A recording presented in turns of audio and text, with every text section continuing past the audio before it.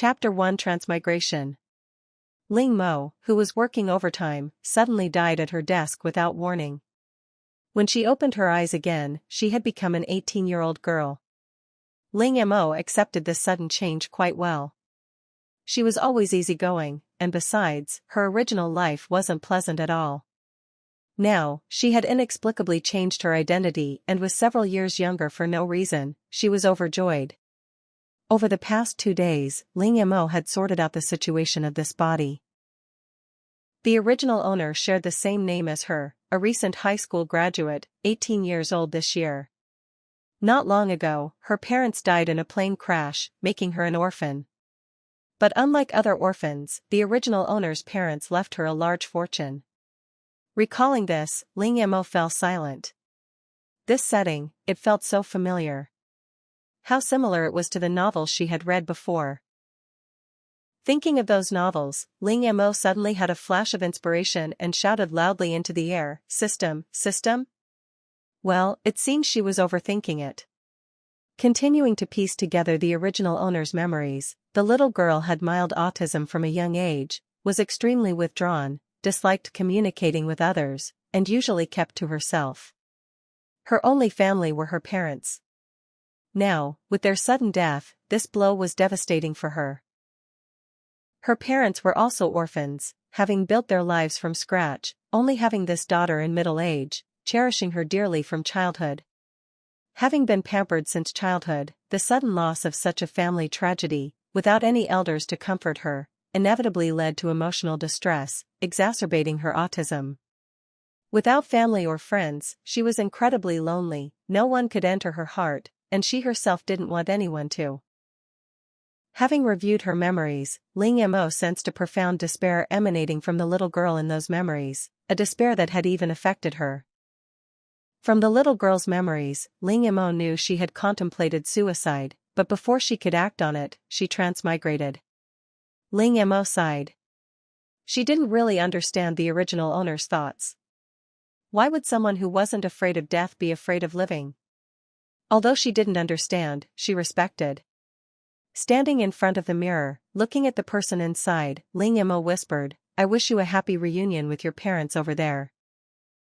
She wasn't sure if it was her imagination, but Ling Mo felt that the person in the mirror smiled at her after she said that. Oh well, it must be her imagination. Since I've taken over your body, I'll live well for you. Anyway, her body in the other world was already dead, and she had nothing to miss in that time. The former Ling Mo was dead, the current Ling Mo was a completely new Ling Mo. Outside, her current residence was a villa, originally used by the original owner's parents for vacations. To avoid being disturbed, they even bought the entire mountain. Ling Mo sighed again at the inhuman extravagance of the wealthy. Just for a vacation, they bought an entire mountain. Looking around, the environment was nice, but too quiet, devoid of any human presence. Living here for a long time, it would be strange if she didn't become depressed. Back in her room, a university acceptance letter lay on the table. After a moment's thought, Ling Mo decided to attend the university. In her previous life, she went to university to secure a good job after graduation, spending her entire university years juggling part-time jobs and studies. But this time, she wanted to truly enjoy university life. First, Ling Mo decided to move. The mountain villa was nice, but being alone at night always felt empty and rather eerie. The original owner didn't have many belongings, so Ling Mo only needed to pack a little before leaving. However, she stopped when she saw a black jade bracelet. The bracelet was of excellent quality, clearly very valuable. According to her memories, this bracelet was bought by the original owner's father at an auction. Remembering that her previous attempts to activate the system hadn't worked, Ling Mo thought. If I don't have a system, giving me a spatial dimension isn't too much to ask, right? With that thought, Ling Mo used a knife to cut her finger. She was only trying it out, but as blood flowed from the wound and dripped onto the bracelet, it instantly disappeared. Before Ling Mo could even feel happy about this, everything went black. When she opened her eyes again, the scene had completely changed. A stream, a lake, and even a small ocean in the distance, and beyond that, vast expanses of land stretching as far as the eye could see. Looking at the fertile black soil, Ling Mo's first thought was to plant something. Wait. Ling Mo's heart suddenly skipped a beat, a bad premonition washing over her. A spatial dimension has appeared. Is this the end of the world? At this moment, her mind kept replaying the post-apocalyptic novels she had read. Perhaps it was the intuition of a transmigrator, but Ling Mo became increasingly certain of this guess. If that were really the case, wouldn't her original plan for a carefree, easy life be ruined? Suddenly, she felt it would have been better if she hadn't transmigrated at all. Although life in her previous world was tough, at least there was no apocalypse. Now, although she had money, in the apocalypse, money was just a pile of worthless paper. Ling Mo left the space, threw herself onto the soft bed, and stared blankly at the white ceiling. Sure enough, there's no such thing as a free lunch. 3 seconds later, Ling Mo sat up abruptly, her fighting spirit rekindled. So what if it's the apocalypse? As long as she had the space, she could survive even in the apocalypse. Giving up was impossible, absolutely impossible. However, this meant she had to change her original plan. First, she needed to gather supplies. Looking at the string of zeros in her bank account, the original owner had disposed of all the property her parents had left her, leaving only this secluded villa. She had also left a will, donating all her property to charity after her death. But now, this conveniently saved Ling Mo a lot of trouble and time. With over $1 billion, even if the apocalypse truly struck, she wouldn't have to worry about the rest of her life. Ling Mo found a blank sheet of paper and began to scribble furiously, listing everything from food and clothing to shelter and transportation. In no time, she had compiled a long list. She was grateful for the various survival novels she had read over the years. The protagonists in those novels had thought of everything she hadn't even considered. She only needed to take the essentials and discard the dross. However, Ling Mo didn't plan to start collecting from within China. She intended to go abroad first. If she stockpiled supplies on a large scale domestically, it was likely to attract attention, and if someone with ulterior motives noticed, her situation could become extremely dangerous. Abroad, there would be no such concern, and weapons could be purchased there. Raising her right hand, the original black jade bracelet had disappeared, replaced by a light-colored mark on Ling Mo's wrist, barely noticeable unless one looked closely. However, for safety's sake, Ling Mo still planned to buy a wristband to cover the mark. Chapter 2: Extreme Heat. Without further ado, with her passport readily available, Ling Mo immediately bought a plane ticket and prepared to fly abroad. Stepping outside, Ling Mo noticed the unusually high temperature. She checked the date. It was only March. Was it already this hot in this world in March? Curious, Ling Mo searched for temperatures at this time of year in previous years. She discovered that this year's temperature was significantly higher than usual. Ling Mo's heart skipped a beat. She had initially thought the apocalypse would involve a zombie outbreak, and she had already planned to transform her current villa in the woods into a safe haven. Fortunately, her villa was secluded. If a zombie outbreak occurred, the fewer people, the safer.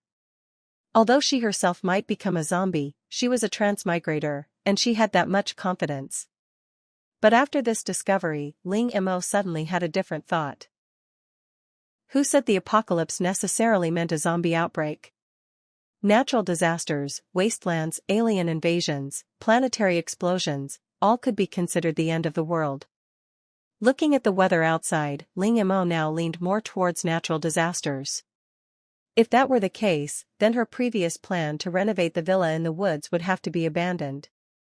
For a moment, Ling Mo's feelings were a mixture of relief and complexity. She was relieved it wasn't zombies. After all, those things were not only disgusting but also man-eating. Her complexity stemmed from the fact that a natural disaster was no good news either. Humanity is both fragile and insignificant in the face of nature. Just as Ling Mo was lost in thought, the sound of an approaching plane for takeoff rang out. Oh well, whatever it is, she had to stockpile supplies first. Even if she guessed wrong, it wouldn't matter, she could just keep them and eat them slowly. They wouldn't spoil in her spatial storage anyway. After 2 busy months, stepping back onto her own country's soil, Ling Mo felt completely dazed. Taking a deep breath, she thought to herself, the air in my own country is so much better, so sweet. Moreover, the security was good, she didn't have to worry about her phone being snatched while walking down the street, or a stray bullet suddenly flying past.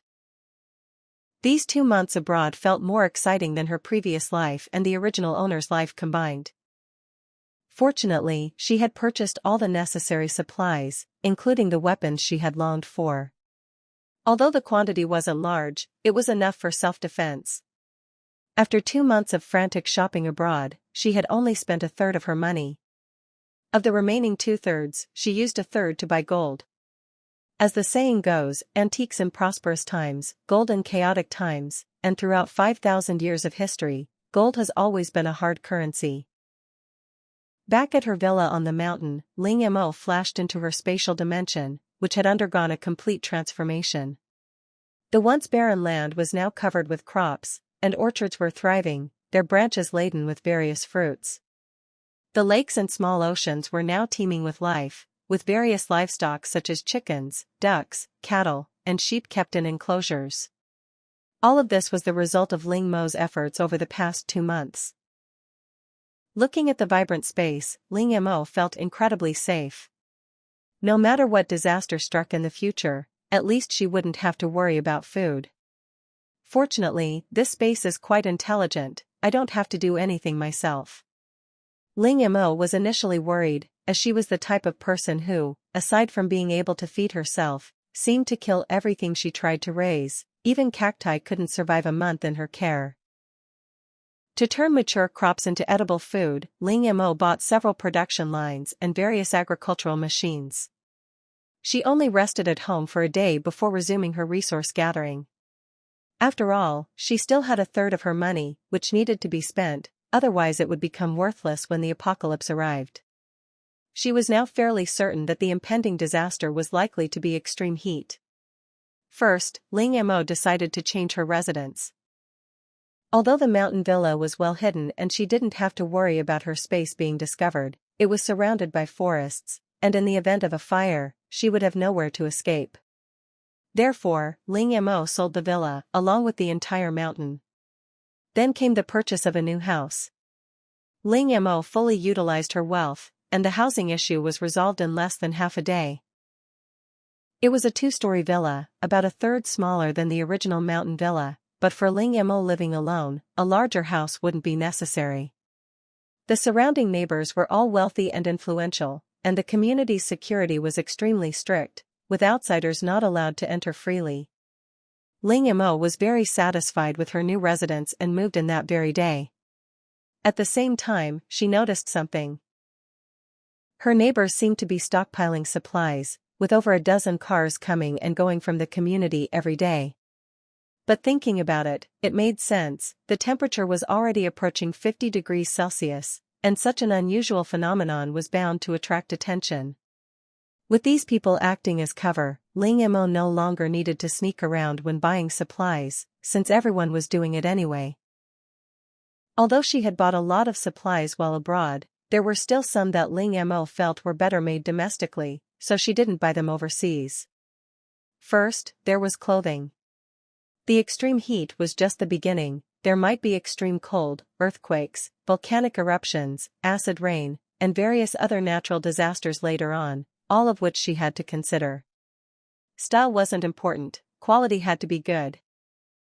Then there were underwear, shoes, socks, various daily necessities, shampoo, shower gel, sanitary napkins, all essential for a girl.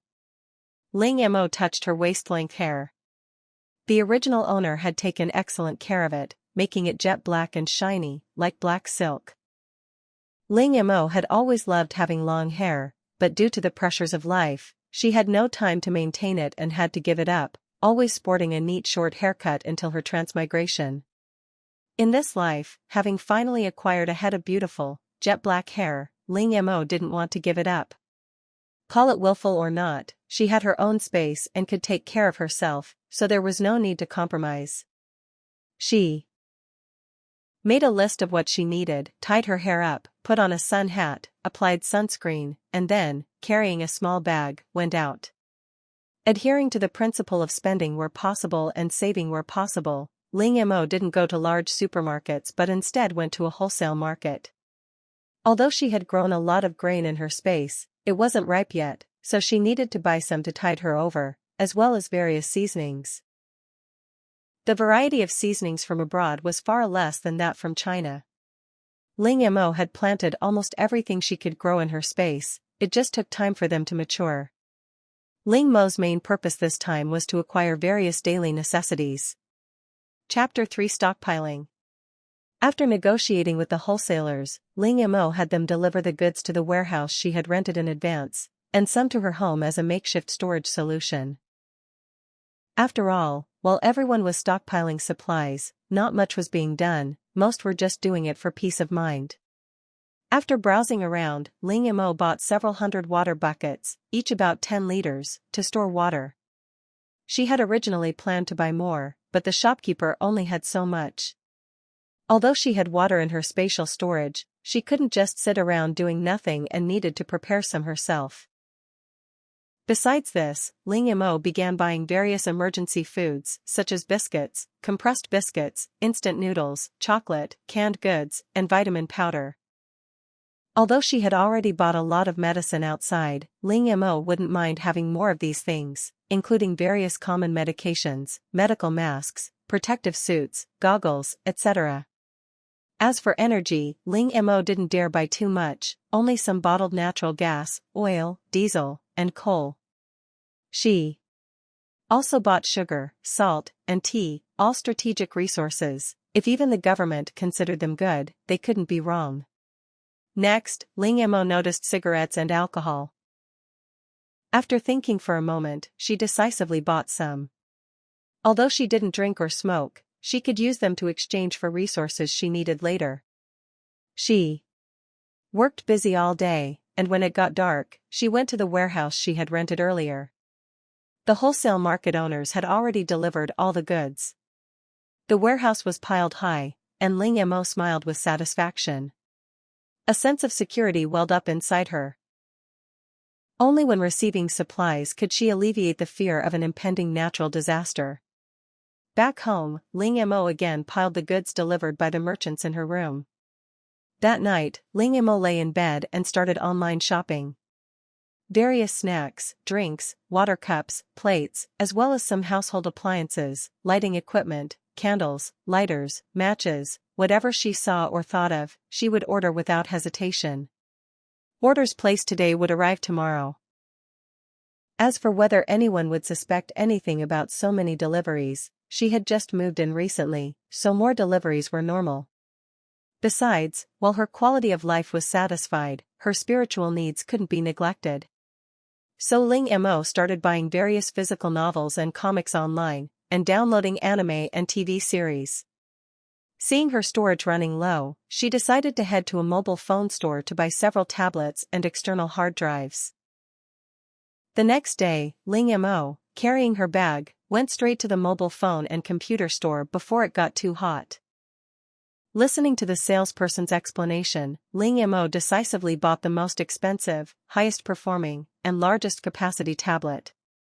Worried that one wouldn't be enough, she bought several more, as well as multiple computers and mobile phones. In the extreme heat, both computers and mobile phones are very prone to breaking down, so it's better to have extra just in case. Ling Mo knew her actions were strange. After all, who buys multiple mobile phones and computers at once? So she deliberately acted very willful, appearing like a spoiled child. While angrily placing the order, she muttered under her breath, "If they won't let me play on the computer, I'll just buy it myself, humph." The sales clerk, hearing her mutterings, gave her a knowing look. Apparently, she was a spoiled brat throwing a tantrum at home. Before leaving, the clerk specifically reminded her that electronic products like phones and computers cannot be returned unless there's a problem with the product itself. Clearly, they were worried that if Ling Mo, a young girl, took the items home, her parents would cause trouble. Ling Mo nodded, indicating she understood, and then left without looking back. She randomly picked a shopping mall, went into the restroom. These days, the only place to avoid surveillance cameras is probably the restroom. She stored her newly bought phone and laptop in her spatial storage, instantly lightening her backpack. After leaving the restroom, Ling Mo didn't leave the mall but instead browsed around, checking what she needed and filling any gaps in her shopping list. She bought as she went, buying anything she wanted or felt she needed without hesitation. Now she finally understood why the female protagonists in TV dramas loved to shop when they were unhappy. Shopping really does make you happy.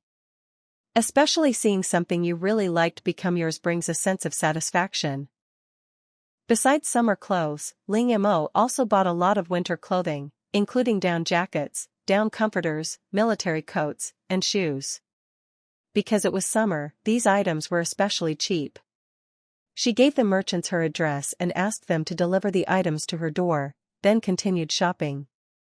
She left at 8 o'clock, and 2 hours had passed since then. The outside temperature had risen to 40 degrees Celsius, and the streets were almost deserted except for passing vehicles.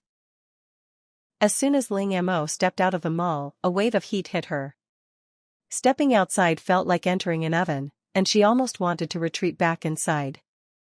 But she couldn't, the weather was getting hotter, and she needed to use her limited time to catch up on what she needed. Passing a pharmacy, Ling Mo didn't hesitate to go in and buy some medicine, cooling balm, and some Huishiang water, a traditional Chinese medicine for heatstroke. Passing a 4S dealership, Ling Mo hesitated because this body was only 18 years old and didn't have a driver's license, and she hadn't learned to drive in her previous life either.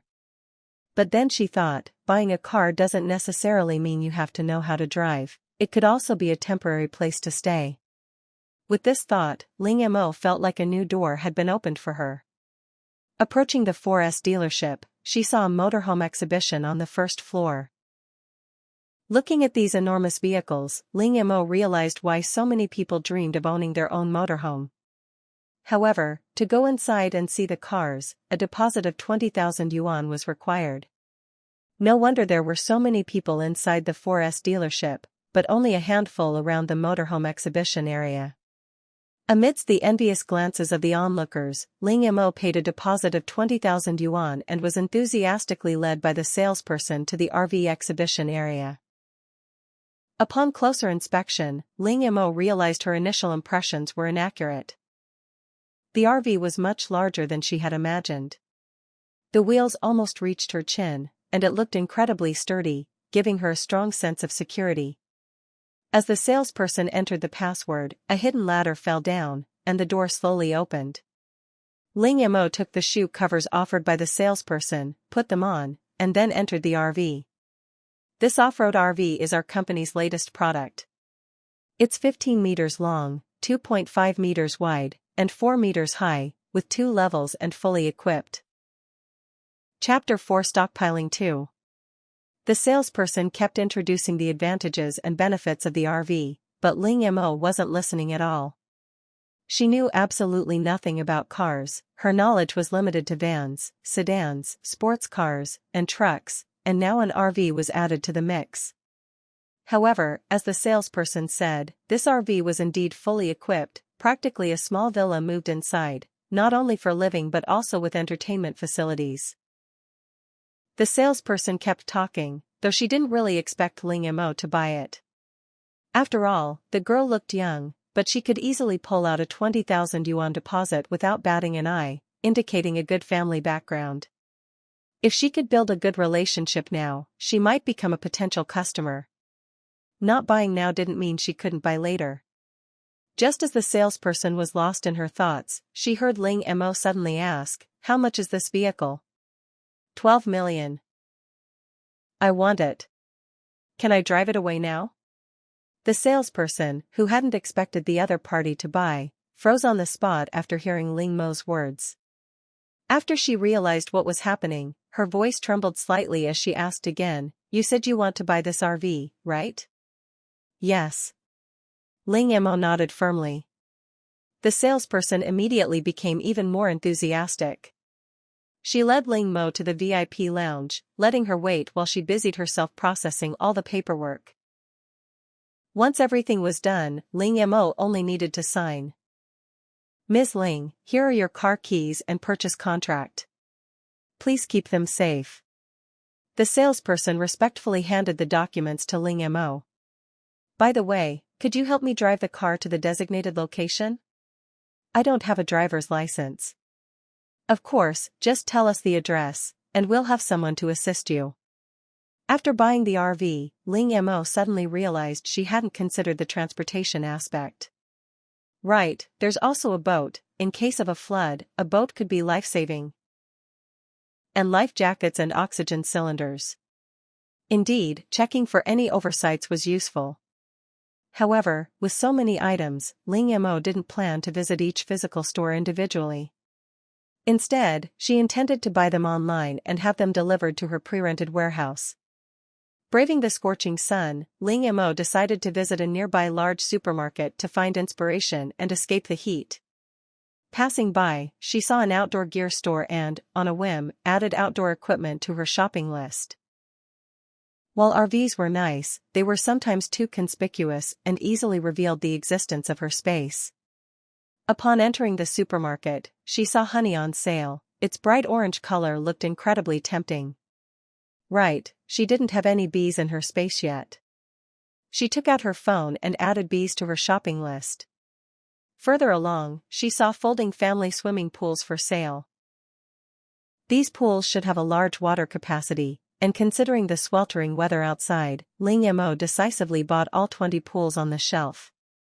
Immediately afterwards, Ling Mo began filling her shopping cart with various candies and snacks, milk teas, and instant coffee. "I'll also get some toilet paper, but I'll buy the majority of it online." Passing by the skincare section, Ling Mo added some skincare products to her shopping cart. No girl doesn't love beauty, and since she has the means, why not treat herself to a more comfortable life? Ling Mo stayed at the supermarket until the sun was almost setting. Seeing that the outside temperature had finally cooled down, he left his address and asked the supermarket staff to deliver his purchases to his home. Because he had bought a lot, the supermarket staff readily agreed. Ling Mo then went to his rented warehouse. His purchases had already been delivered, filling the warehouse to capacity, with his RV being the most prominent item. With a wave of his hand, he stored everything in his spatial storage and headed home satisfied. On his way home, he passed a pet store and, almost unconsciously, made eye contact with a small border collie inside. In his previous life, Ling Mo had always loved animals, but due to his financial situation, he had to keep this idea buried deep inside. Moreover, considering his empty home, having a dog for protection seemed like a good option. However, if he wanted a guard dog, a border collie was a bit too intelligent. Ultimately, Ling Mo chose 5 border collies, 2 German shepherds, and 2 Maine Coons from the pet store. The border collie was kept in the space to watch over the livestock, preventing them from breaking through the fence and wreaking havoc in the vegetable garden and orchard. The German shepherd was responsible for protecting her, and the 2 Maine Coons were for petting.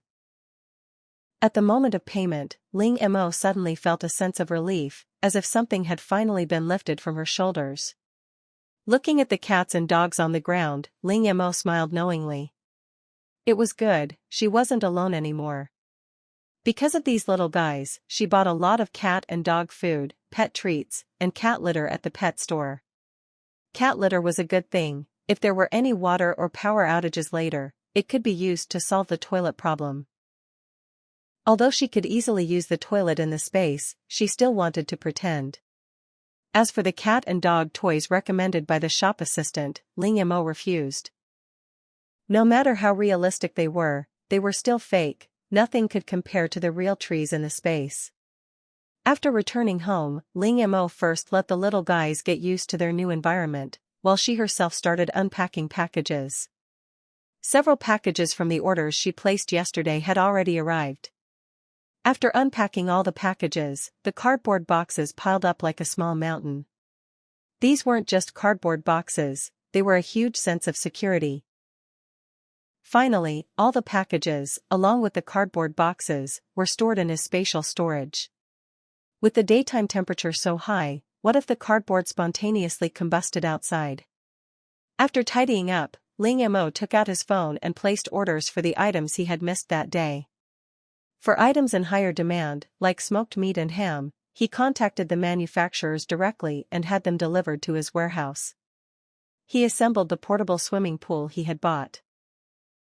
Its massive size instantly filled half the living room, but Ling Mo was very satisfied with its capacity. He turned on the tap and started filling it with water. While browsing apps, Ling Mo discovered another great product: custom-sized heat insulation mats. If he used these mats to seal the windows, the room temperature should be significantly reduced. Thinking this, Ling Mo decisively placed an order and then bought several ice makers. Chapter 5 Good Times Ranch 1. The next day, Ling Mo woke up sweltering. The temperature was even higher than yesterday. The cats and dogs she'd brought home the day before were listlessly lying on the living room floor, completely lacking their yesterday liveliness. Seeing this, Ling Mo simply put them all into her spatial storage. She glanced at the swimming pool; it was already full. After storing the full pool in her space, she took out a new one and started filling it. Ling Mo didn't plan to go out today, because it was just too hot. However, while she could stay indoors, she couldn't neglect stocking up on supplies. Ling Mo held her phone, constantly placing orders. Several tablets in front of her were running at full speed. Remembering her less-than-ideal cooking skills, Ling Mo bought a lot of pre-made meals. Just heat them up and they were ready to eat. She also bought several cookbooks. In the end, Ling Mo simply bought every book she could find, even textbooks, so she could study when she was bored, although that was unlikely. But Ling Mo didn't care; buying was the right thing to do. She even bought several courses taught by renowned chefs. When she scrolled through the page for baby and maternity products, Ling Mo paused for a moment. In her past life, she only cared about making money and never thought about marriage.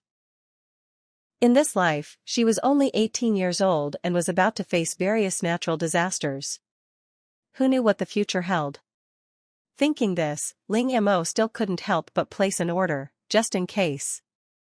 Oh right, and a solar-powered power bank too. She'd arrange that. For the next few days, Ling Mo spent her days at home downloading various TV series and anime, and shopping online. At dusk, when the temperature dropped, she would go out to buy things and collect supplies from the warehouse. As the temperature continued to rise, people seemed to realize something, and many began to hoard supplies, causing prices to rise rapidly during this period. After working for half a month, apart from some recently ordered items, all the other supplies arrived one after another. This included various means of transportation: flying, running, and swimming. Ling Mo even asked someone to buy a helicopter. Although she couldn't fly it, having it gave her peace of mind. Besides, she used a third of her resources to buy energy: firewood, coal, gasoline, diesel, and natural gas. Since she couldn't buy too much at once, she bought it in batches. Looking at the 3 million yuan balance in her bank account, Ling Mo suddenly felt a pang of disbelief. In her previous life, she hadn't even a fraction of that amount in her bank account, and just moments ago, she had been thinking that she was finally almost out of money. Ling Mo leaned back on the sofa. At that moment, a Maine Coon cat rubbed against her, meowing affectionately. She picked up the kitten and buried her face in its soft belly, sucking it greedily. A moment later, Ling Mo looked completely satisfied, all her fatigue gone. Indeed, kittens are the cutest creatures in the world. Because the outside temperature was rising day by day, Ling Mo mostly kept them in her spatial dimension, only letting them out occasionally. All the windows in the villa were covered with heat-insulating pads, so the interior temperature was much lower than the outside temperature, except for the dark spots. Ling Mo also placed a swimming pool filled with water in the living room to further lower the indoor temperature. He converted 1 million into cash and kept it on hand in case the network crashed and mobile payments stopped working. The remaining 2 million was used to continue purchasing supplies and paying utility bills. Even though Ling Mo had taken so many measures to cool down the room, he still dared not turn off the air conditioner and kept it running 24 hours a day. One can imagine that this month's electricity bill must be staggering. Besides that, there's the water bill. Her tap has been running almost 24/7 lately. Now, Ling Mo's daily routine consists of buying, receiving, and unpacking packages, then learning various survival skills and browsing posts from survival enthusiasts and wilderness survival experts, learning from their posts to fill in any gaps in her knowledge. It must be said that many of the things mentioned in those posts were things Ling Mo, an ordinary person, had never even heard of, yet they were incredibly convenient and practical. The room was quiet, with her 2 cats quietly keeping her company against the headboard. As for the dog, it was too messy in the space to be worthy of her bed. Even as midnight approached, Ling Mo remained oblivious, staring at her phone, completely absorbed in the posts. Just then, a cold, mechanical voice suddenly rang in her ears. "Dear residents of Blue Star, your presence is being monitored as a natural disaster is imminent. Congratulations on being selected for the survival game. Would you like to participate? Refusing will not incur any penalty, but you will permanently lose your eligibility to participate. Yes/no." Hearing the voice, Ling Mo instantly sat up straight, her brows furrowed, her face devoid of joy. Based on her years of experience reading novels, survival games often represented danger and death, and this should be considered a kind of alien invasion. Although she disliked this survival game intensely, Ling Mo didn't refuse. After all, it was an opportunity she couldn't miss. If all else failed, she could always hide in her spatial dimension. After clicking confirm, everything went black, and Ling Mo disappeared from the bed. 2 Maine Coon cats, noticing their owner's sudden disappearance, circled around a few times, meowing anxiously. Ling Mo herself was teleported to a vast, boundless grassland. Looking around, she realized she wasn't alone, though despite the close proximity, they couldn't clearly see each other's faces. Many people were wearing pajamas and barefoot, some even just their underwear. This was understandable. In such hot weather, sweating in pajamas while sleeping was very uncomfortable. Not everyone could afford to run the air conditioning 24/7. Then, the mechanical voice sounded again. "Congratulations, player, on reaching your first instance, Liangchen Ranch. As the largest ranch on Liangchen Star, responsible for providing the entire interstellar space with the highest quality dairy and meat products, there is countless work to be done every day. To ensure a better, faster, and more continuous supply of the highest quality dairy and meat products, we have to recruit a group of temporary workers. As temporary workers, your task is to obey orders and complete the tasks assigned by the ranch owner excellently for 3 days. Those who fail will lose their game qualification. Judging from the system's explanation, this instance doesn't seem dangerous. The worst outcome is losing the game qualification." Ling Mo looked around. Wasn't it supposed to be obeying the ranch owner's orders? Where is the ranch owner? Where do these temporary workers go to get their tasks? Chapter 6 Good Times Farm 2. Just then, a flock of gray birds suddenly flew over. One of them landed in front of Ling Mo, and she noticed that the birds were carrying a transparent card in their beaks. Taking the card, Ling Mo was dumbfounded when she saw its contents. The card clearly read, "Your task is to clean up the cow dung on the grassland. Good luck, my dear employee." Speaking of cow dung, there was a pile not far away, looking quite fresh. However, it was far too big. Did a normal cow produce this much at once?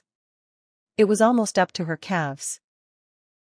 At that moment, the card in her hand transformed into a golden light, becoming a small cart and a shovel.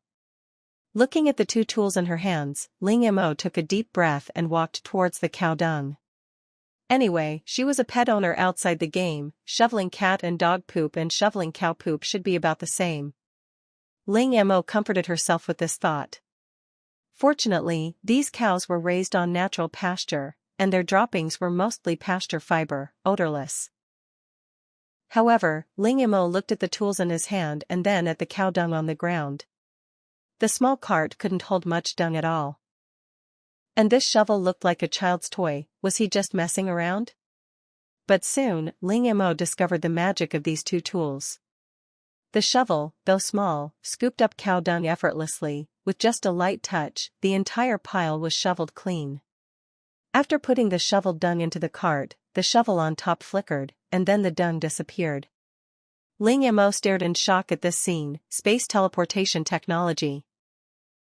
Remembering what the system had said earlier, it had explicitly mentioned interstellar travel, and that their location was called Liangshan Star. So they were currently in the interstellar era. Ling Mo gasped. Thinking of the system's name, the Game Assistance System, was it really just trying to help them? If that's really the case, then that's wonderful. Humans are so insignificant in the face of natural disasters and apocalypses, but this game can bring them a glimmer of hope. Ling Mo looked down at her bare feet and found a pair of lightweight, sturdy sneakers in her spatial storage to put on. Although they looked a bit out of place with her pajamas, who cared? Nobody could see anyone's face anyway. After changing her shoes, she continued collecting cow dung. She wanted to finish the task quickly. She didn't want to lose her chance to play the game. Although the shovel and cart greatly increased Ling Mo's work efficiency, constantly bending over was still tiring.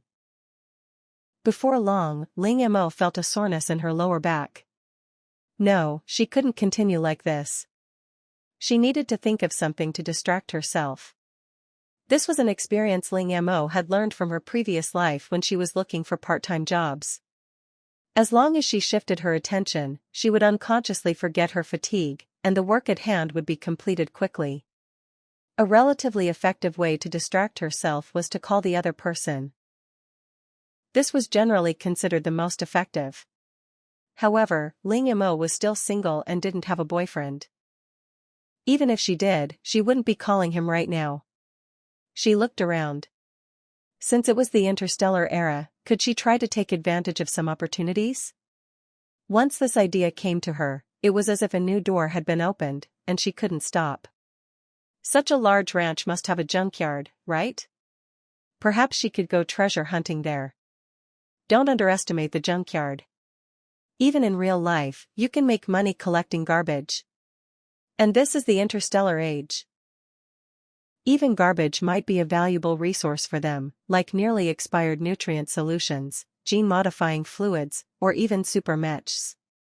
At the very least, dried cow dung can be used as fuel.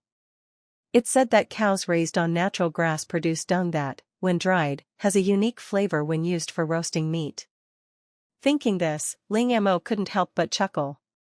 Players who came over to greet her and try to build a relationship, upon hearing her eerie laughter, all instinctively backed away. This person is picking up cow dung and laughing so happily. Is she mentally ill? Completely unaware of what others were thinking, Ling Mo was completely immersed in her own mental world. Her movements didn't slow down, in fact, they sped up considerably. For the entire day, Ling Mo pushed her little cart around the grassland, searching for cow dung. To others, this scene appeared as a girl in pajamas, her face obscured, occasionally letting out. A strange laugh echoed as she pushed a cart, collecting cow dung. Ling Mo was unaware that she had become famous. Almost all gamers now considered her mentally ill and would immediately avoid her. After all, the thoughts of a mentally ill person were incomprehensible to normal people. What if she suddenly threw cow dung at them? As dusk approached, a familiar gray bird flew over, pulling Ling Mo out of her reverie. The bird carried a transparent card in its beak. Taking the card, Ling Mo noticed it was different from before. It bore writing she had never seen before, and the ink was still wet, suggesting it had been written recently. Although she couldn't understand the writing, Ling Mo miraculously grasped its meaning. Congratulations on successfully completing your first task. You're the best employee I've ever seen. Tomorrow's task is to manually milk the cows. Now, just take the cow dung from the cart to the waste disposal plant, and you can go rest. The most handsome rancher. Ling Mo thought the owner of Liangshan Ranch must be a very lovable person. Seeing the words waste disposal plant, Ling Mo felt inexplicably excited. She had conceived no fewer than a dozen plans in her mind that day. In short, she was determined to get this deal. But where was the waste disposal plant?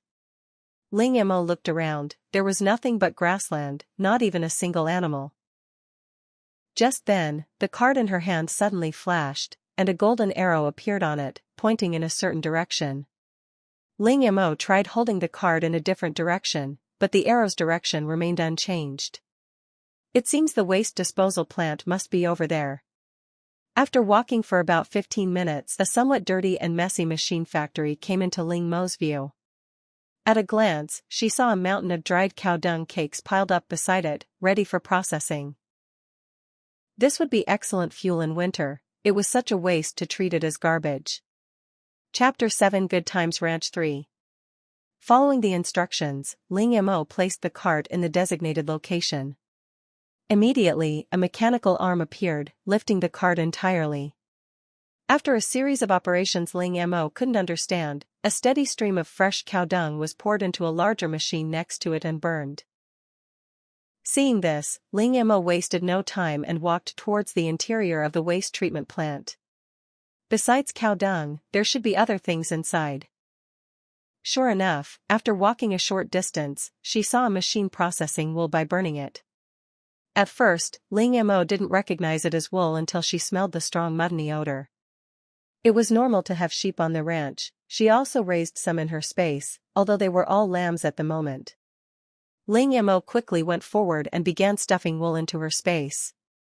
Wool could be spun into yarn and knitted, or made into wool blankets, which would be comfortable and warm to wear in winter.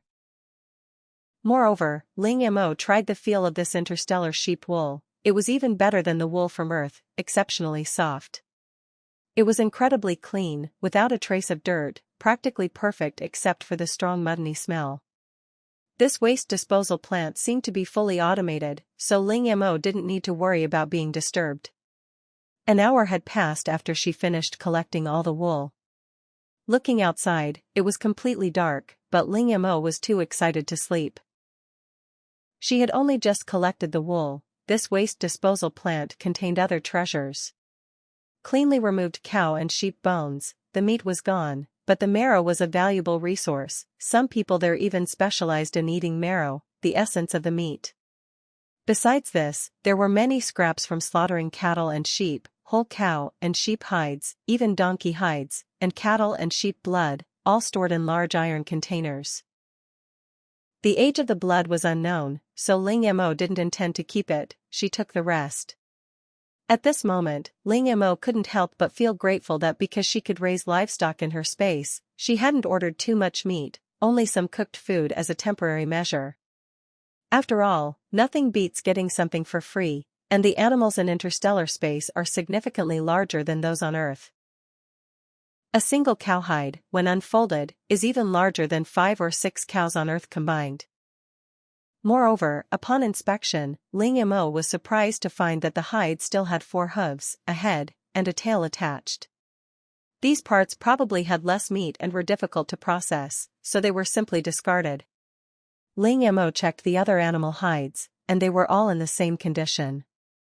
At this point, Ling Mo's smile was almost uncontrollable.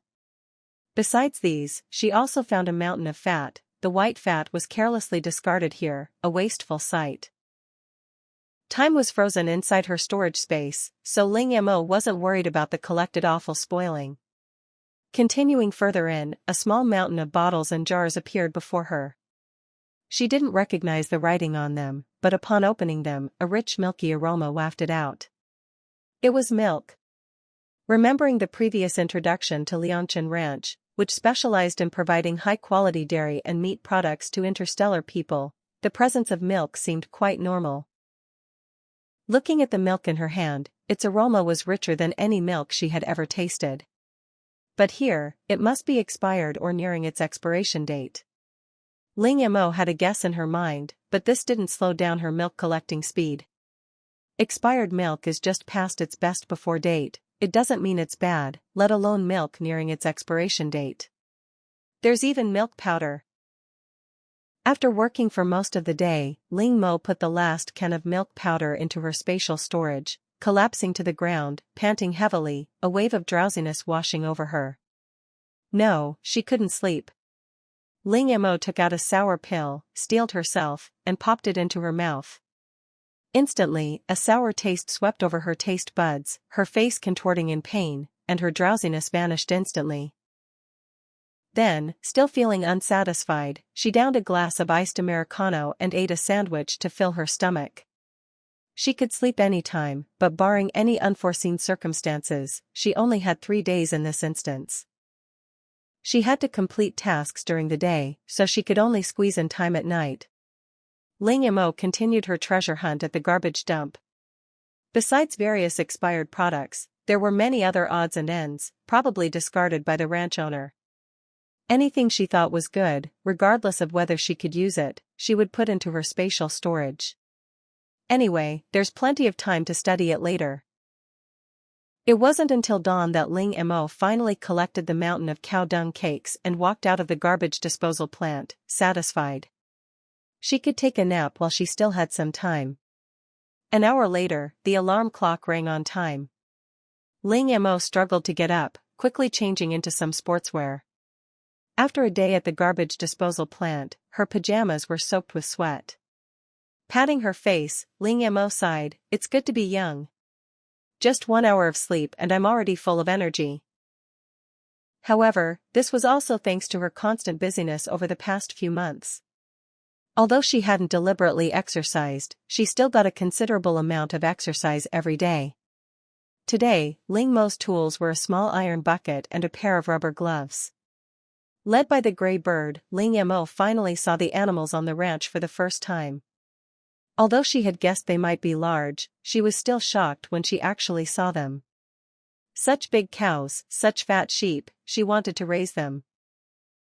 Ling Mo looked at the cows and sheep before her, tears of envy welling in her eyes. Just then, a gray bird landed on the back of a black and white cow, gesturing with its eyes that she could begin her work. Ling Mo obediently nodded and went to the cow, ready to start. Although she had never milked a cow before, she had seen others milk in videos, and it didn't seem difficult. She tried once, failed, tried again, and failed again. However, Ling Mo wasn't in a hurry. She was afraid of hurting the cow if she rushed. A kick from an ordinary cow could kill her, let alone a cow like this. I remember buying books on this topic. She had bought quite a few books during her shopping spree, covering various aspects, including cow raising. After finding the books, Ling Mo focused on flipping through them, and after a while, she finally found the correct milking method on a certain page. Following the instructions in the book, Ling Mo tried again. Instantly, a milky white liquid was squeezed out, filling the air with a rich milky aroma, though it was slightly fainter than the milk she had smelled yesterday, but much more fragrant. Chapter 8 Good Morning Ranch 4. After her initial success, Ling Mo quickly adapted to her current work. Gradually, she even found a bit of enjoyment in it. It was much more fun than collecting cow dung yesterday, and she didn't have to walk around. Looking down at the small bucket below, it hadn't filled up in so long. Every time it was almost full, the milk inside would instantly disappear. Like the cart from yesterday, it used spatial technology. Suddenly, she wondered if this meant that interstellar space might also have similar storage spaces, like spatial teleportations. However, even if such things existed, they wouldn't be thrown away like trash. Not impossible, after all, everything wears out, and if there's no wear and tear, there will be newer models. Those that are obsolete will likely be disposed of. However, this was a farm, there probably wouldn't be a large number of obsolete spatial teleportations. She should focus on milking the cows. After milking one cow, Ling Mo immediately moved on to the next. Because her movements were gentle, the cows were very cooperative.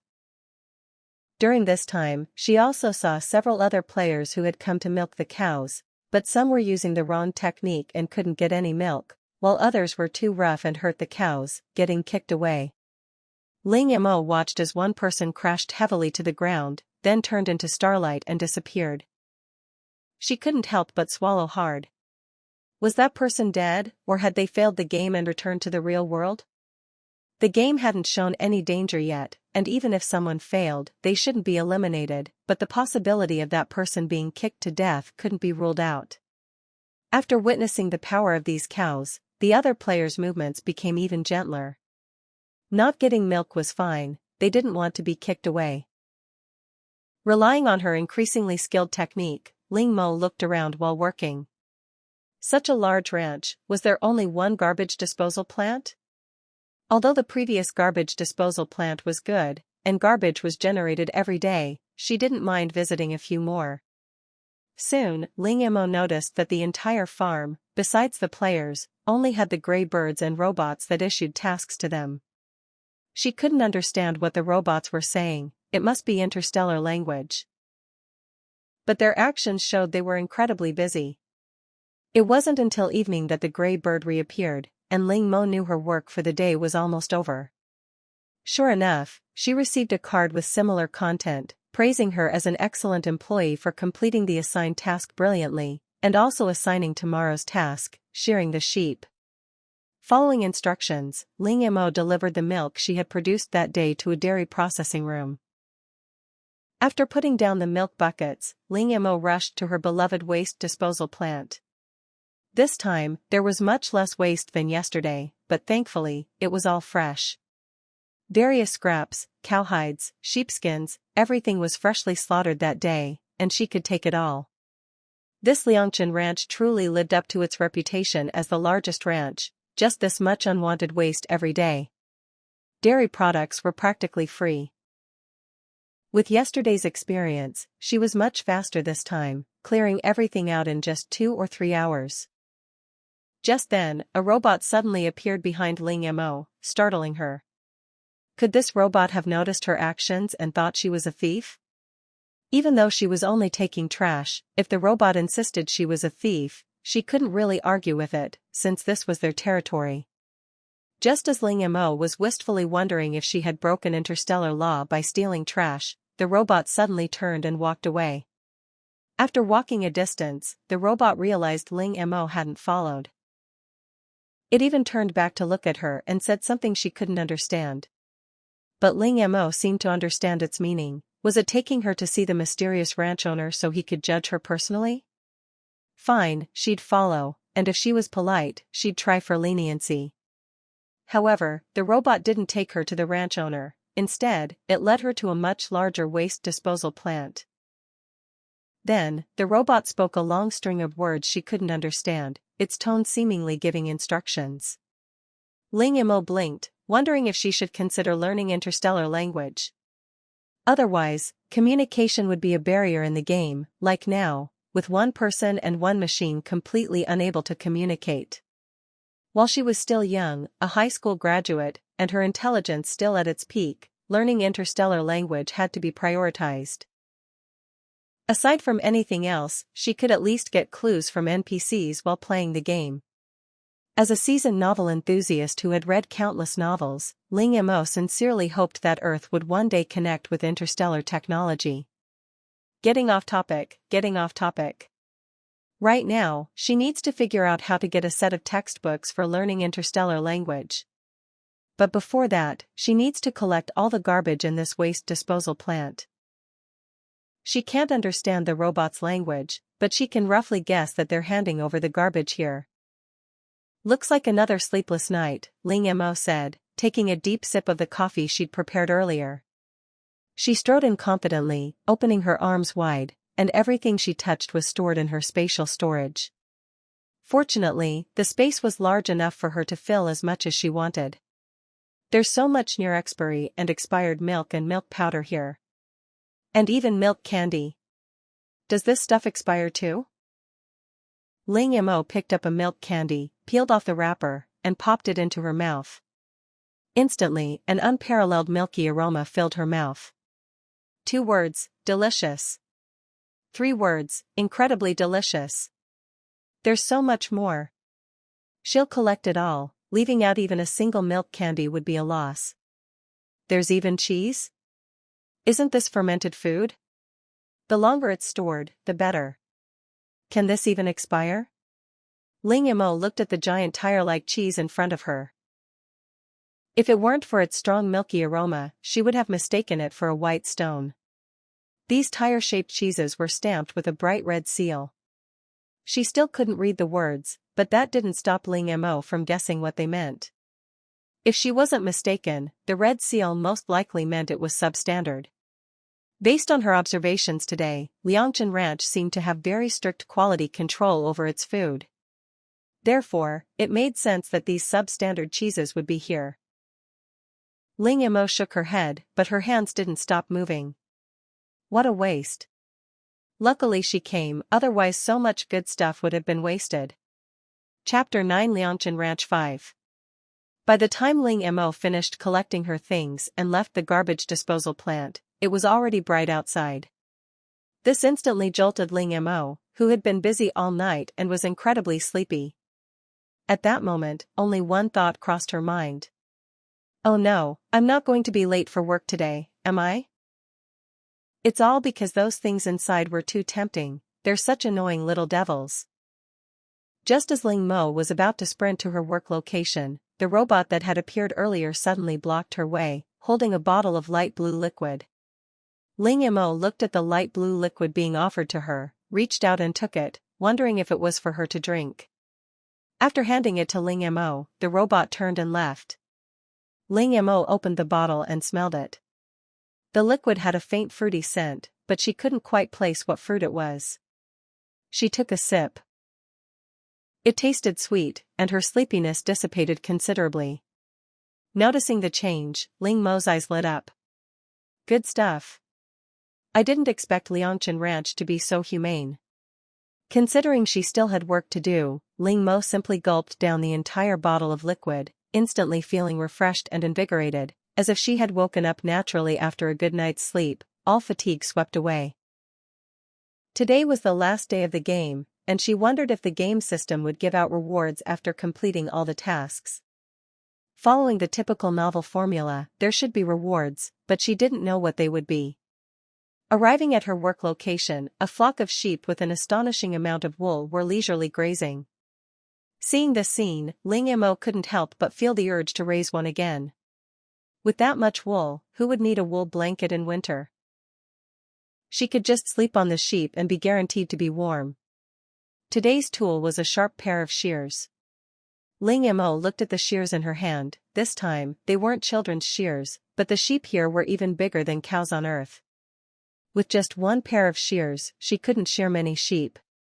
This work efficiency was far too low, severely hindering her wool collection. Thinking of this, Ling Mo remembered that she should have sheep clippers in her spatial storage, which had been given to her when she bought the sheep. Although still a bit small, it was definitely much faster than the scissors in her hand. After searching for a while, Ling Mo finally found what she wanted among a pile of brand new, unopened tools, and then went to a sheep. The sheep, which was grazing, noticed Ling Mo's approach, turned around and glanced at her, seemingly knowing her purpose, and obediently lay down. Ling Mo stroked the sheep's soft wool. The wool she had collected at the garbage disposal plant before all had a muddy smell and needed special treatment before it could be used, but this sheep in front of her had no odor at all. What to do? She wanted to keep it even more. Ling Mo suppressed the strong urge to put the sheep in front of her into her spatial storage. Resist. There was clearly no one at the previous garbage disposal plant, but the robot still found her accurately, which meant that it knew her every move. It didn't hold it against her just because she took some useless garbage, and even took her to another, larger garbage disposal plant. But if she dared to touch the sheep here, Ling Mo guaranteed that he would be immediately expelled from the game, and that might even be the lightest punishment. Ling Mo could tell the difference between having a full meal at one meal and having a full meal every day. Ling Mo started shearing the sheep from the belly, storing the wool directly into her spatial storage. Even with the help of the clippers, it still took her about an hour to shear one sheep, and she needed a new blade after each shearing session. Gradually, it was noon, and the other players went to lunch. Yes, the game provided lunch, and even a nap, but Ling Mo never went, considering it a waste of time. She'd rather shear a few more sheep.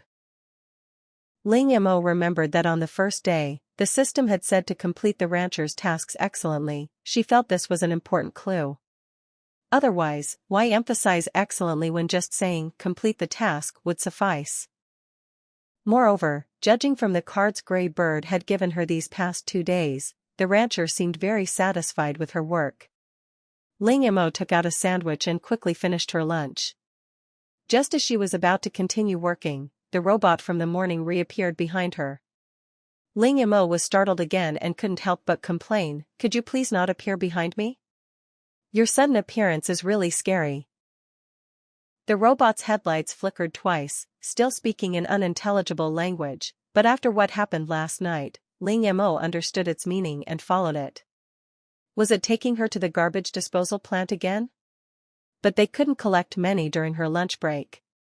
Led by the robot, Ling Mo arrived at a red house, divided into individual rooms containing sheep, cows, pigs, and even horses. These animals were all several times larger than those on Blue Star, especially the horses. Even though Ling Mo knew nothing about horses, she could tell that the horses here were of excellent quality. Ling Mo's heart pounded. Did the owner of this Liangshan ranch want to get rid of a batch of these animals and asked her to help? Or was it a reward for her good performance the past 2 days, as she had also worked part-time handling garbage? If so, the ranch owner was really kind. However, as it turned out, Ling Mo was really overthinking things. There's no such thing as a free lunch. Gradually, Ling Mo followed the robot to the cub enclosure. Only then did she realize that almost all the cattle, sheep, and horses she had seen before were heavily pregnant. The robot led Ling Mo past these cubs, finally stopping in a separate enclosure. These were also cubs, but compared to the healthy ones she had seen before, they were noticeably thinner and weaker. Some couldn't even stand up, lying on the ground, struggling to breathe. These cubs clearly hadn't developed properly in the womb, like premature babies. Ling Mo pointed to these sickly cubs, then to herself, as if to say, "These are all for me?" The robot, seemingly oblivious, nodded. "In that case, I won't be polite." She had been regretting not being able to take a few sheep or cattle with her, but now, just as she was dozing off, someone had delivered a pillow. Although these cubs looked sickly and on the verge of death, Ling Mo wasn't worried at all. She would raise them in her space first. If necessary, she could still eat them. Chapter 10, Liangshan Ranch, End. In the end, Ling Mo harvested 5 sickly calves, 12 weak lambs, and 5 foals that couldn't even stand. She wasn't disappointed by the lack of piglets. The robot showed no surprise as the animals disappeared one by one, appearing quite used to it. After lunch, Ling Mo returned to her post, in a very good mood, even humming a tune. A player nearby, also shearing sheep, glanced at Ling Mo upon hearing the song, but was interrupted by another player. In this game, only after recognizing and accepting each other could one see each other's faces. "Are you crazy? That's the girl who laughed while picking up cow dung on the first day." Upon hearing this, the previous player immediately showed a lingering fear. Now, all the players in the game knew that one of them was a mentally ill girl who occasionally emitted eerie laughter, which was quite terrifying. "I thought she was already eliminated. Who knows, maybe she's just lucky." On the other side, Ling Mo was shearing sheep while simultaneously checking on the little guys in the space. They were still sickly, but seemed a little better than before. Ling Mo thought it might be due to the environment. Even if the previous house was kept very clean, it was nowhere near as good as this space. Whether they could survive now depended on their will to live. She hoped they wouldn't let her down. As dusk approached, Ling Mo felt the time was almost up and quickened her pace. After she finished shearing the last sheep, everything went black, and the next second she appeared in a blue space composed of data. "Welcome player Ling Mo to the system space. Due to your excellent completion of the task issued by the rancher is very satisfied and hereby awards you the title of Excellent Employee. Due to your outstanding contribution to the rancher is willing to provide you with a substantial additional reward." Hearing the system's words, Ling Mo's eyes lit up. "Reward? What reward? Based on the player's strong demand, the system has automatically converted it into an interstellar language learning machine. The next second, a blue screen, about the size of a tablet but only a thin layer, appeared in Ling Mo's hand. This. Overall, Ling Mo was quite satisfied with the reward. The experience of communicating with the robot in the game was really unpleasant. He hoped the interstellar language wouldn't be too difficult to learn. Since players have successfully completed the first game, before the next game begins, the game will help players awaken their talents. Those who fail to awaken their talents will be disqualified from the competition. After saying the last sentence, the system disappeared, and Ling Mo returned to his own room from the original room. He picked up his phone and checked the time, surprised to find that he had been in the game for 3 days, and only 5 minutes had passed. However, thinking about the system's last words, it turned out that simply completing the game wasn't enough. One also needed to awaken their talents, and failure to awaken them would still result in disqualification. If the game could be judged by skill, then this talent awakening was entirely based on luck. Who knew if he could successfully awaken it? Ling Mo couldn't help but worry. What if she couldn't awaken successfully? Just then, 2 Maine Coon cats came over and rubbed against her. Looking at the soft kittens in her arms, Ling Mo's anxiety dissipated considerably. Even if she couldn't awaken, she was certain she could survive in the apocalypse. She then checked her rewards for the game. Besides the learning machine, there were 3 silver metal coins. Why metal coins instead of silver coins? Because the weight was wrong. The learning machine was an extra reward. These 3 metal coins were supposed to be her reward for 3 days in the game. Ling Mo put everything away, especially the learning machine. She had to keep it safe. After working tirelessly in the game for nearly 3 days and 2 nights, all she wanted now was a good night's sleep. She could deal with the rest tomorrow. Taking off her sportswear and changing into comfortable pajamas, she lay down on the bed and fell asleep almost instantly. While she slept comfortably, the outside world was in chaos. Not everyone could enter the game, and those who had witnessed their loved ones disappear immediately called the police. The police station's phones were ringing off the hook. To make matters worse, many soldiers and police officers were also pulled into the game, leading to a severe shortage of manpower. Fortunately, all the missing people returned within 5 minutes, but this situation quickly attracted the attention of higher-ups. The next day, Ling Mo slept until noon. She rubbed her eyes and sat on the bed for another 5 minutes before getting up. The moment her feet touched the ground, Ling Mo stumbled and fell to her knees. What happened? Ling Mo lay on the ground, bewildered, her reactions extremely slow. She touched her forehead, then took out a thermometer to check her temperature, 38.9 degrees Celsius. On a day when the temperature had already exceeded 50 degrees Celsius, she had caught a cold and had a fever. However, Ling Mo quickly realized something was wrong. Her body was perfectly healthy, how could she suddenly get sick and have a fever? Even with the air conditioning on, her temperature remained between 26 and 27 degrees Celsius. Suddenly, a flash of inspiration struck her sluggish mind. Could this be a sign of awakening her talent? Remembering how protagonists in novels often get fevers before awakening their special abilities, could this be the same trope? If so, should she take the fever reducer or not? What if it affects her talent awakening?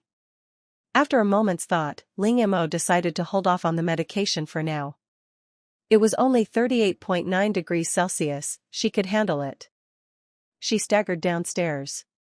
She had originally planned to start learning interstellar language today, but now it seemed she would have to postpone her plans. Her package had arrived, and Ling Mo signed for it as usual. I see you have so many packages every day, what do you buy? The security guard responsible for delivering packages asked curiously. Ling Mo smiled and politely replied, I just moved here, and I don't have anything at home. These are just some daily necessities. Oh, I see. You should go home now, don't get too hot. The weather is getting hotter every day. The security guard mistook Ling Mo's flushed face from the fever for sunburn. Ling Mo put all the packages in a corner. The fever had made her sweat profusely and her whole body ached. She could barely manage to sign for the packages. She would wait until she felt better before opening them. Chapter 11 High Fever.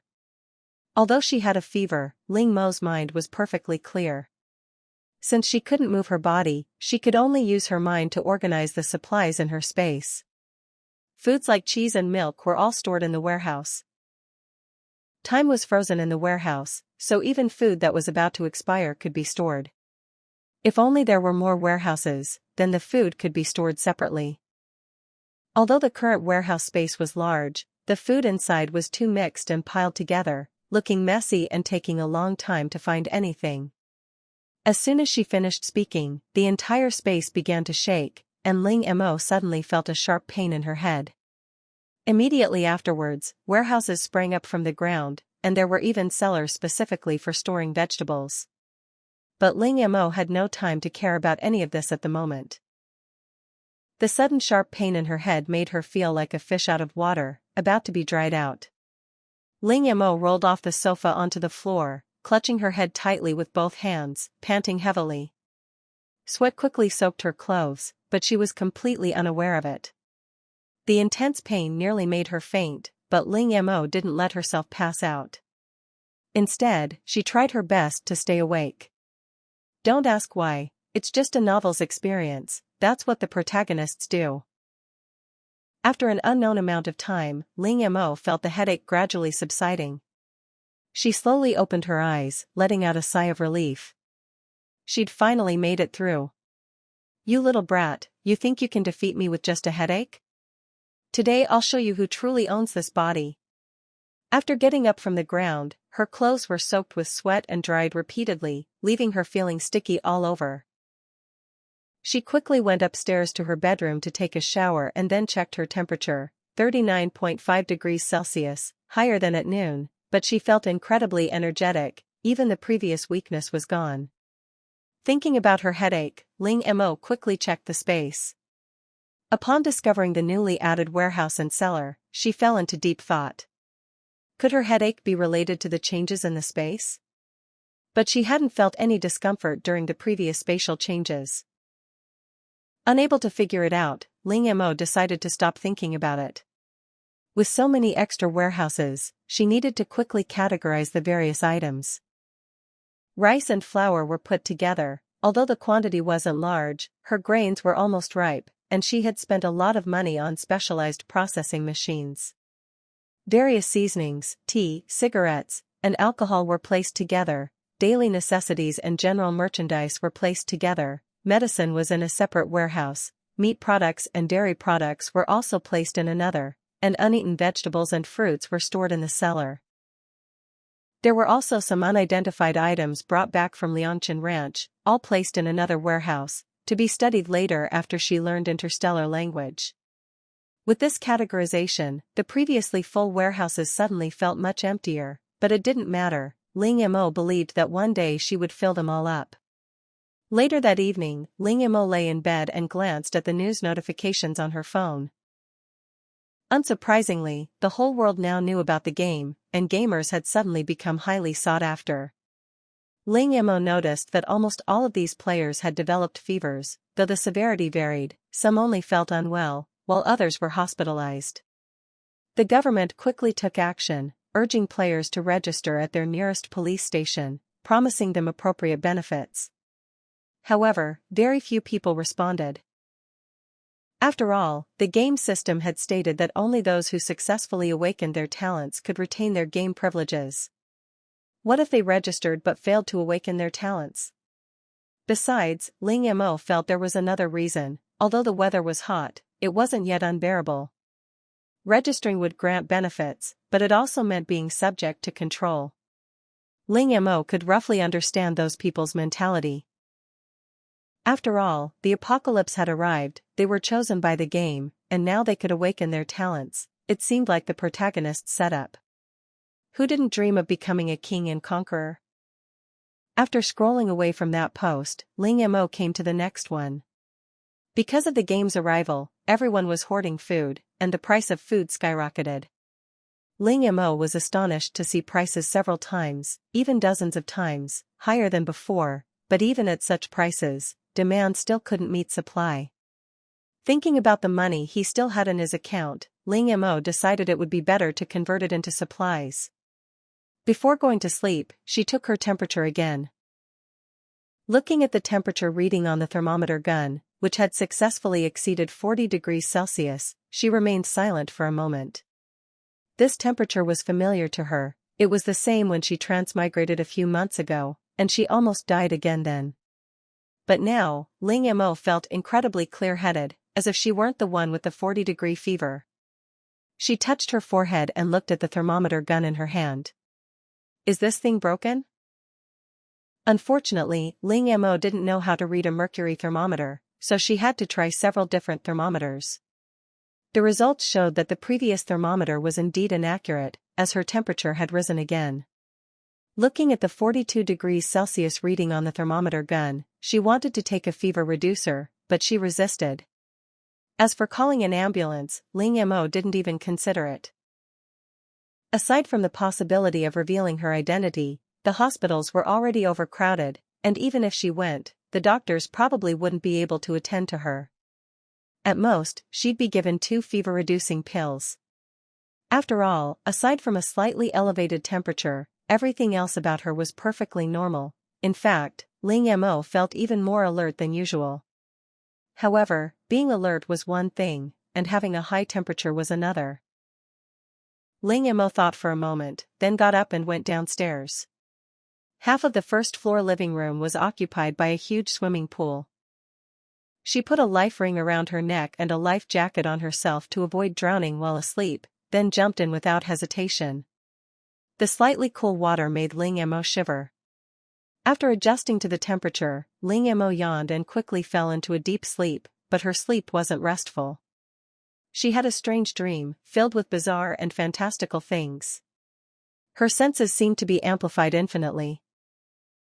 She could hear everything around her, even the sound of the wind blowing through the grass, clearly. Chapter 12 Mental Strength. The next day, Ling Mo woke up starving, but the sight before her eyes startled her. The swimming pool, which had been full, was now only a third full. Had all that water evaporated from her fever last night? Ling Mo staggered to her feet. This is ridiculous. How high must her temperature have been last night for a third of her water to evaporate? Ling Mo dried her hands after getting out of the pool. A strong hunger pang in her stomach reminded her she had to eat, or she would starve. She took out 2 fist-sized meat buns from her storage space and began to eat them with ravenous abandon. Ling Mo had never felt so hungry before. She felt like she could devour a whole cow. After eating 6 fist-sized meat buns, her hunger finally subsided. She could still eat more, but she needed to change out of her wet clothes immediately. First, she dried herself off, changed into clean clothes, and after soaking in the water all night, she was practically soaked to the bone. After doing all that, she took out a table full of food and started eating. The table in Ling Mo's house was enormous. 2 people sitting facing each other had to shout to speak. After finishing every last drop of food, Ling Mo removed a 1-liter bottle of milk to clean herself up before sitting down and letting out a satisfied burp. Surprisingly, even after eating so much, Ling Mo's stomach remained perfectly flat. She wondered where all the food had gone. "Oh right, I almost forgot," Ling Mo said, getting up from her chair and taking her temperature. 36.2 degrees Celsius. Her temperature had returned to normal, which relieved Ling Mo. Had she successfully awakened her talent? What kind of talent had she awakened? Thinking of the novels she had read before, and the extraordinary abilities the characters awakened, Ling Mo sincerely hoped that her talent wouldn't be too useless. At this moment, a familiar mechanical voice rang in Ling Mo's ears. "Congratulations, player, on successfully awakening your mental power talent. The system hereby informs you that, due to your unique physique, your mental power contains some spatial attributes. As you are the first player to successfully awaken, and the awakening time is within 3 days, the system has prepared a special reward for you, an S-grade mental soothing liquid and a beginner shop. Additionally, you have one opportunity to change your name, please use it carefully. The system shop will also open for you. The next assistance game will begin after all players have finished awakening, please be prepared. After saying this, the system disappeared again, and no matter how Ling Mo called out, there was no response. At the same time, a bottle of light purple liquid appeared in her hand, with a label thoughtfully explaining its usage. Mental soothing liquid can help newly awakened mental power talents soothe and overcome the initial period of agitation. P.S. Mental power awakeners' mental bodies are uncontrollable during the initial awakening. Please take the mental soothing liquid as soon as possible. Uncontrollable mental power? Ling Mo looked up at the packages that had somehow flown to the ceiling.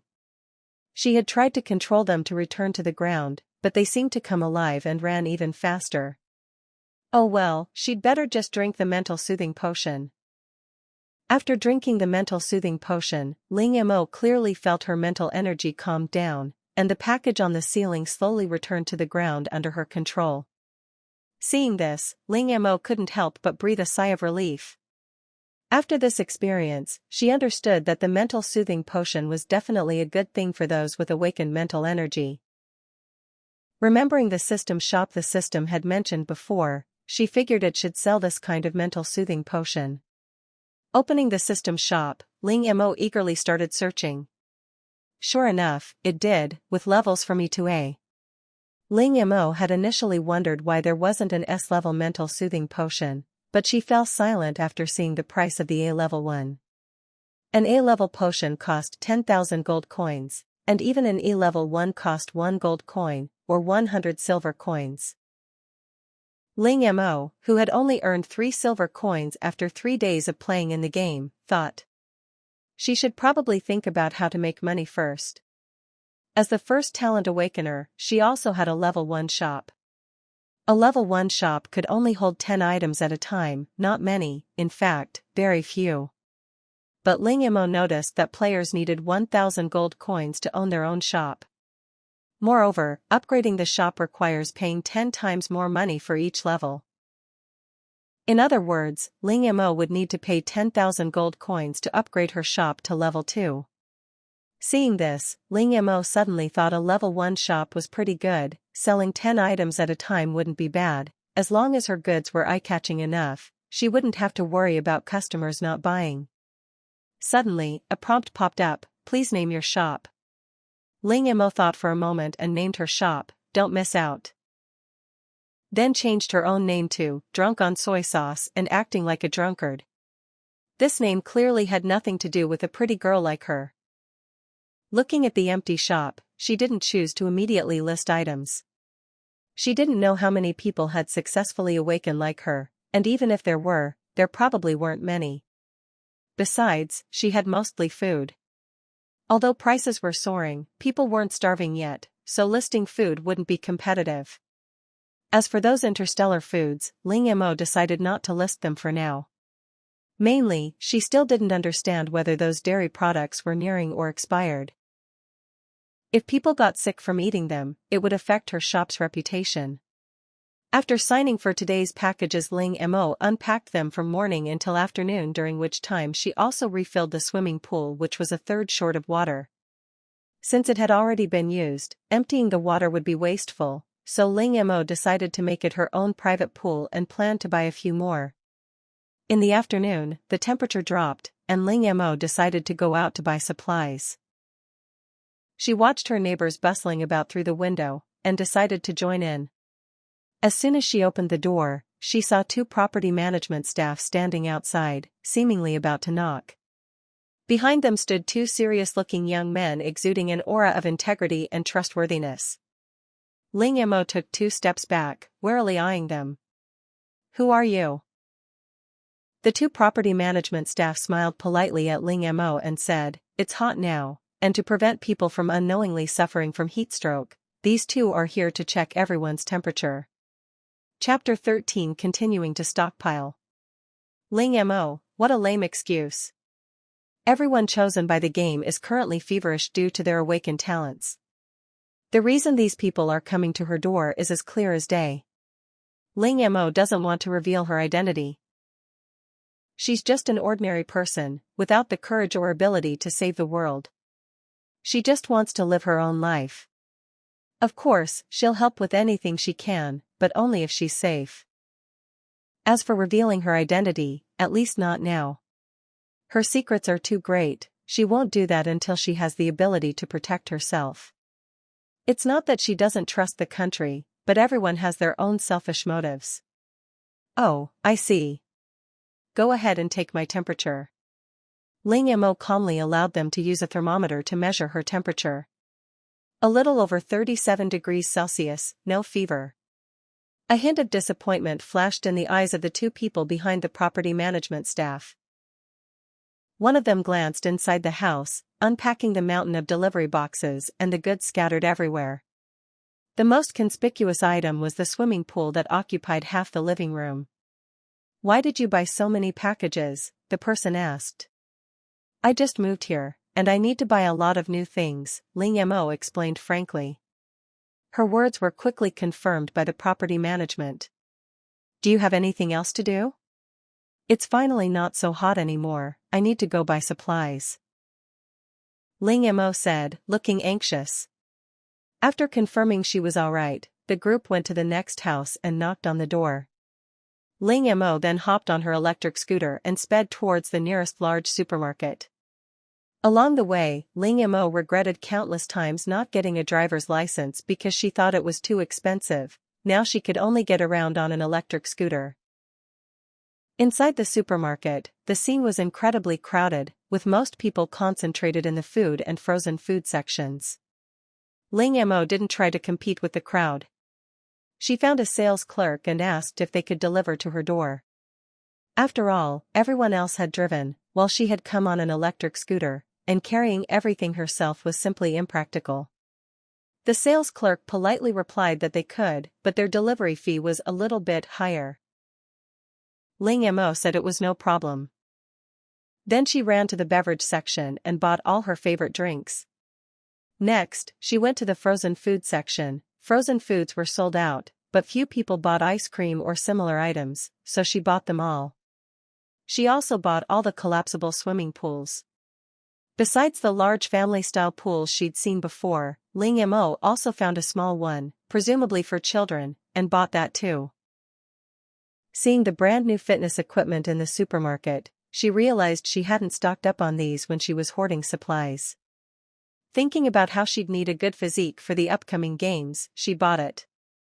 Afterward, Ling Mo bought some household items and seasonings before finishing her shopping for the day. Aren't you going to buy some food?" the sales clerk asked, recording the purchases. It would be understandable if she didn't buy anything because she didn't have enough money, but judging from the way the young woman had just bought things, she was clearly not short of cash. The items she'd just bought added up to over 300,000 yuan. That complete set of professional fitness equipment alone cost over 100,000 yuan. Ling Mo glanced at the food section, which was even more crowded than before, and said calmly, "I can't compete with those people." The sales clerk: "That seems to make sense. Those elderly folks are no pushovers. This young girl with her thin arms and legs is definitely no match for them." After leaving her address, Ling Mo didn't go home. Instead, taking advantage of the cool weather, she continued towards the city center, where there were two more large supermarkets. Upon arriving at these two supermarkets, Ling Mo, as usual, asked if they offered home delivery. After learning that they did, she browsed every area except the food section. Passing by the pet store she had visited before, Ling Mo remembered that she hadn't stocked up on food for her furry friends. Although she had already bought quite a bit, she had many pets, and they consumed it quickly. She called a manufacturer that specializes in cat and dog food and ordered a batch of dog and cat food, as well as various other pet foods. The manufacturer asked her why she bought so much dog and cat food, since if she only had 1 or 2 cats, she wouldn't need to buy so much. Besides, what time is it now? If the temperature continues to rise, people won't be able to survive, who will care about the life or death of pets? Therefore, Ling Mo's behavior seemed very suspicious to the other party. Of course it's for food. If I can't get food, I have to find another way. Dog food and cat food are food too, and people can eat them, right?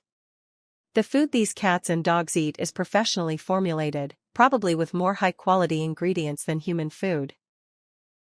The more Ling Mo spoke, the more he felt that his words made sense, and then he ordered another batch. The other party seemed to be shocked by this answer, and after a long silence, slowly said, "Okay, we understand. Your order will be delivered as quickly as possible." Ling Mo put down his phone with satisfaction, and then walked towards the pet store. He bought 7 or 8 sled dogs, namely Alaskan Malamutes, Huskies, and Samoyeds, the 3 silly sled dogs. Of course, Ling Mo didn't buy them for their looks, but really wanted to train them to pull sleds. Although he didn't know if he would need them, it was better to prepare just in case. Amidst the shop assistant's shocked gaze, Ling Mo rode away on her electric scooter. As for the dogs, they were naturally delivered. When she got home, all the things she'd bought that day had already been delivered. Ling Mo directed the people to carry the things into the house, and only after they left did she put them into her spatial storage. She also tossed the 3 sled dogs into her space. As sled dogs, even at night, the temperature was torture for them. After resting for a while, Ling Mo assembled the swimming pool she'd bought that day, emptying the previously full pool and turning on the tap to fill it with water. After finishing all this, Ling Mo didn't rest. She took out some paper to make a plan for herself. The day's plan starts in the morning, when her brain is clearest. She'd use it to study interstellar language. She'd exercise in the afternoon. Since she'd bought exercise equipment, she couldn't let it go to waste. In the evening, when the temperature dropped, she'd go out to buy supplies. After today's events, Ling Mo sensed that the government was about to intervene, but since things hadn't completely descended into chaos yet, a hasty intervention would only exacerbate public fear. It seemed the other side was waiting for an opportunity. Was it waiting for those players to successfully awaken their talents? Ling Mo shook her head. Forget it, she didn't want to think about it anymore. Anyway, these things had nothing to do with her. Chapter 14 Pet Food Price. Ling Mo took out her phone and started browsing posts. The top trending topic today was whether the emergence of games was a good thing or a bad thing. Apparently, many people were being hospitalized due to fever leading to unconsciousness. Some of these cases were due to heatstroke from not wanting to use air conditioning in the hot weather, but the vast majority were gamers. Their body temperatures were alarmingly high, generally reaching 40 degrees Celsius, and medication offered no relief. Ling Mo recalled the information the system had mentioned during her awakening: 3 days. She guessed that 3 days might be a time limit. She blindly assumed that the shorter the awakening time, the stronger the talent. Below the post were expert suggestions. Since medication wasn't working, they could only endure it and try to stay in a cool environment. Ling Mo glanced at them and lost interest in reading further. These expert suggestions were worse than no advice at all. They were just empty talk. Opening another thread she frequented by many survival enthusiasts, she saw many complaining about the rapidly rising food prices, saying they couldn't buy much food with their money, or even any at all. Seeing this, Ling Mo posted about stockpiling cat and dog food. What's wrong with pet food?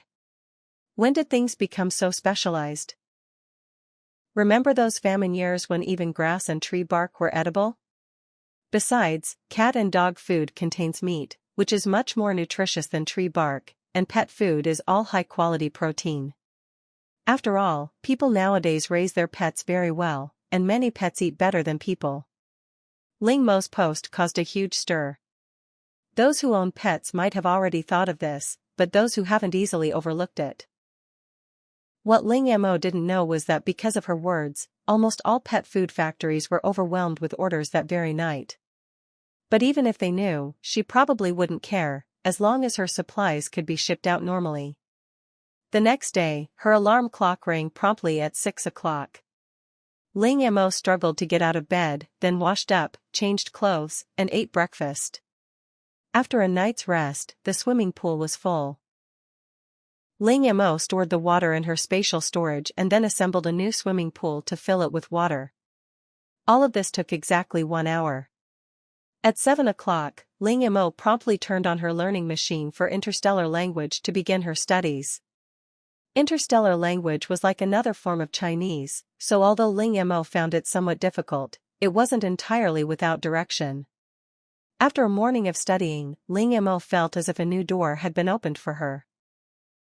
It wasn't until noon, when the doorbell rang, that she snapped out of her reverie.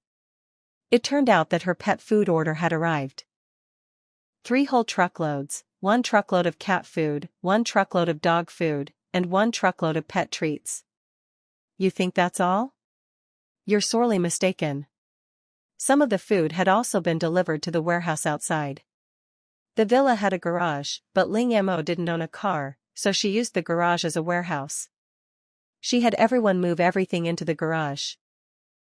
From the conversation among the workers moving things, Ling Mo learned that in just 1 day, the price of pet food, especially cat and dog food, had skyrocketed, just like regular food.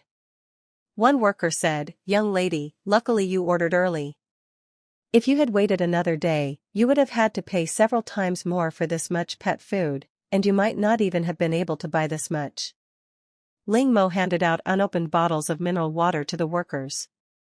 "I had no choice. I couldn't compete with those elderly folks, so I had to find another way." After they left, Ling Mo closed the garage door and put everything inside into her spatial storage, leaving only a small portion outside. She certainly wouldn't eat the pet food, but it would serve as a cover. After lunch, Ling Mo took a 1-hour nap and then went to her gym, which contained the gym equipment she had just bought. She had never worked out before and didn't know how to use many of the gym equipment. Blindly exercising was risky, as she was afraid of straining her muscles. Therefore, she could only follow the tutorials she had downloaded step by step. After a busy afternoon, drenched in sweat, Ling Mo felt a strange sense of exhilaration alongside her exhaustion. Looking outside, she saw dusk approaching and the temperature was dropping. She took a shower, changed into clean clothes, put on a sun hat, and prepared to head out. First, she collected the cat and dog food from the warehouse. After this, the warehouse's lease was about to expire, and this was likely her last time using it. On the way back, Ling Mo noticed 2 fully armed soldiers standing in front of every supermarket, and some smaller supermarkets were inexplicably closed today. Perhaps due to her awakened mental abilities, Ling Mo's observation skills were now incredibly sharp. She could clearly sense that the 2 men were carrying real, loaded weapons. She parked her car and approached a large supermarket. Although it was crowded, it was orderly, a far cry from yesterday's frenzy. She checked the food prices again, they had risen considerably. Rice was now 300 yuan per jean, approximately 0.5 kilograms, and each person was limited to 1 jean of food per day. It seems the government has already taken action. Could it be that some players have already awakened? Ling Mo calculated the time. It's been exactly 3 days since the first game ended. Indeed, this world isn't lacking in talented people. Just as Ling Mo predicted, some players have indeed awakened their talents, but the number is very small, and all of them are trained, determined soldiers. Due to the limited quantity, Ling Mo didn't buy much, which was somewhat disappointing. After all, money that can't be spent is just a pile of worthless paper. And now online shopping is impossible. Even if you place an order, it won't be shipped. Once home, she tossed everything into her spatial storage, turned on the TV, and started exercising her mental power while watching the news. This so-called mental power exercise involved using her mental power to do housework, such as assembling a swimming pool, cleaning, and rearranging furniture. Currently, Ling Mo's mental power is still relatively weak, so she can only move smaller pieces of furniture, and not for too long. However, what surprised her most was that she could now store things in her spatial storage remotely, whereas before she had to touch them with both hands. This must be related to her mutated talent. Furthermore, the sensing range has increased from an initial radius of 3 meters to a radius of 5 meters. Chapter 15 Awakening. Ling Mo's current goal is to allow her mental energy to envelop the entire villa. This way, even if an outsider enters, she will immediately know and prepare accordingly. As for why her talent mutated, Ling Mo guesses it's likely related to her spatial abilities. Otherwise, why would her mental energy contain spatial attributes instead of other attributes? Unsurprisingly, today's news featured talented individuals. Watching the two tall, handsome young men on TV, one conjuring a ball of flame out of thin air, the other wielding purple lightning, even Ling Mo, herself a player, couldn't help but exclaim, "Awesome." Indeed, both fire and lightning possess undeniable combat power. The appearance of these two players with awakened talents reassured the previously panicked public. Meanwhile, those with family members who were players began to eagerly anticipate what talents their loved ones would awaken. Then, the news anchor announced two pieces of news, one good and one bad. The good news is that the temperature has stabilized and won't rise further for now. The bad news is that the average daytime temperature is already over 50 degrees Celsius. Therefore, experts are urging people to avoid going out during the day. Furthermore, due to the continuous high temperatures, many areas have experienced fires, prompting calls for residents to cut down dead trees to prevent further fires. Seeing this, Ling Mo glanced outside. She realized that the greenery in this community used to be a major feature, but now it had become a hazard. She initially planned to do it herself, but after thinking about it, she reported the matter to the property management. They were very helpful, promising to resolve the issue by tomorrow and expressing their gratitude. With the rising temperature, another serious problem has become apparent. The number of mosquitoes has increased dramatically. Ling Mo quickly and decisively swatted 2 mosquitoes that tried to land on her to suck her blood. Her mental energy allowed her to accurately detect their approach, but she couldn't repel them. To ensure a good night's sleep, Ling Mo lit a mosquito coil. Lying in bed, Ling Mo petted her cat, a bottle of interstellar milk in her hand. Having only studied for a day, it was impossible for her to immediately understand interstellar writing. However, Ling Mo discovered a very useful function on her learning machine, translation. This meant she could use the machine to scan and translate incomprehensible interstellar language into written Chinese. Ling Mo scanned the text on the milk with her learning machine. Produced by Liangchen Ranch, the preferred milk of all interstellar people.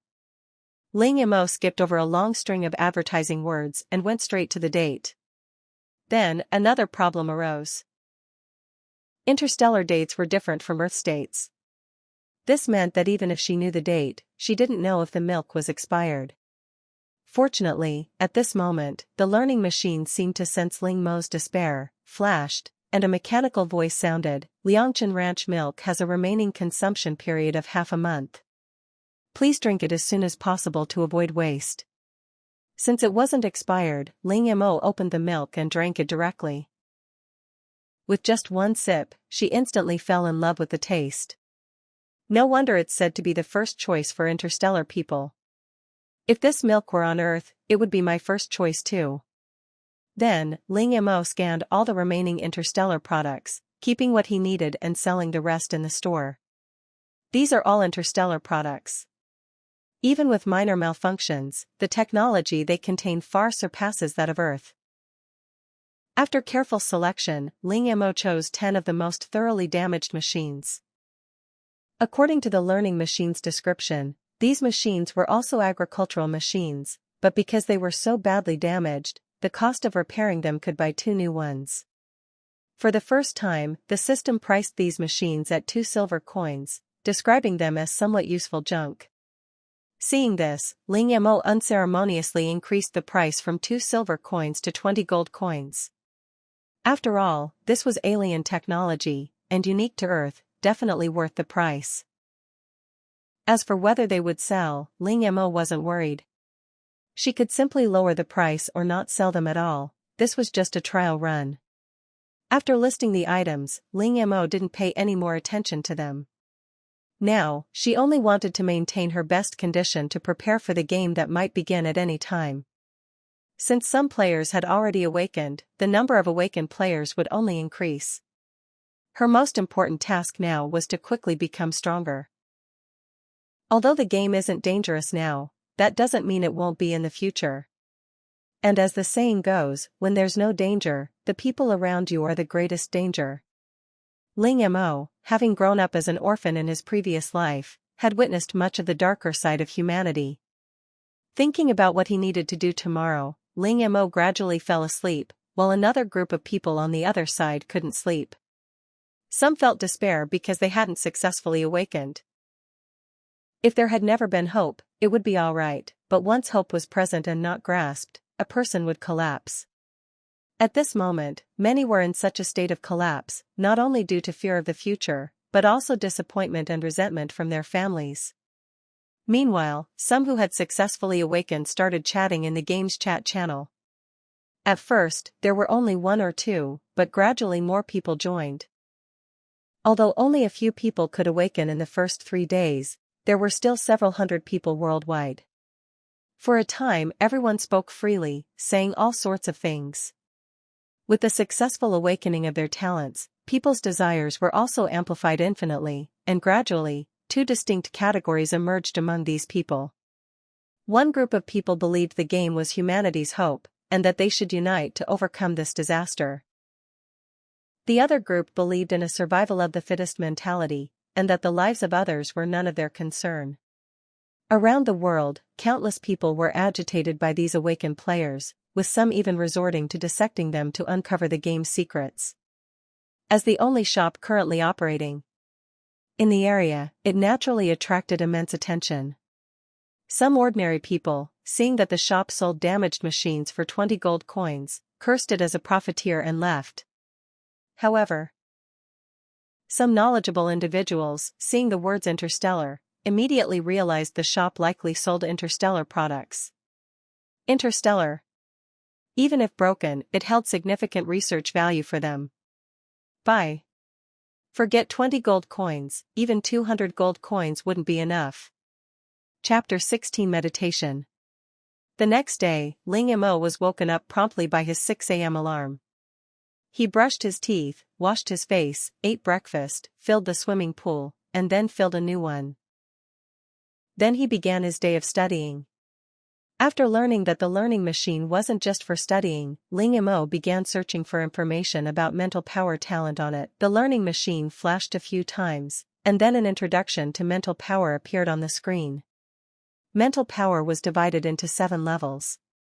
With each level increase, the difficulty of cultivation increased exponentially.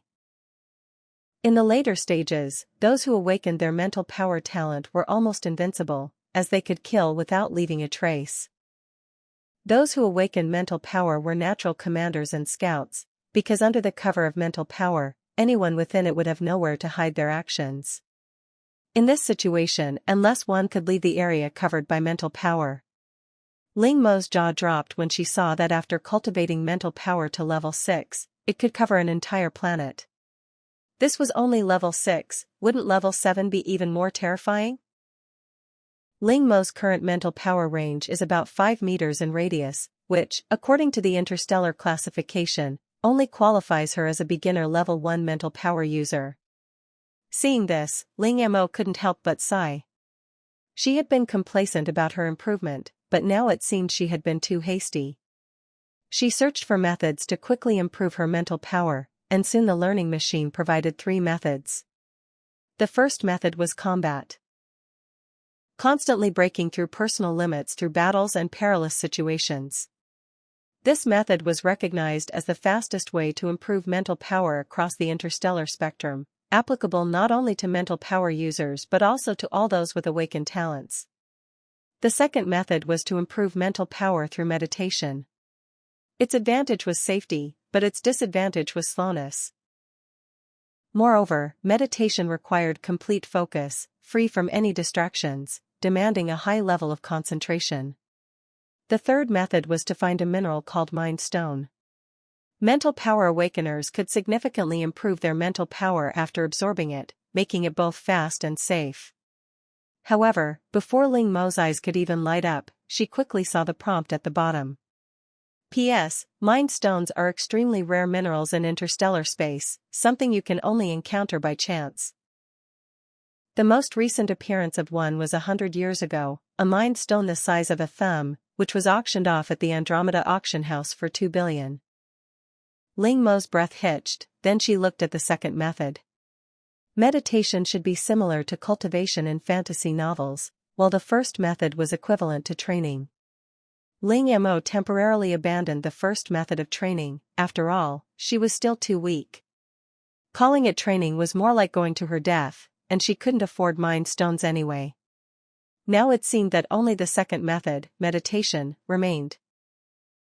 Ling Mo scheduled meditation into her daily schedule, choosing the evening.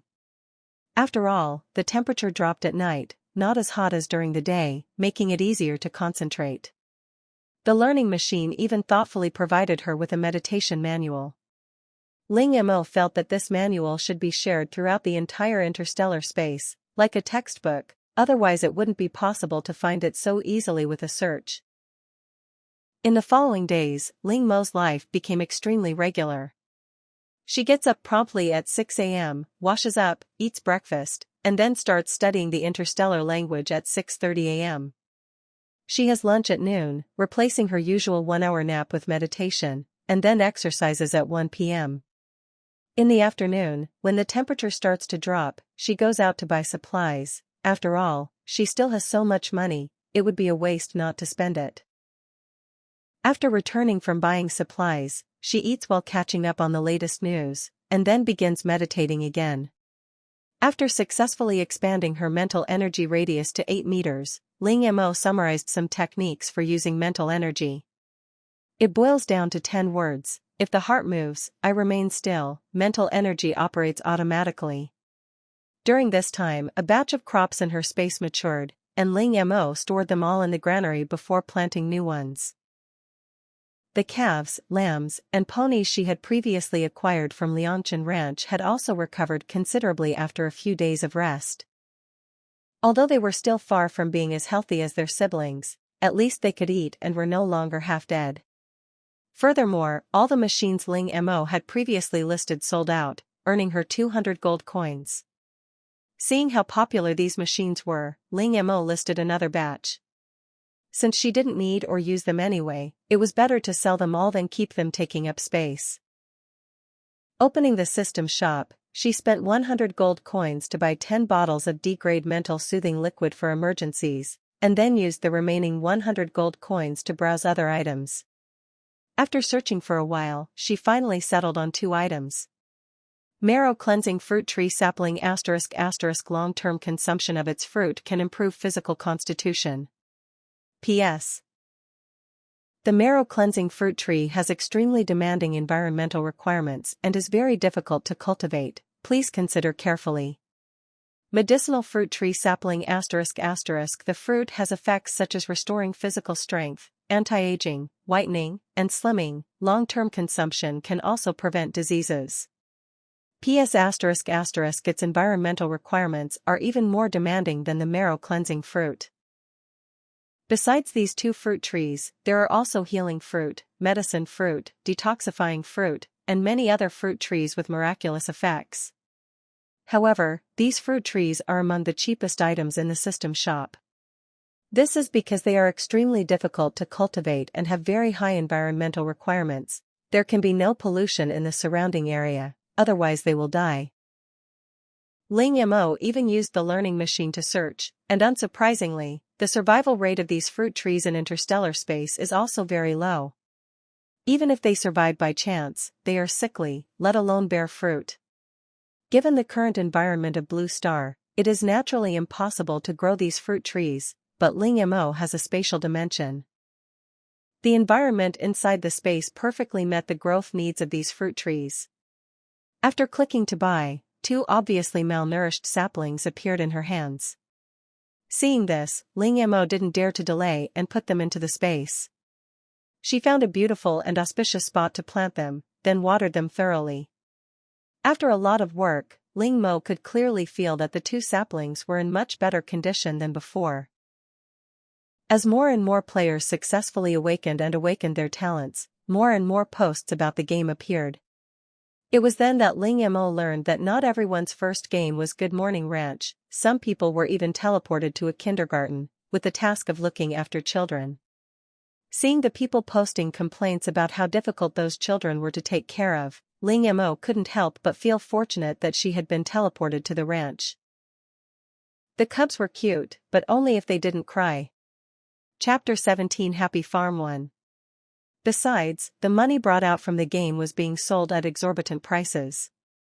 Players distinguished these coins by their color, calling them copper coins, silver coins, and above that, gold coins.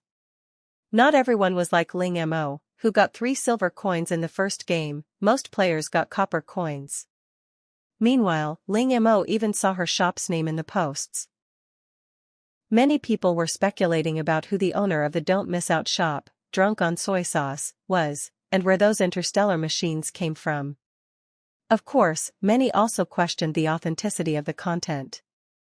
Seeing many people calling for Drunk on Soy Sauce to come forward and prove himself, Ling Mo just smiled. Buying and selling is about mutual consent. She wasn't begging these people to buy. Seeing more and more players appearing in the news, showcasing all sorts of bizarre talents, she had a premonition that the next game would start in the next couple of days. Ling Mo felt she should prepare in advance, starting with clothes. The first time she started the game, she was wearing pajamas, no shoes, and completely naked. This time, she absolutely couldn't let that happen again. Then there was the food. Ling Mo wasn't a good cook. Before, she was exhausted after work every day and had no time to cook. She relied on takeout. Now, although she had money, she still didn't have time to learn to cook, and she'd been eating takeout lately. But with her cultivation, Ling Mo could clearly feel her appetite increasing, and those takeout meals wouldn't last long. To avoid the possibility of sitting on a gold mine and dying of poverty, she decided to set aside 2 days to learn cooking. That evening, Ling Mo began to meditate, and as time passed, even when it was her designated time, she didn't stop meditating. She tried to see if she could use meditation to replace sleep.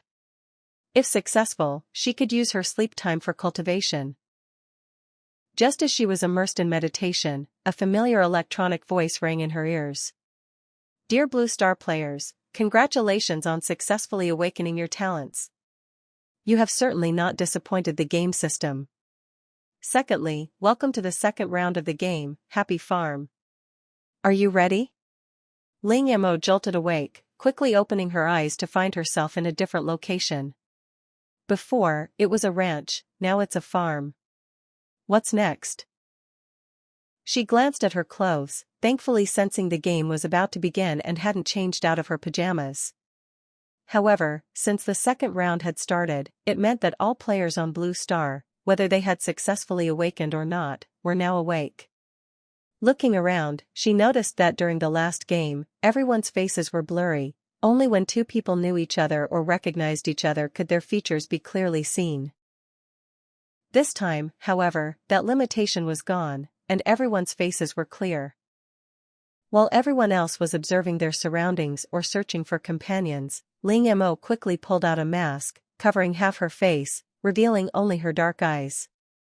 Her long black hair was neatly styled into a bun, and then she put on a black baseball cap.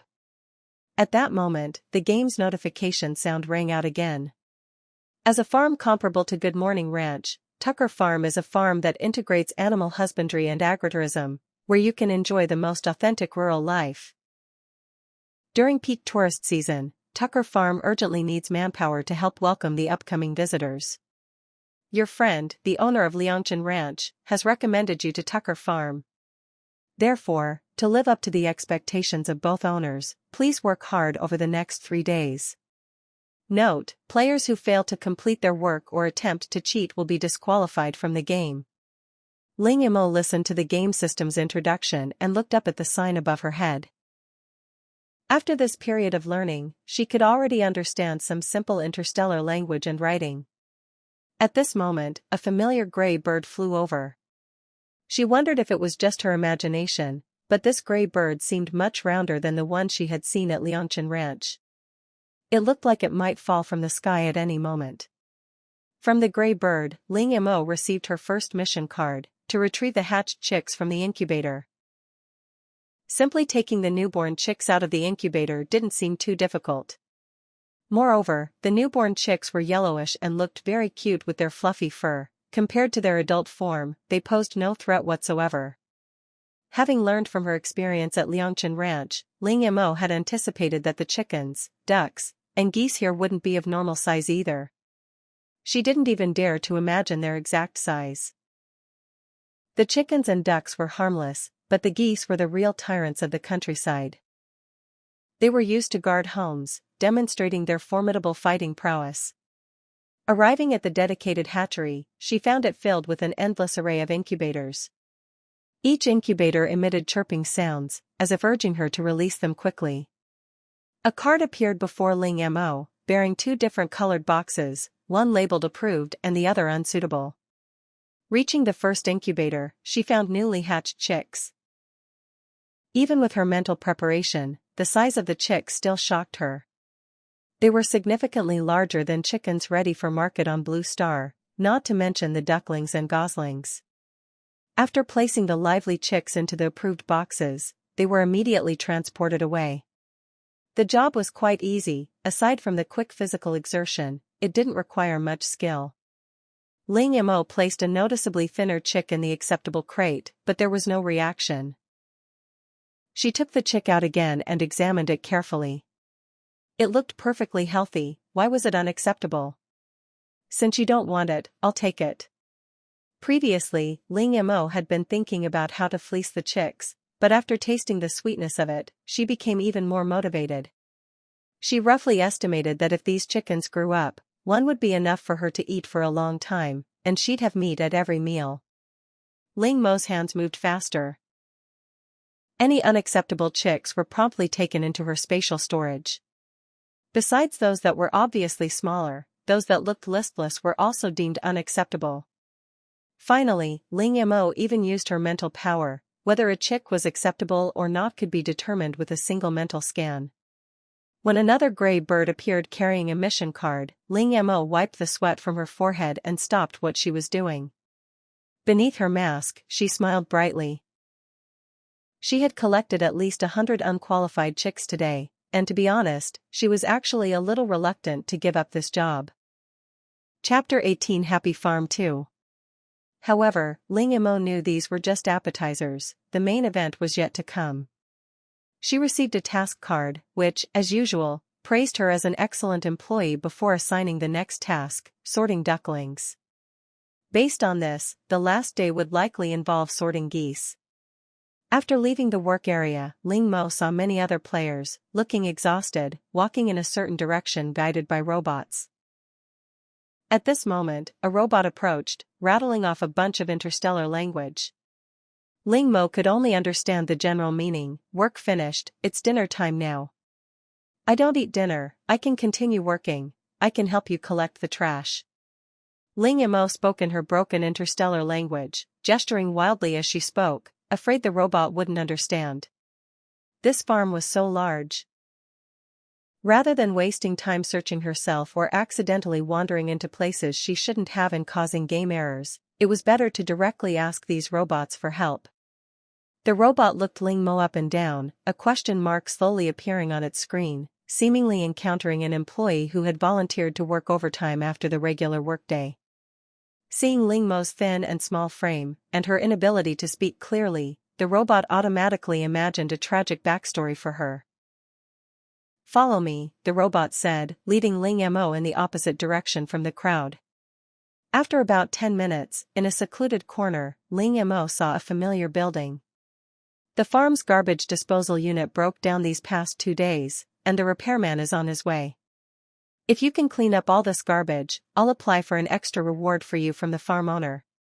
Poor thing, so young, barely able to speak, yet forced to work to support her family.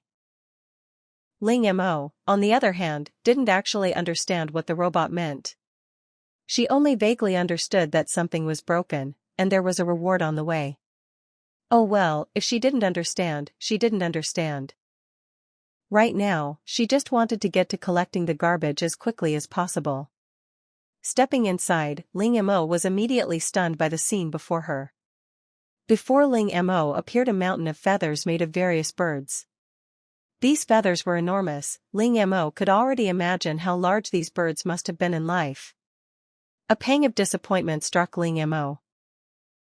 These interstellar people, who supposedly loved eating chicken, duck, and goose, hadn't wasted a single feather, leaving only a pile of feathers.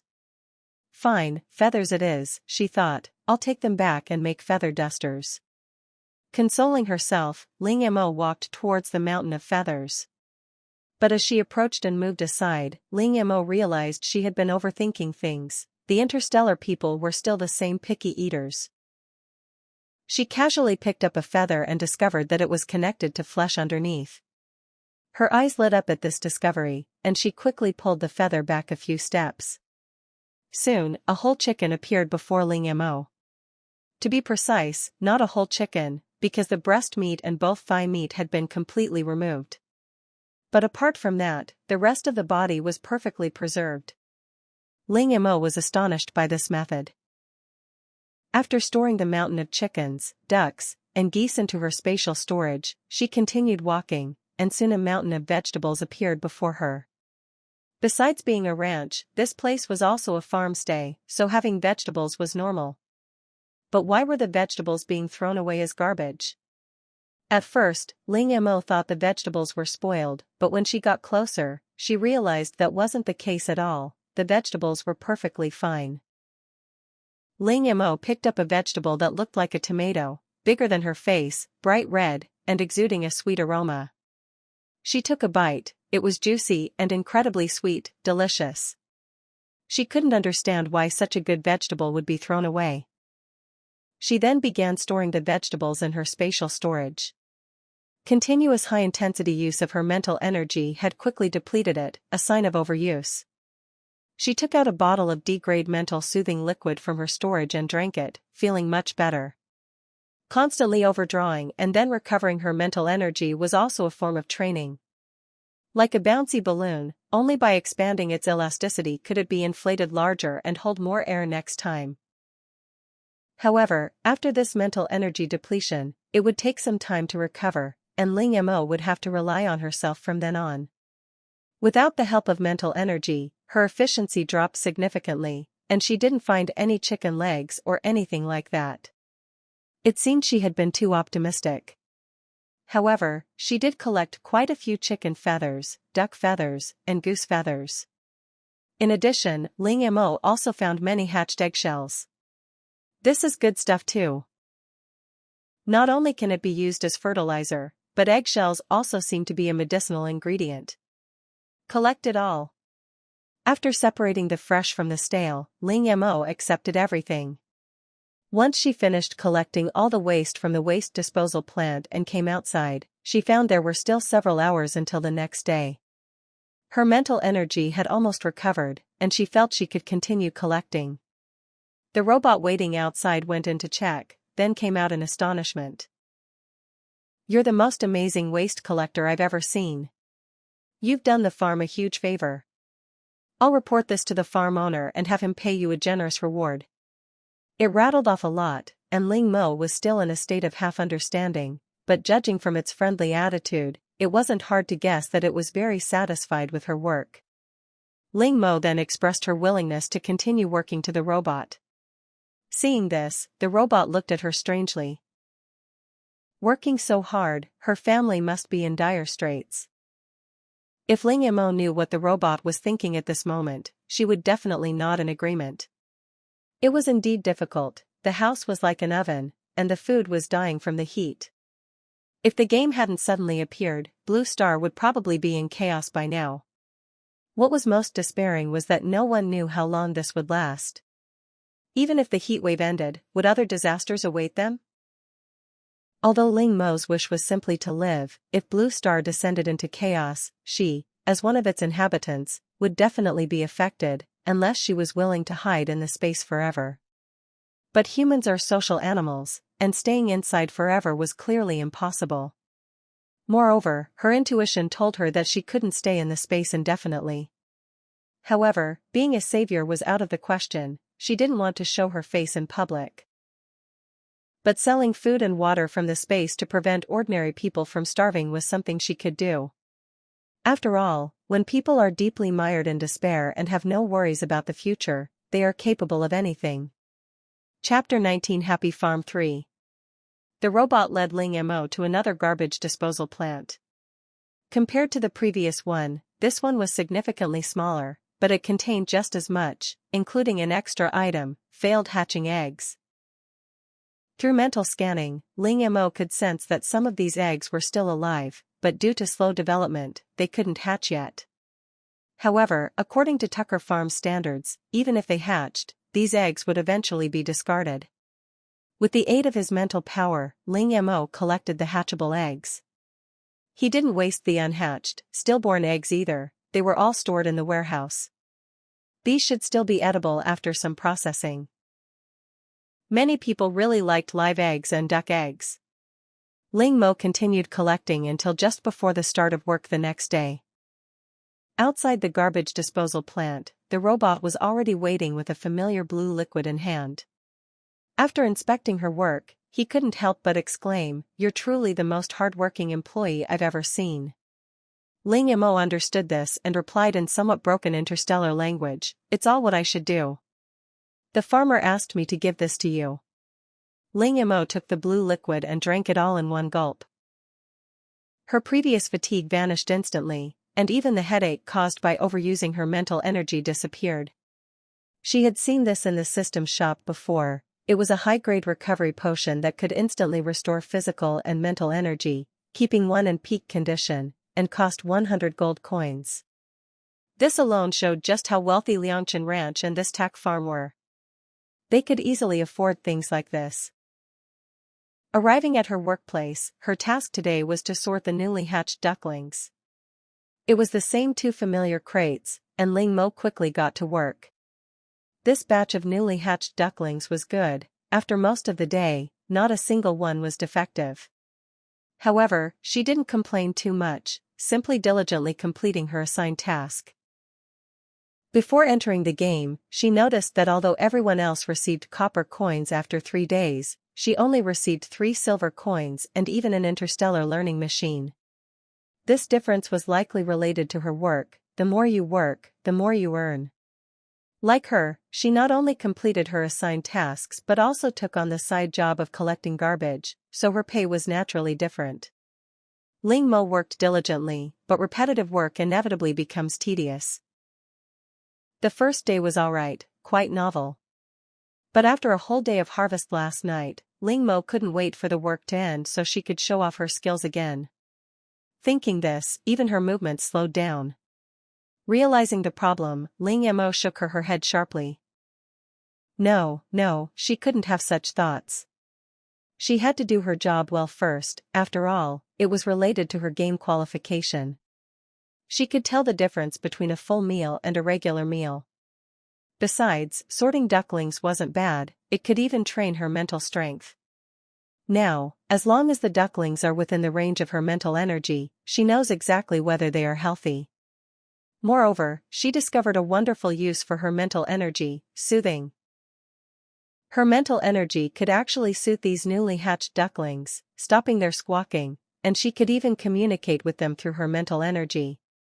However, since these ducklings are only newly hatched, they don't understand anything and can only make sounds like they're hungry or cold. Communication with them will probably require them to grow a bit older.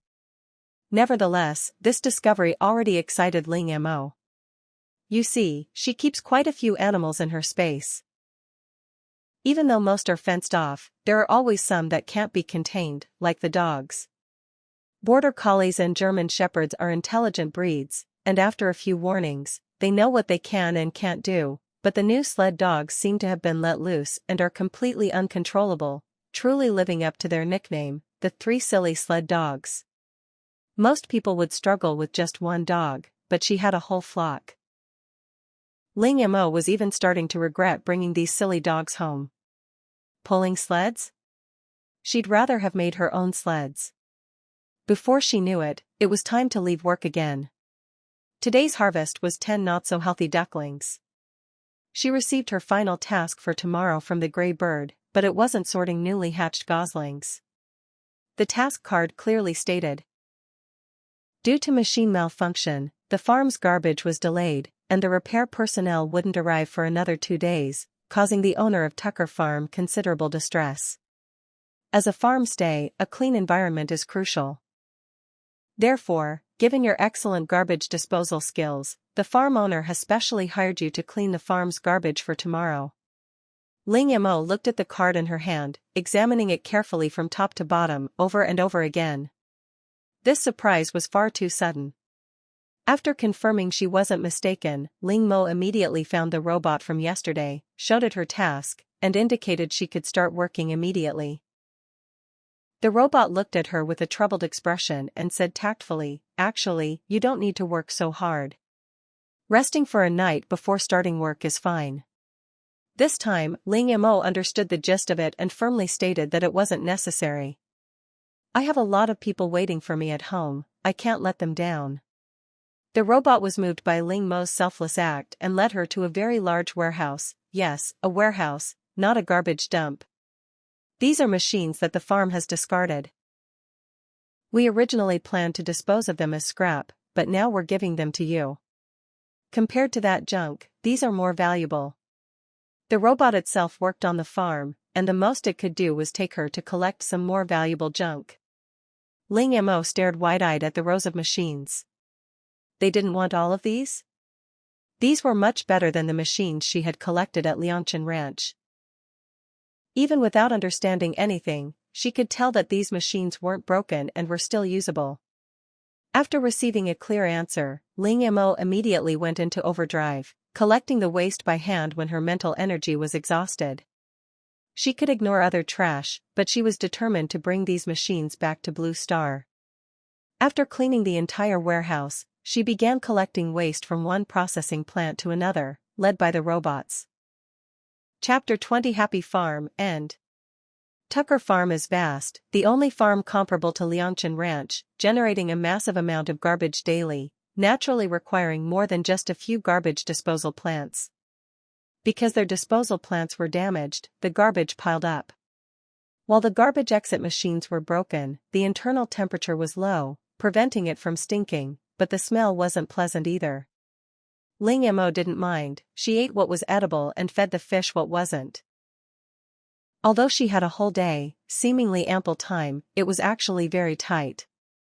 She didn't know if the next game would offer such a good opportunity, so she collected as much as possible. Ling Mo worked from evening until the afternoon of the next day.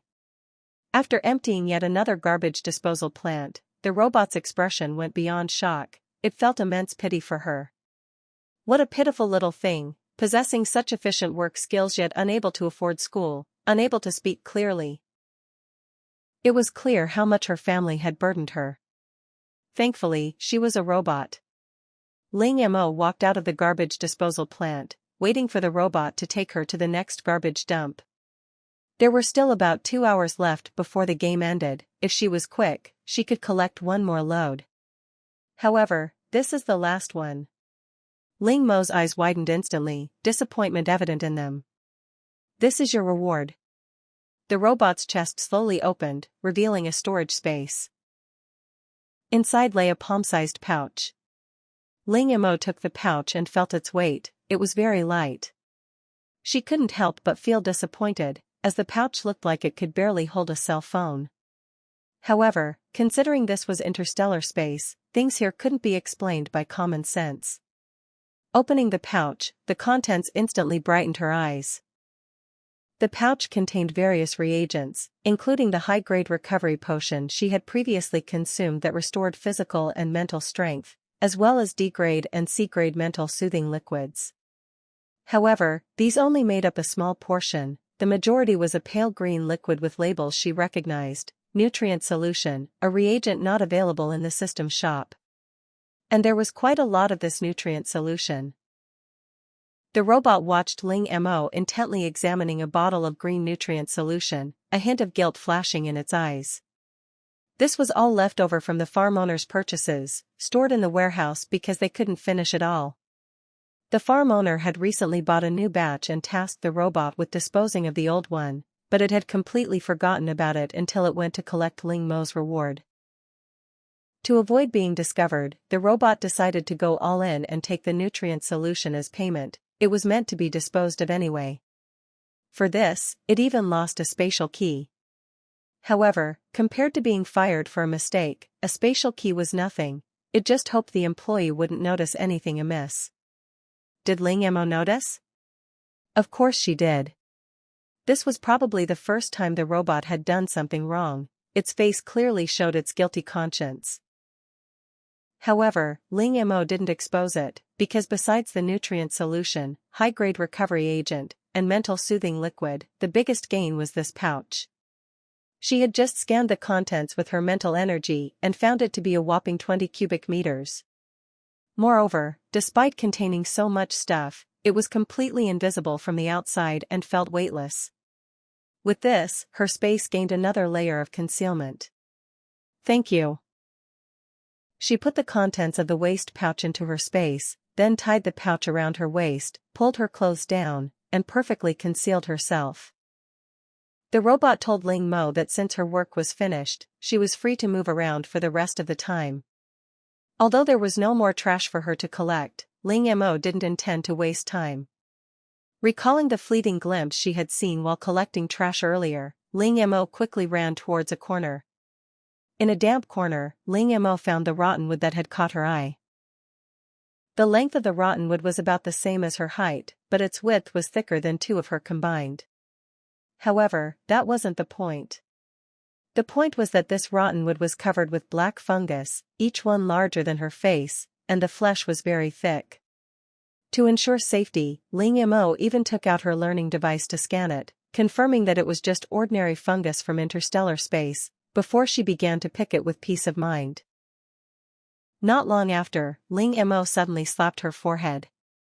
I'm so stupid. She should have just taken the whole piece of rotten wood, that would have been faster, and she'd have plenty of time to harvest it after the game ended. Besides, as long as there was rotten wood, maybe more mushrooms would grow later. With a thought, Ling Mo put the rotten wood in front of her into her spatial storage and placed it in a shady corner. There were quite a few more pieces of rotten wood like this around. Occasionally, she'd encounter mushrooms she didn't recognize growing on the rotten wood.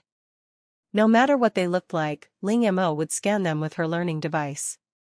She'd take the edible ones, and the inedible ones, well, they'd keep them too. They might come in handy someday. Just as the game ended, Ling Mo managed to take the two closest pieces of rotten wood at the last second before being teleported out of the game. Congratulations to the player for completing the second round of the game. Friendly reminder, the first 3 levels of this game are a beginner protection period in easy mode. The game will become increasingly difficult afterward.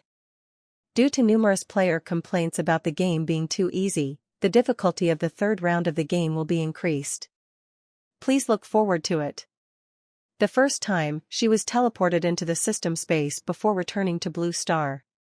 However, this time, Ling Mo was directly teleported back to Blue Star. Upon opening her eyes, she heard the news of the increased game difficulty, and Ling Mo clicked her tongue.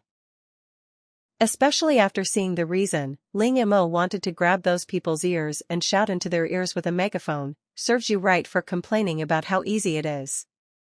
She figured the internet must be in an uproar right now, but Ling Mo was too lazy to watch their flame war. She glanced at the time, only 5 minutes had passed since she entered the game. However, she had barely rested in the game. Even with high-level recovery potions and mental soothing liquid, she was incredibly sleepy and just wanted a good night's sleep. But before that, she needed to take a shower. Having not showered for 3 days, besides the stickiness from sweat, she also had a faint smell of blood and stench. That smell was truly intoxicating. Chapter 21. I Want It All.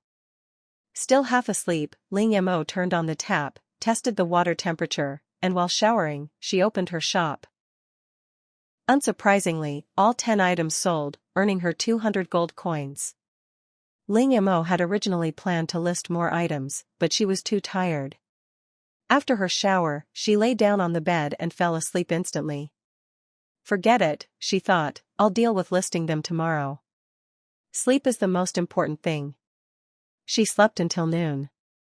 After getting up and washing, Ling Mo went into her space to check on the status of the marrow-cleansing fruit tree and the herbal fruit tree she had planted. If they survived, she would continue buying saplings from the system shop; if not, she wouldn't waste any more gold coins. When Ling Mo arrived at the place where she had planted the marrow-cleansing fruit tree and the herbal fruit tree, she was immediately stunned by the sight before her. Two large, lush trees stood before her. If she remembered correctly, a few days ago she planted two saplings with yellowed leaves and trunks thinner than her arm, saplings that could die at any moment. Anyway, as long as they survived, that was fine. Ling Mo opened the system shop and began selecting her favorite fruit trees. The medicinal fruits she had previously used could restore stamina and prevent disease, but to achieve the latter, long-term consumption was required. Therefore, Ling Mo bought a healing fruit tree and a curing fruit tree from the shop. One could treat diseases, and the other could heal external injuries. She then bought a detoxifying fruit tree. She didn't know what changes might occur later in the game, so she bought the detoxifying fruit tree just in case. As for the last choice, Ling Mo was troubled. She had her eye on two fruit trees, a feather fruit tree and a strengthening fruit tree. As the name suggested, one could make one grow a pair of wings for an hour, with the duration stacking; the other could strengthen the body, with the effect doubled when combined with a marrow-cleansing fruit. Who didn't dream of having wings when they were little? But the enhancement fruit is also hard to give up. Children make choices, adults want it all. Now that everyone's just released the game, it's a good time to make a quick buck. Originally, I planned to continue selling machines, but thinking about the mountains of entrails in the warehouse, I'll sell those first. Although the temperature hasn't continued to rise, temperatures exceeding 50 degrees Celsius are causing livestock to die in droves unless you're willing to provide them with air conditioning. But air conditioning means increased farming costs, naturally driving up meat prices. Moreover, with the heat, many power grids are already overloaded, and some places have even experienced power and water outages. Without electricity, refrigerators can't be used, and without refrigerators, meat can't be stored. Not to mention, many people can't go to work because of the heat, losing their source of income. To save money, they can't even afford air conditioning, let alone refrigerators. Anyway, meat prices are several times higher than grain prices right now, making it unaffordable for most people. People prefer to buy more grain to stock up at home rather than meat. However, this doesn't mean people don't want to eat meat. Protein intake is still very important for humans. Having made up his mind, Ling Mo began stocking his shop with chicken, duck, and goose offal, as well as pork, beef, and lamb offal. Ling Mo adopted a low-profit, high-volume strategy, focusing on products that were affordable for everyone. No money? No problem. You can trade other things. As a shop selling alien technology, it naturally attracted the attention of many forces. Some even arranged for people to monitor Ling Mo's shop 24/7, notifying him immediately as soon as new items were added, all to be the first to grab them. Although the machines they bought from Ling Mo before were all broken, the technology they contained was decades, even centuries, ahead of what was on Earth. So, as soon as Ling Mo put them on the shelves, people noticed this, but when they found out they were just some animal entrails and offal, they couldn't help but feel disappointed. Why aren't you selling machines anymore? We've already prepared the money. There probably aren't any more. After all, those machines are quite large. It's not an easy task to bring them back.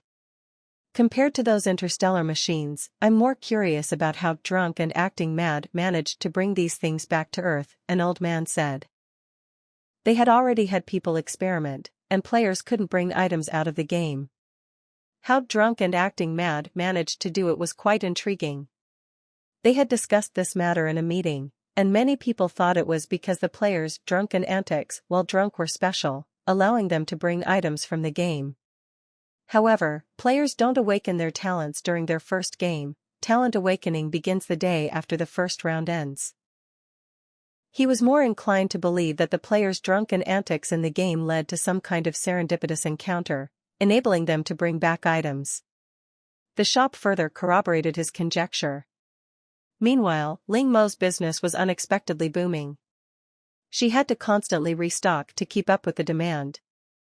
Meat and vegetables were in high demand, and even offal and entrails, which people used to ignore, were now highly sought after. Many were offering high prices to buy the money players brought from the game, but not everyone chose to sell. After all, even with money, it wasn't much to buy now. It was better to keep the rewards from the game or buy things in the system shop. After about 2 hours, Ling Mo finally collected 50 gold coins. She rubbed her wrists, which ached from constantly listing items, opened the system shop, found the enhancement fruit tree, and clicked to buy it. After planting it in her space, Ling Mo curiously opened the shop's homepage. The homepage, which had previously only featured her shop, was now incredibly lively. However, most of the shop names were either well-known companies or private enterprises. Only hers, Don't Miss Out, was currently listed first, making it quite conspicuous. Checking the time, Ling Mo went to the gym to begin her workout. As she prepared to run on the treadmill, she remembered the game's increased difficulty yesterday. She opened the game forum and browsed through the content. Sure enough, it was full of complaints. Some people even dug up the names of those who had previously posted on the forum saying the game was too easy, and these people instantly became pariahs, hated by everyone. Almost everyone was condemning them, as if doing so would restore the game to normal. Chapter 22 Planting Grass, Buying Birds. Ling Mo was speechless at the comments. Instead of complaining, she should focus on improving herself. In the afternoon, as the temperature dropped, Ling Mo left the gym, took a shower, changed into clean clothes, and stored the full swimming pool in her spatial storage, then took out a new one. This was the last swimming pool to fill. Once it was full, her water storage plan would be complete. Outside, the neighborhood seemed unusually lively, with over a dozen large trucks coming and going. Ling Mo went to investigate and saw her neighbors, whom she had only met a few times, packing large bags and preparing to move out. This neighborhood was known for its excellent facilities and security. Even though the outside world was chaotic, their neighborhood remained harmonious. Everyone had enough to eat and drink and wasn't struggling financially, so they naturally got along well. Moreover, Ling Mo observed that it wasn't just one family moving out. Several households around her had all moved. This discovery immediately put Ling Mo on alert. Had her identity been discovered? However, she hadn't used her player identity to speak since the start of the game. At most, she'd only sold goods in the shop. As Ling Mo rode her electric scooter past the trucks, she scanned the items inside, all supplies, no weapons. This discovery eased her anxiety slightly. Finding a new place to live was impossible, and returning to her mountain villa was out of the question. Not only had she already sold it, but a wildfire had recently burned the entire mountain. Ling Mo was thankful she'd escaped quickly. As for the new neighbors, she wouldn't bother with them as long as they didn't pose a threat. If they had any ill intentions, Ling Mo's eyes narrowed slightly. She would show them she wasn't someone to be trifled with. Upon arriving at the supermarket, Ling Mo didn't rush to the food section immediately. She wanted to buy several large containers, not for water, but for planting. This idea had come to her on the way there. Unfortunately, all the large containers in her space were used to store water, and she couldn't just throw away all that water to grow things. That would be such a waste. Although she'd always been a plant killer, unable to grow anything, Ling Mo still wanted to give it a try. She couldn't keep the difficult ones alive, but she could grow some easy ones, like bok choy or sweet potatoes. This way, she could have a legitimate reason to eat vegetables. If all else failed, she could just move them into her space. With this in mind, Ling Mo started searching. And wouldn't you know it, she actually found some. Large blue plastic boxes used for storing vegetables. Vegetables were scarce these days, and these boxes were just sitting there anyway, so Ling Mo bought them all, dozens in total. She left her address and had them delivered to her door. Ling Mo then rode her electric scooter towards the flower and bird market. The usually bustling market was now deserted, even the birds that used to chirp were listless and looked very lethargic. Needless to say, the flowers, except for the more heat-resistant varieties, had already died from the sun. Looking at the cacti displayed at the shop entrance, Ling Mo felt a surge of temptation. Why don't I give it a try? You can eat cacti, right? However, the cacti here were probably all ornamental varieties. She decided to try planting dragon fruit seeds when she got back. After all, they were still cacti, and they could bear dragon fruit when they grew up. Ling Mo found a flower shop and ordered several hundred bags of potting soil and fertilizer. She didn't buy too much fertilizer, since she had plenty of farmyard manure in her space, which only needed to be fermented before use. Little girl, are you planning to grow vegetables at home with so much potting soil? The flower shop owner asked. Yes, uncle, but I don't have much experience. I just want to try it out. Vegetables are so hard to buy these days, and there's only a little each time, which isn't enough to eat, Ling Mo said with a worried expression. Hearing this, the flower shop owner sighed. I don't know when this awful weather will end. If it continues like this, we really won't be able to survive. Ling Mo lowered her head and didn't speak, because she didn't know what to say. Even if the current extreme heat ended, the apocalypse might not end. Humanity might face other extreme weather events, extreme cold, torrential rain, earthquakes, volcanic eruptions, each of which sounds even more terrifying than extreme heat. After paying, Ling Mo temporarily rented a warehouse and asked the florist to deliver the items there. Just as she was about to leave, her mental energy suddenly detected a distress signal.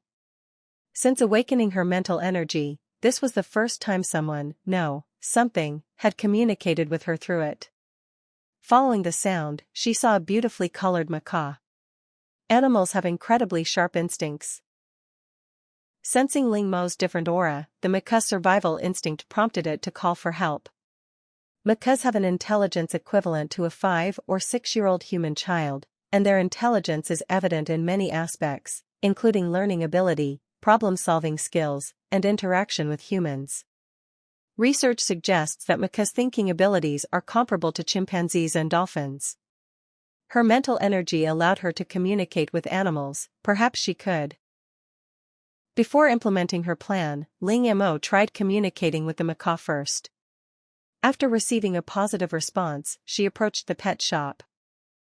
The owner's eyes widened instantly upon learning that she wanted to buy all the pet birds in the shop. Young lady, are you serious? Let me make this clear, we don't offer refunds after payment, the shop owner confirmed repeatedly. Ling Mo nodded, I know that. She spent 20,000 yuan to buy all the dozens of birds in the shop. Normally, so many birds would cost much more, but it was extremely hot now, people couldn't stand it, and birds even less so. Only a small portion of the birds were still relatively healthy, most were near death. Ling Mo put the flightless birds into a large cage and held it in her hand, while she opened the cages of the flightless birds and let them fly.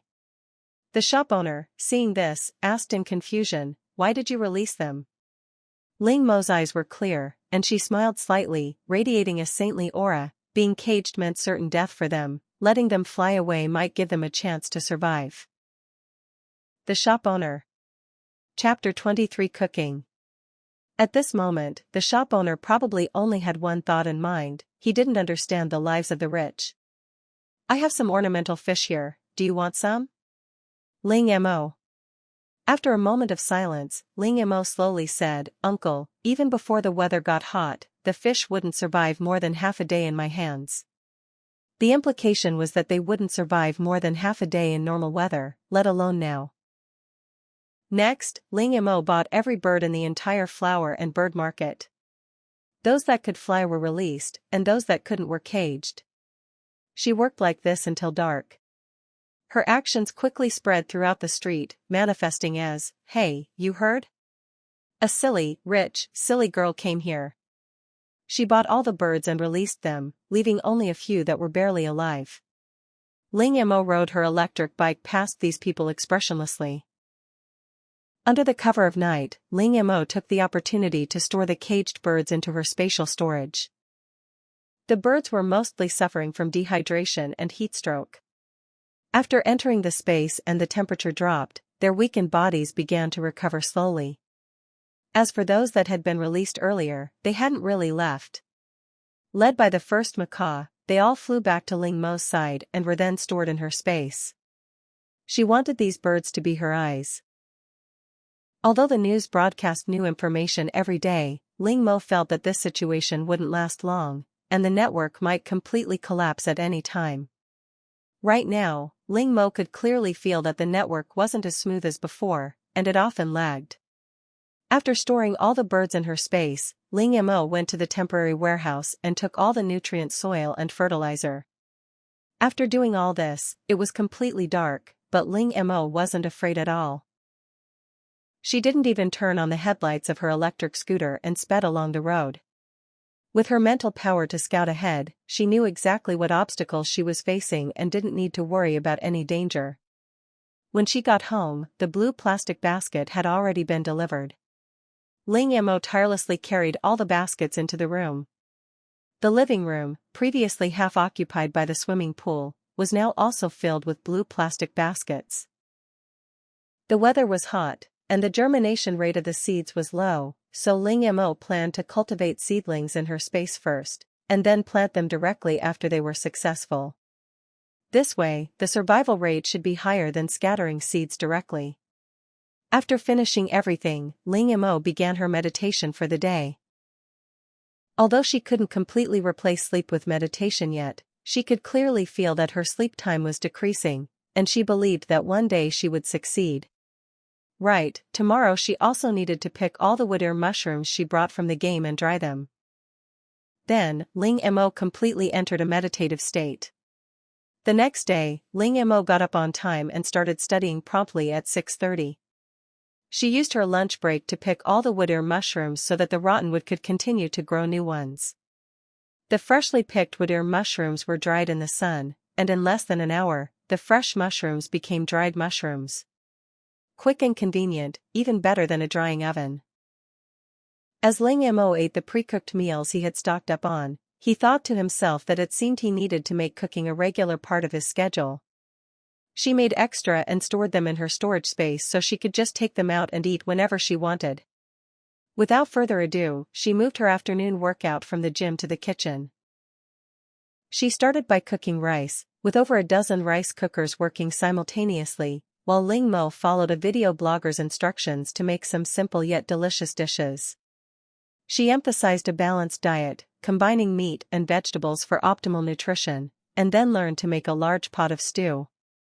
By the time the dishes were ready, the rice was almost done. Ling Mo took out the lunchboxes she had stockpiled and filled them with rice and dishes for one person. This way, she could simply open the lunchbox and enjoy a fragrant, hot meal whenever she wanted. As for the nutrient solution she had obtained in the game, Ling Mo could only say that its only function was to fill her stomach. It was useless for anything else, and the taste was indescribable, worse than compressed biscuits. After trying it once, Ling Mo decisively gave up. She absolutely didn't want to deprive herself like that unless absolutely necessary. What nutrient solution? She might as well rename it Vital Signs Maintenance Fluid. While she was busy cooking, her phone kept buzzing with message notifications. Opening it, she saw messages in the residents' group chat. Someone was asking who in the community were gamers, wanting them to step forward and maintain the community's safety. After all, although things seemed stable outside, everyone knew it was just a facade. Seeing no one responding, the person in the group chat gradually became more agitated, eventually resorting to moral blackmail. Surprisingly, some people actually thought this person had a point. We're all neighbors, maintaining the community's safety is also helping yourselves. Ling Mo said, looking at the message. These people were really scheming against her. Wanting protection without giving anything in return? There's no such thing as a free lunch. They wanted the horse to run but didn't want to feed it. Ling Mo glanced at it and tossed her phone aside. The best way to deal with these people was to ignore them completely, otherwise they'd cling to you like glue. Sure enough, the message notification on her phone disappeared shortly after. Ling Mo glanced at it and saw that the person who had spoken earlier had been removed from the residents' group. Before she knew it, it was afternoon, and her alarm clock rang again, the one she had specifically set for shopping. She tidied up the kitchen, showered, changed into clean clothes, and prepared to leave. As soon as she stepped outside, a wave of heat hit her. Was the temperature higher than yesterday? Ling Mo keenly sensed that the temperature seemed to be rising again, and indeed it was. Previously, she had ridden her electric scooter all the way to the city center without a problem, but today she was already unbearably hot halfway there, feeling dizzy. Reluctantly, she could only turn into the nearest shopping mall to cool off. Upon entering the mall, Ling Mo sighed with relief. The mall was very upscale, and the air conditioning was blasting. Just based on that alone, the owner of this mall was clearly very wealthy. There were quite a few people in the mall at the moment. Most of them like her, there to enjoy the air conditioning. Due to the high temperatures, many companies have started to close for the holidays. Without work, there is no income, and some people have no choice but to brave the heat and go out to look for jobs. Chapter 24 Ice Cream. Ling Mo, dressed in loose sportswear, stood out somewhat from the surrounding crowd of people in short sleeves and shorts, but she didn't care about their stares. The outside temperature was so high. Exposing her skin directly to the sun could easily cause burns. She arrived at the women's clothing section, which was also quite crowded, but few people stopped to buy clothes. After all, these days, people barely had enough money for food, let alone clothes. Besides, these clothes often cost thousands, and the quality wasn't necessarily better than those sold in the market. Walking along, Ling Mo came to the ice cream stand. From afar, she saw many people lingering in front of the freezer, looking for a while before leaving. Ling Mo went over and immediately understood why they were doing that. A small tub of ice cream cost 1,880 yuan. In the past, that price would have been enough to trend on social media. Ling Mo shook her head and turned to leave with the others. It wasn't that she couldn't afford it, but there was no need to waste the money. Just then, a voice suddenly came from behind her. Ling Mo. Hearing someone call her name from behind, Ling Mo turned around and saw it was Ji, the original owner's classmate, whom she hadn't contacted since the college entrance exam. Ji approached Ling Mo with two companions, first looking her up and down, then feigning surprise. Ling Mo, I didn't expect to run into you here. Why didn't you go to our class reunion? Yeah, you're usually not very sociable, I didn't expect you to miss even the last class reunion. Do you look down on us classmates? Ji's follower deliberately spoke loudly. Chan, why do you say that? Ling Mo is just not good at socializing, she definitely didn't mean it. Ji pretended to scold Li Qian beside her. Ling Mo, don't take it to heart by Chan's words, she's just blunt. But I heard that your parents seem to have had an accident, and your family owes a lot of money. All the property your parents left behind has been used to pay off debts. You must be having a very difficult time lately. As soon as she finished speaking, Li Qian and her other follower laughed gleefully. Only then did Ji seem to belatedly realize what had happened. She covered her mouth and said apologetically, I'm sorry, did I touch a nerve? I didn't mean to, I'm so sorry. Ling Mo, you're usually so forgiving, you'll forgive me, right? Ji disliked Ling Mo from the very first moment she saw her. As a transfer student, Ling Mo had immediately stolen her position as the class beauty, and she had both parents, a harmonious family, and good grades. Teachers and classmates alike were all drawn to her since her arrival. Yet, Ling Mo acted as if she didn't care, which only fueled Ji's anger. Heaven knows how happy she was after hearing about Ling Mo's parents' accident, especially when she heard that Ling Mo had started selling off her assets, concluding that she was doing it to pay off debts. Jiji glared at Ling Mo, her eyes flashing with malice. Ling Mo watched these people talking amongst themselves. These childish tricks were meaningless to her, she just felt like a fool to stop and waste her time. However, in the original owner's memories, she didn't seem to have much interaction with Jiji. After all, the original owner was introverted and a transfer student, so she was distant with her classmates, barely exchanging a word except for necessary interactions. Seemingly noticing Ling Mo's look of disbelief, Jiji frowned and said unhappily, "What kind of look is that? Your family went bankrupt, so you probably won't have a chance to eat ice cream anymore. Consider this my treat." This made Ling Mo, who was about to turn and leave, stop in her tracks. "You said it yourself." This was the first time Ling Mo had formally spoken to her, and Jiji felt a sudden, inexplicable unease. But words spoken are words that cannot be taken back, and Jiji stubbornly insisted, "Of course." Then, pointing to the refrigerator, she waved her hand, "Take whatever you want." Hearing this, Ling Mo's lips curled into a faint smile. This was the first time she had encountered someone willingly offering themselves up as a sucker. Adhering to the principle that it's a fool not to take advantage of a bargain, Ling Mo turned to the waiter not far away and waved, "I'll take all the ice cream here." After saying that, she thought for a moment and added, "Do you have any insulated boxes?" "Never mind, the insulated boxes are so small, they probably can't hold much. I'll give you an address, you can deliver it directly to my home." The waiter quickly found an insulated box and took out one of every kind of ice cream from the freezer. After speaking, under everyone's stunned gaze, Ling Mo pointed at Jiji and said, "She'll pay." The waitress, who was the first to recover, swallowed hard and forced a polite smile, saying, "Because there are too many items, we need some time to tally the prices. You may have to wait a little longer." Hearing this, Ling Mo waved her hand, very generously saying, "It's okay, just deliver the items to me. I'm not paying anyway." She had seen what had just happened, these three girls were clearly there to cause trouble. The waitress looked at Ling Mo with pity. She never imagined that such a young girl would be an orphan. Weren't the words of these three girls just rubbing salt into her wounds? "This guest, please come with me," the waitress said with a smile to Jiji. "You did this on purpose."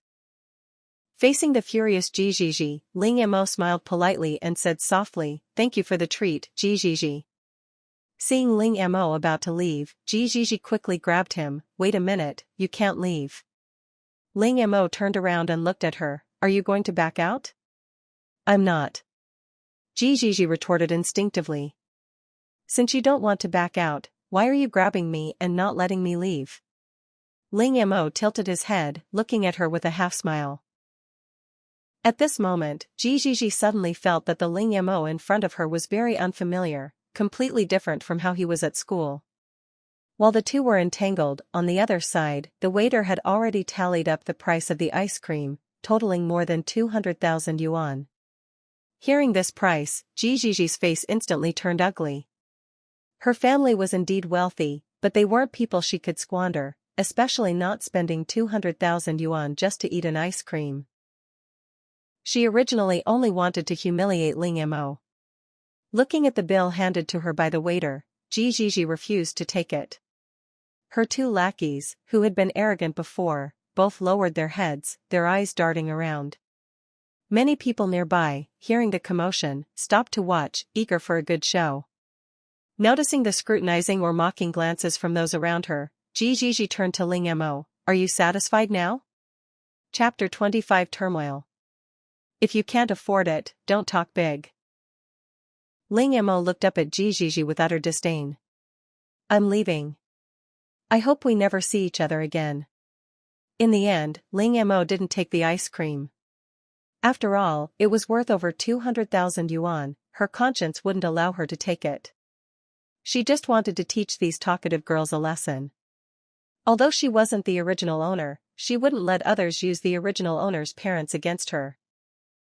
Looking at the time, she realized it would be completely dark outside if she stayed any longer. Just as Ling Mo was about to leave, suddenly, all the mall lights went out. The entire mall was plunged into darkness, and a series of panicked and comforting voices echoed around her.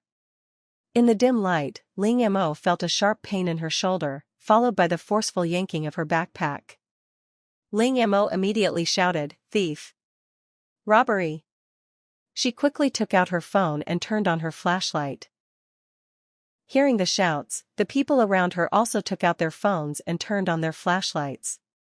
But by then, the person who had just stolen the items was already lost in the crowd. Ling Mo could only rely on her previous intuition to determine a general direction.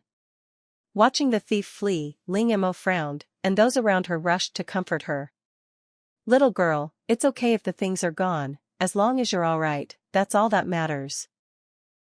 Ling Mo wore a tearful expression, but in reality, she felt nothing. The bag was just a cover, it only contained a pack of toilet paper. She had already stored the truly valuable items in her spatial storage. Soon, the announcement explained the cause of the power outage. It turned out that the high outside temperature had caused most of the power lines to catch fire, leading to the outage. The government was organizing repairs, but it was unclear when they would be completed.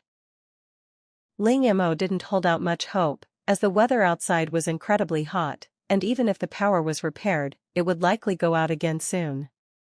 Without air conditioning, the temperature rose rapidly with so many people, and people began to become restless. To avoid a stampede, Ling Mo found a fitting room and hid inside. Bored, Ling Mo took out a box of popsicles and started eating. These were much tastier than those overly sweet ice creams.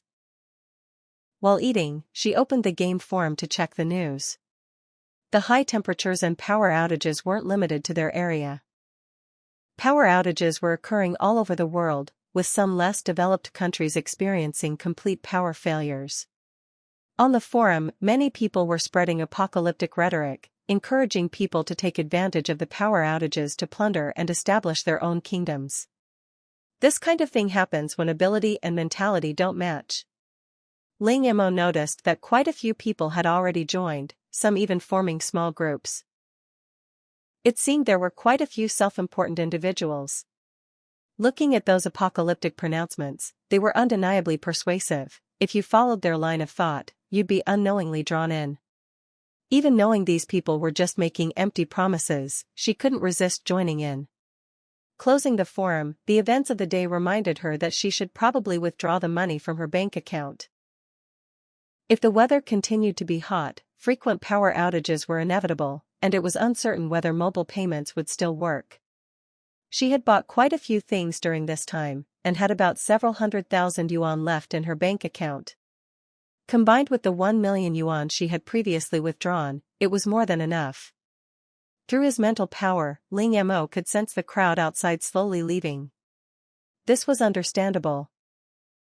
After all, everyone had come for the air conditioning, and now that it wasn't working, it was better to go home than to be stuck in the crowd. Of course, many people also had ulterior motives and started secretly stealing things from the mall. At first, only 1 or 2 people did this, but gradually, more and more people followed suit. Listening to the noise outside, Ling Mo decided it was best not to go out for the time being. After a while, the noise outside gradually subsided, and Ling Mo was about to push open the door to leave when a shout suddenly stopped her again. Immediately afterwards, she saw a purple flash, the crackling of lightning, and the sounds of fighting through the crack in the door. Players. Not long ago, she saw on the forum that these people were planning to take advantage of the power outage to rob supplies, but she didn't expect them to take action so quickly. Ling Mo curled up into a ball, trying her best not to make any noise. Fortunately, these people's target was not on the second floor, and Ling Mo was spared.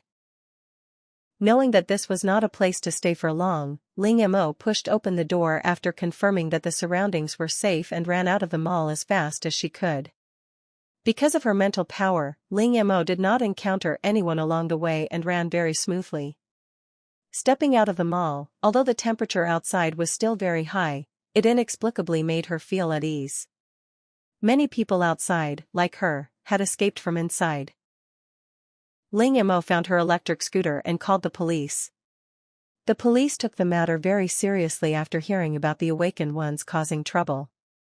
Riding her scooter away from the mall, she noticed similar incidents happening in many other places. Some supermarkets had even been taken over by the awakened ones. These people had hung huge banners outside, welcoming all awakened ones to join them and let's dominate the world together. Seeing this, Ling Mo couldn't help but scoff. The person who wrote that banner must be suffering from severe Chunibu, middle school syndrome. Dominate the world with you? We'd be more likely to leave this world together. This kind of behavior might work in foreign countries, but in her country, it was pure suicide. It seemed she wouldn't be able to buy any supplies today. Ling Mo found an ATM and prepared to withdraw all the money from her bank card. She emptied several ATMs to reach her several 100,000 yuan savings. She put the withdrawn money into her backpack and only stored it in her spatial storage after leaving the bank. She returned home and turned on the lights.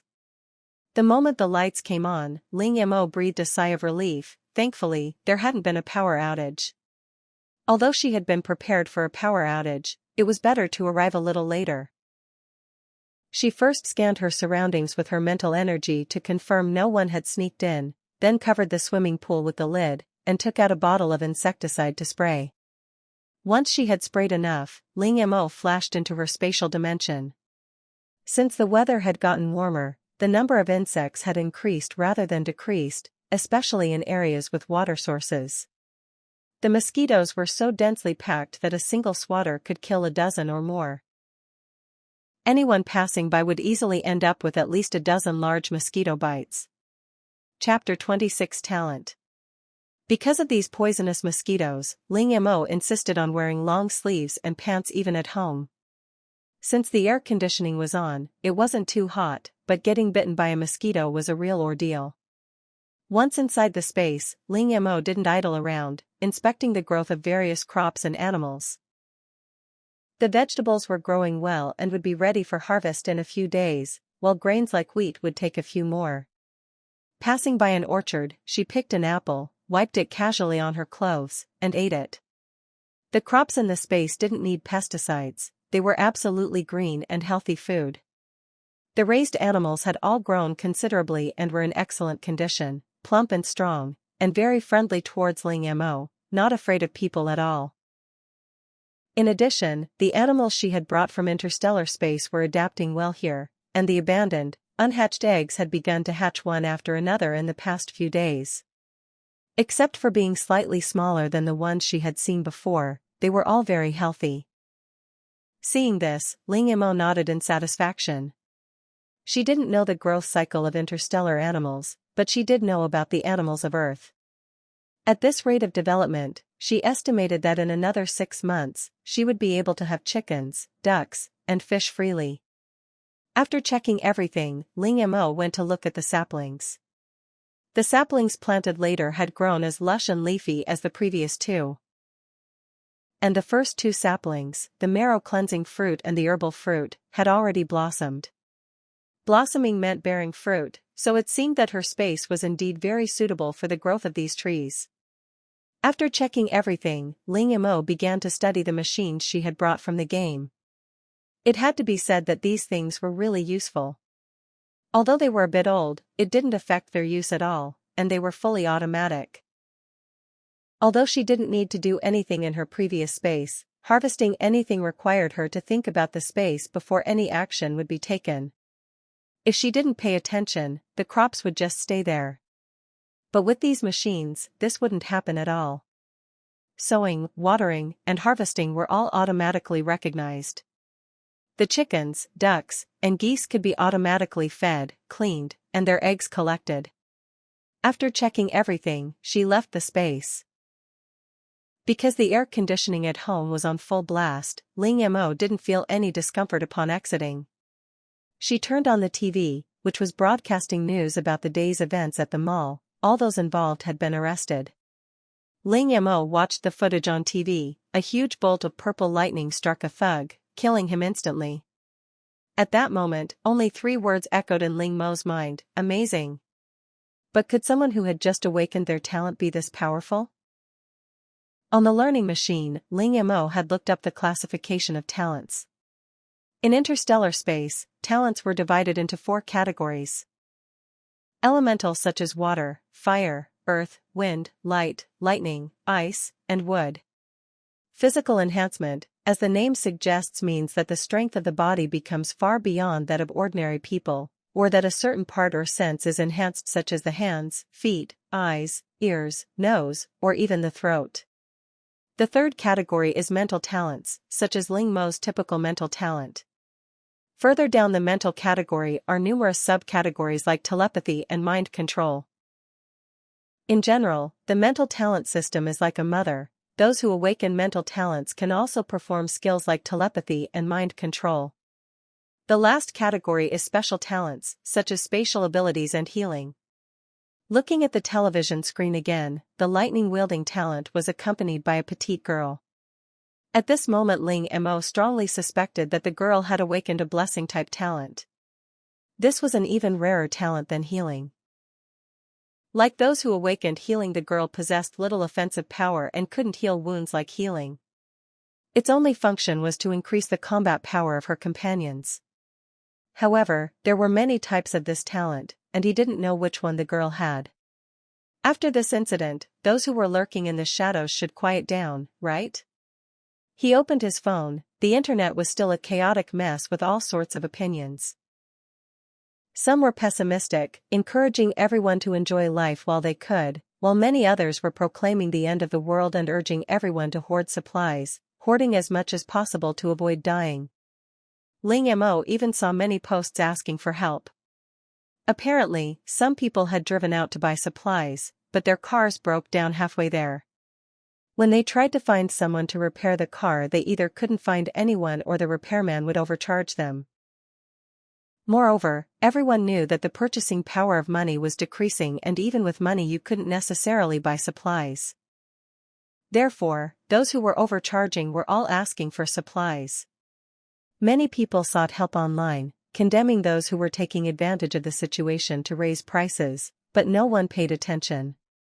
Others posted SOS messages, saying the temperature was too high, and their elderly relatives and children had fainted from heatstroke, with ambulances delayed, asking for help to get them to the hospital. These messages, too, went unanswered. Seriously, it's so hot these days. Most cars can't handle it, not to mention gas prices are skyrocketing. Seeing this, Ling Mo looked at the electric scooter charging in the living room. She had noticed that recently, even with just a few outings, the scooter's battery was draining very quickly, as was her phone. This scooter was brand new. Although she had several others in her storage space, it couldn't withstand such abuse. She decided to buy a few more scooters tomorrow.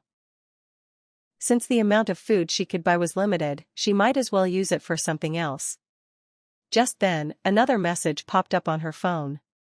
It clearly stated that today's temperature had exceeded 60 degrees Celsius, reminding everyone to be careful of heatstroke, accompanied by a picture of an overcrowded hospital. It's already past 60 degrees Celsius. No wonder it feels so hot today. She opened the game forum for a while, then went to the back end.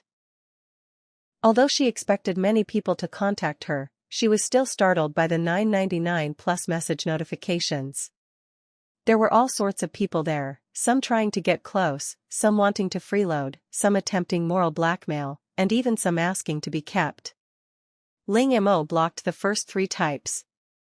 As for the latter, she'd just ignore them.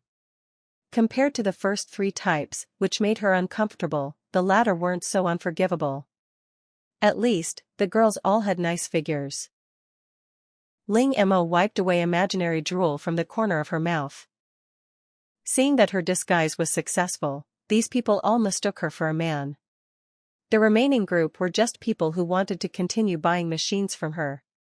Chapter 27 123 Wooden Man. Ling Mo picked out a familiar-looking character, 123 Wooden Man, who was very active on the player forums. He constantly advised players against doing anything foolish, urged them to register with the government, and listed all the benefits. This suggested that 123 Wooden Man was likely an official. 123 Wooden Man, hello, we want to buy more interstellar machines, the price is negotiable. Drunk and rambling, no bargaining. 123 Wooden Man, okay, but we don't have that many gold coins. After all, we've only played 2 rounds, and players have limited funds. Can we use something else to offset the price? Ling Mo didn't answer immediately but opened the system shop. The saplings, such as the marrow-cleansing fruit, that she had previously purchased had all disappeared from the shop. Ling Mo wasn't sure if each person was limited to 1 sapling or if they were sold out quickly. However, there were still 4 types of fruit trees priced at 50 gold coins each, and Ling Mo wanted to buy them all so they could bear fruit sooner. Swimming fruit grants temporary underwater breathing ability upon consumption, long-term use yields unexpected benefits. Wind speed fruit grants superhuman speed upon consumption, long-term use improves physical health. P.S. First-time users are unfamiliar with the effects of the wind speed fruit. To avoid unnecessary harm, please use it in a spacious area. Bouncing fruit increases jumping ability upon consumption, long-term use offers unexpected benefits. These 3 fruit trees, along with the ones she bought previously, all seem to mention unexpected benefits from long-term use. As for the last one, its fruit is not for consumption. Lorry fruit tree bears fruit with various unique abilities. P.S. This fruit is not edible. Not edible. Not edible. Ling Mo wanted to buy all 4 fruit trees, her intuition told her they were very important. However, before agreeing to trade with 123 Wooden Man, she decided to test it out. If possible, she still wanted to do business with her own people. Drunk on soy sauce and acting mad, Imperial Jade Liquor. 123 Wooden Man, 180 a cup. It matches, seems like they're on our side, but I need to confirm again. Drunk on soy sauce and acting mad. 1 cup of Imperial Jade Liquor plus 2 big hammers plus 3 small hammers equals how much? 123 Wooden Man, 460. Ling Mo was completely relieved, they were from the same country. On the other side of the screen, 123 Wooden Man had a calculator in front of him, displaying the calculated 460. He took a deep breath. The person next to him, seeing his expression, leaned over and asked, "What's wrong? Does the other party not agree to the deal? Or are they asking for an exorbitant price?" 123 Wooden Man shook his head, still negotiating the price. "Can you tell which country they're from?" the person asked again. "From our country," 123 Wooden Man said confidently. The person's eyes widened. "So fast? Didn't they need an expert to analyze it? How did you figure that out?" Imperial Jade Liquor. 180 yuan a cup. 1 cup of Imperial Jade Liquor plus 2 big hammers plus 3 small hammers equals how much? Unlike his previous offhand answer, the man paused for a moment, then silently took out his phone, opened the calculator, and got the answer shortly after. 460. Now he understood why 123 Wooden Man was so certain. "Alright, then you guys discuss it properly. We don't have many gold coins left, and we need to keep some for emergencies. It would be best if we could exchange them for something else. Those scientists upstairs are fighting over those few machines." The first 2 rounds of the game were relatively simple, most people could pass as long as they didn't do anything reckless. However, too many people were eliminated after just 1 talent awakening. At least 30% of the players in their team lost their eligibility to play due to failed awakenings. At this moment, Ling Mo sent a message to 123 Wooden Man. Upon seeing the message, 123 Wooden Man gasped, telling his companion, "He's drunk and acting crazy," saying he has a batch of interstellar machines. Unlike the broken ones, these are still usable. The other man gasped as well, calming down before saying, "Keep him calm. I'll report it right now." Meanwhile, after some back and forth, Ling Mo and 123 Wooden Man finally agreed on a price. The previous machines would remain at the original price, while the usable ones would naturally be more expensive. As for payment, considering the players had only completed 2 rounds and had limited funds, Ling Mo decided to use gold coins first. When gold coins ran out, he would exchange them for gold, jade, various gems, or melee weapons. Gold was chosen because of the saying antiques in prosperous times, gold in chaotic times, while jade and various gems were chosen because with sufficient mental power, one could create various weapons through a medium. Each awakened mental power talent had a different medium, but most chose various ores.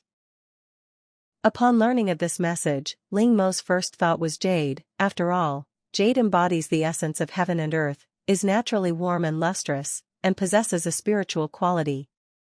However, she worried about what would happen if she didn't like using jade, and other gemstones, like jade, were formed underground and also embody the essence of heaven and earth. So, she decided to collect some of everything. She also considered melee weapons. Although Ling Mo had collected quite a few firearms abroad, she was, after all, just an ordinary person. Before the apocalypse, she rarely even touched toy guns, let alone robbed them. She had tried using one in her spatial dimension before, but not only did she miss her target, she also hurt her hand from the impact. Therefore, she decided to focus on melee weapons. 123 Wooden Man, give us 10 minutes, the supplies need time to arrive. Ling Mo sent an OK emoji. 10 minutes later, Ling Mo started listing items on the machine. The shop couldn't specify who should buy, so although she had agreed with 123 Wooden Man, whether she could successfully grab the item depended on his own speed. Because Ling Mo didn't fill every stall at once, but rather added one at a time, disappearing one by one. Only after placing the last machine did she breathe a sigh of relief, rub her aching wrists, and then stand up and stretch.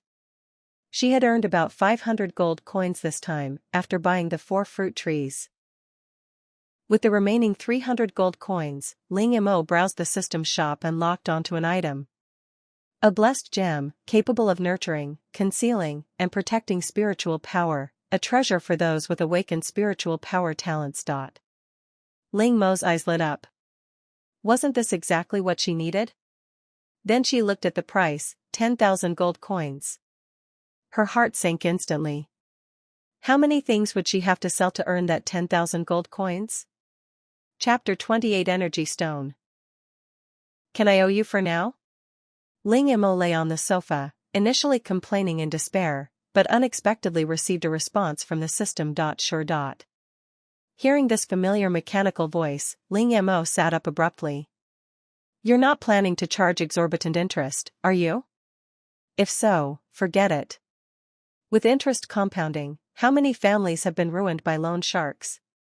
If the system really intended to charge high interest, she'd rather diligently sell goods.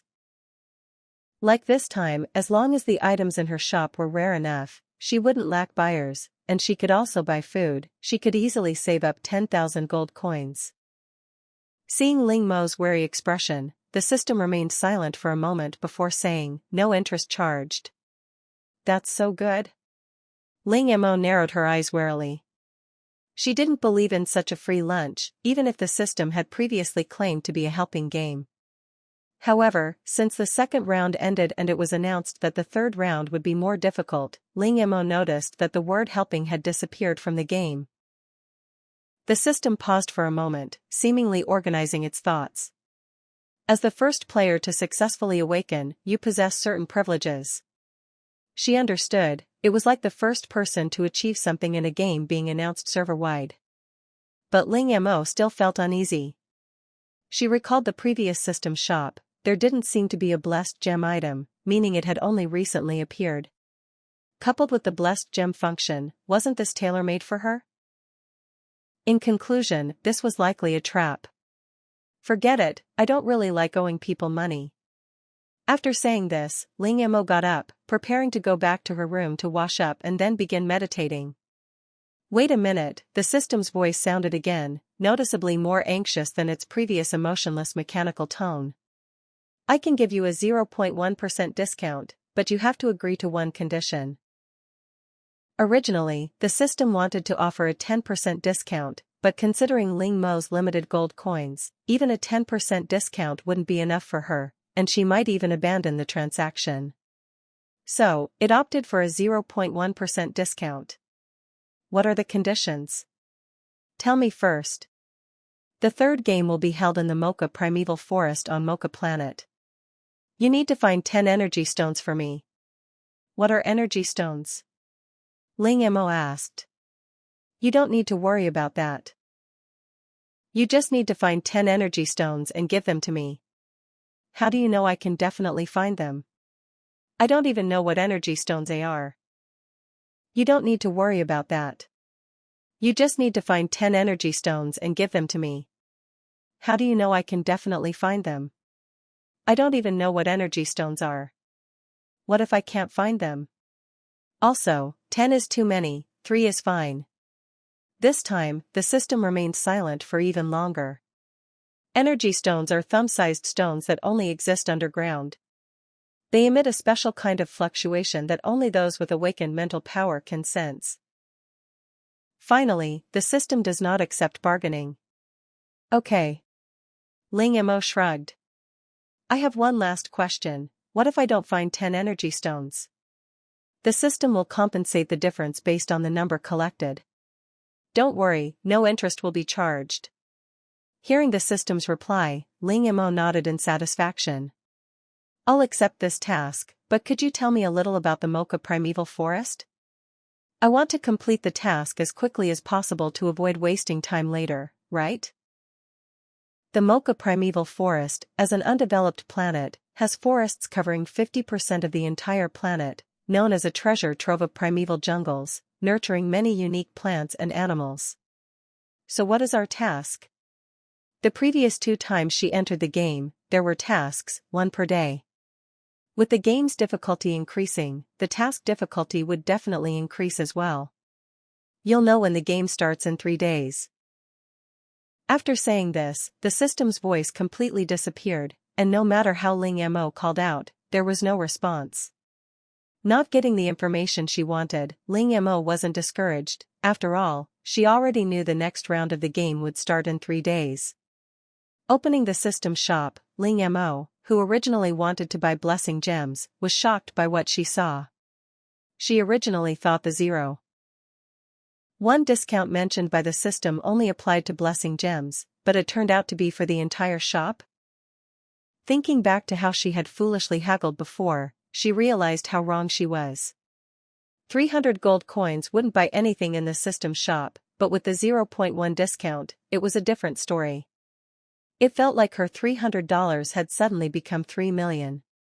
She bought the blessing gem first, then her eye fell on another item, a weapon, the 1,000 feather bow. Like the blessing gem, it could only be used by those who had awakened their mental power talent.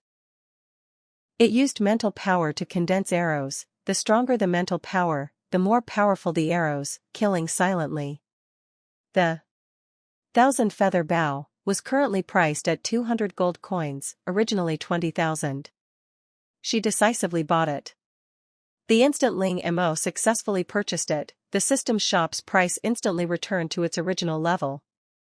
Seeing this, Ling Mo patted her chest. That was close. That was close. There was a time limit. She almost missed out on the 1,000 feather bow. Unbeknownst to her, a glowing orb was jumping around in the system space. It was just a momentary lapse in judgment that allowed this person to buy the 1,000 feather bow. It was bait, no, a gift, that it had prepared for someone else. At this moment, Ling Mo put the blessed gem around her neck and then took out the 1,000 feather bow. Looking at the 1,000 feather bow in her hand, which resembled a child's toy, it was a world apart from its majestic and imposing appearance in the pictures. After carefully sensing its power, Ling Mo quickly understood the reason. She was too weak, she couldn't even conjure a single arrow. To use the 1,000 feather bow, one needed at least a level 3 spiritual talent awakener. Ling Mo helplessly put the 1,000 feather bow into her spatial storage. Her spiritual power was only level 1 at present, and she had a long way to go before reaching level 3. For the time being, the 1,000 feather bow would only be a decoration. Thinking of the information she had obtained from the system, Ling Mo decided to make the most of it and become an information broker. She took out her computer and printer, printed out information about the Mocha primeval forest, and set the price at 1 gram of gold. The product description clearly stated that not all instances of the game would be identical, and she would not be responsible for any issues arising from purchases made without actually entering the game. Even so, buyers poured in. In no time, a pile of glittering gold coins accumulated in front of Ling Mo. Chapter 29 Level 2. Ling Mo took out a small, transparent pig to hold the gold beans, which were given to her when she bought gold.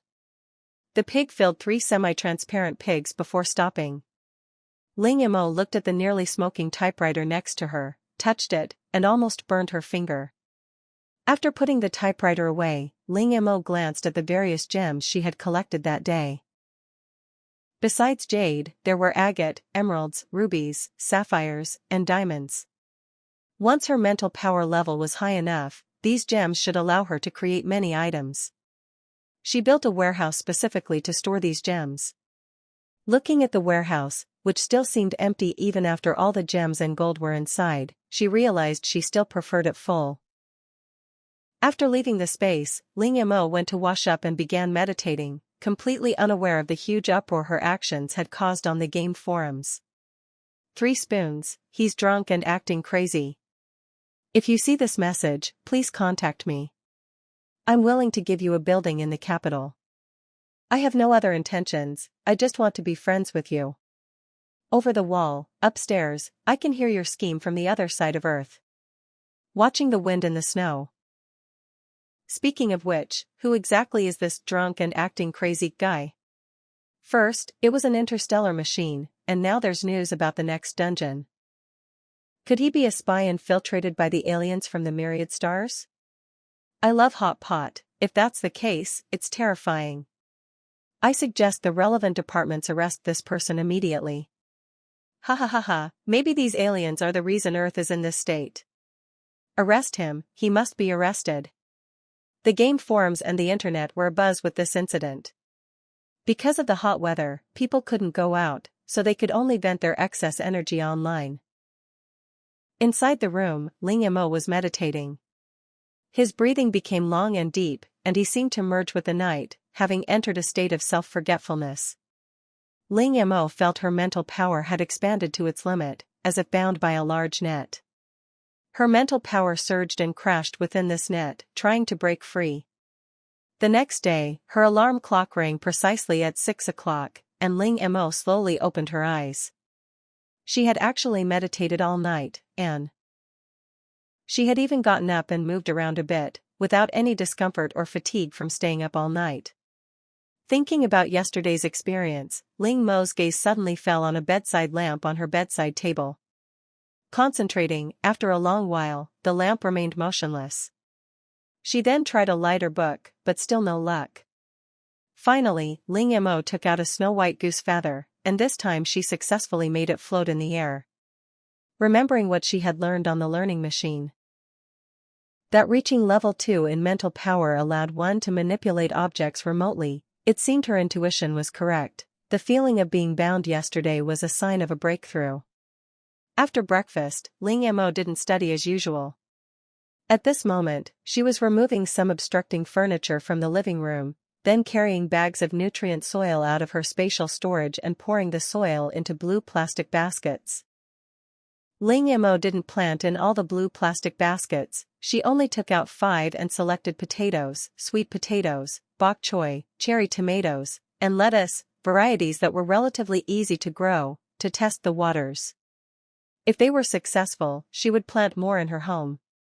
She didn't use only nutrient-rich soil, she also dug some from her spatial storage to mix with it. After finishing all that, she began her studies. Unlike usual, she also needed to train her mental strength. As for the method, Ling Mo sat at the computer, studying diligently. On the table, a white feather floated in the air, first dipping itself in the ink beside it, then writing on a piece of white paper. After a while, Ling Mo looked at the result on the table. It wasn't writing, it was practically scribbles. However, fortunately, from the first page to the last, she could see gradual improvement. Ling Mo wasn't in a hurry. It had to be done little by little, just like learning to write as a child, who didn't write scribbled messes when they first learned. In the afternoon, Ling Mo went to the gym. She had already put away all the gym equipment, replacing it with a solid wooden target and a recurve bow. Now that she had bought the 1,000-feather bow, she naturally needed to practice archery. She found a beginner's archery tutorial online and started learning from the people in it. For an entire afternoon, looking at the clean target and the haphazard arrows scattered around it, Ling Mo couldn't understand why she couldn't hit the target accurately, even though she was aiming at it. Just then, the collection bell rang, reminding her to go out. Because of yesterday's temperature rise, Ling Mo had deliberately delayed leaving home by an hour. Although it was still hot, it was much better than yesterday.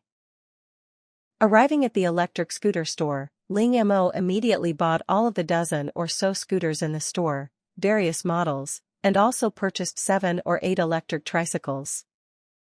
Just as she was about to leave, Ling Mo discovered that the store also had electric scooters and balance bikes, and promptly placed an order. The next few days were monotonous yet fulfilling for Ling Mo. The good news was that her mental strength and archery skills had greatly improved. The bad news was that the temperature had risen again, with the average daytime temperature now reaching 60 degrees Celsius.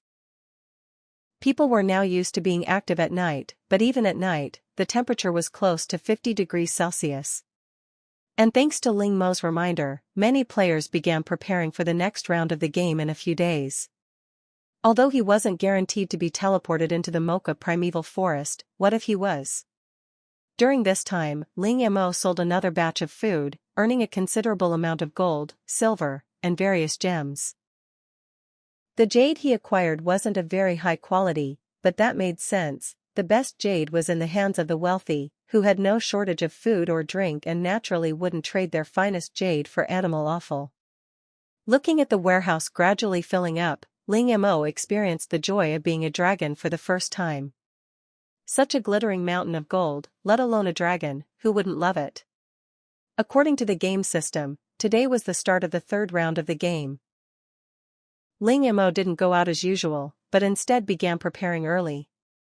He washed his hair, put it up in a bun, and donned a hat, mask, camouflage clothing, and hiking boots. In addition, he stored the prepared food, weapons, medicine, and other potentially useful items into his spatial storage. This way, he could retrieve them directly from there without revealing his spatial storage. Chapter 30 Mocha Forest 1. Besides, a primeval forest means there will be many insects, especially since it's an alien primeval forest. To prevent those poisonous, blood-sucking insects from sneaking into her clothes when she wasn't looking, she had to use tape to seal the gaps at her ankles and wrists. After doing all this, the familiar system notification sound came from her ears. Dear players, the 3rd round of the game is about to begin, please prepare. 3, 2, 1. As the countdown ended, Ling Mo felt a darkness before her eyes, and when she opened her eyes again, she was already in a dense forest. Compared to the scorching heat of Earth, the surrounding temperature was very comfortable, and Ling Mo couldn't help but sigh comfortably. This feeling of not having to stand under the blazing sun was so wonderful. If she could, she wouldn't want to leave.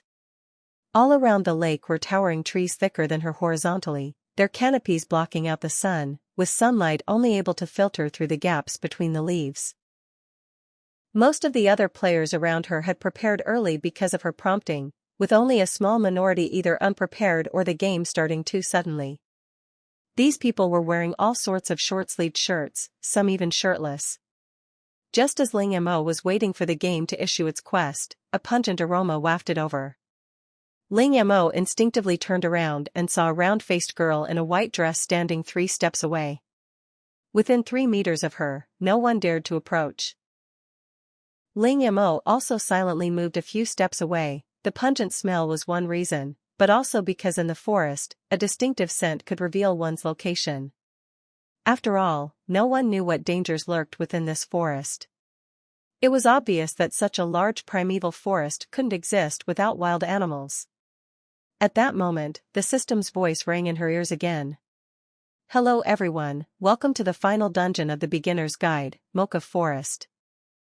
Mocha Primeval Forest on Mocha Planet, an undeveloped planet, is hailed as a treasure trove of primeval forests, nurturing countless delicacies and attracting countless admirers.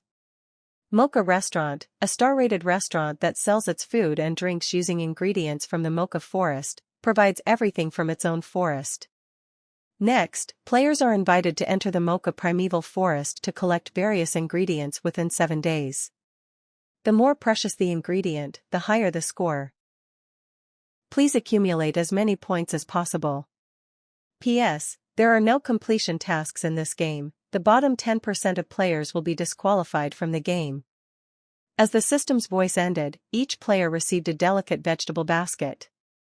Ling Mo was already very familiar with these baskets, so after quickly looking around, he chose a direction and set off.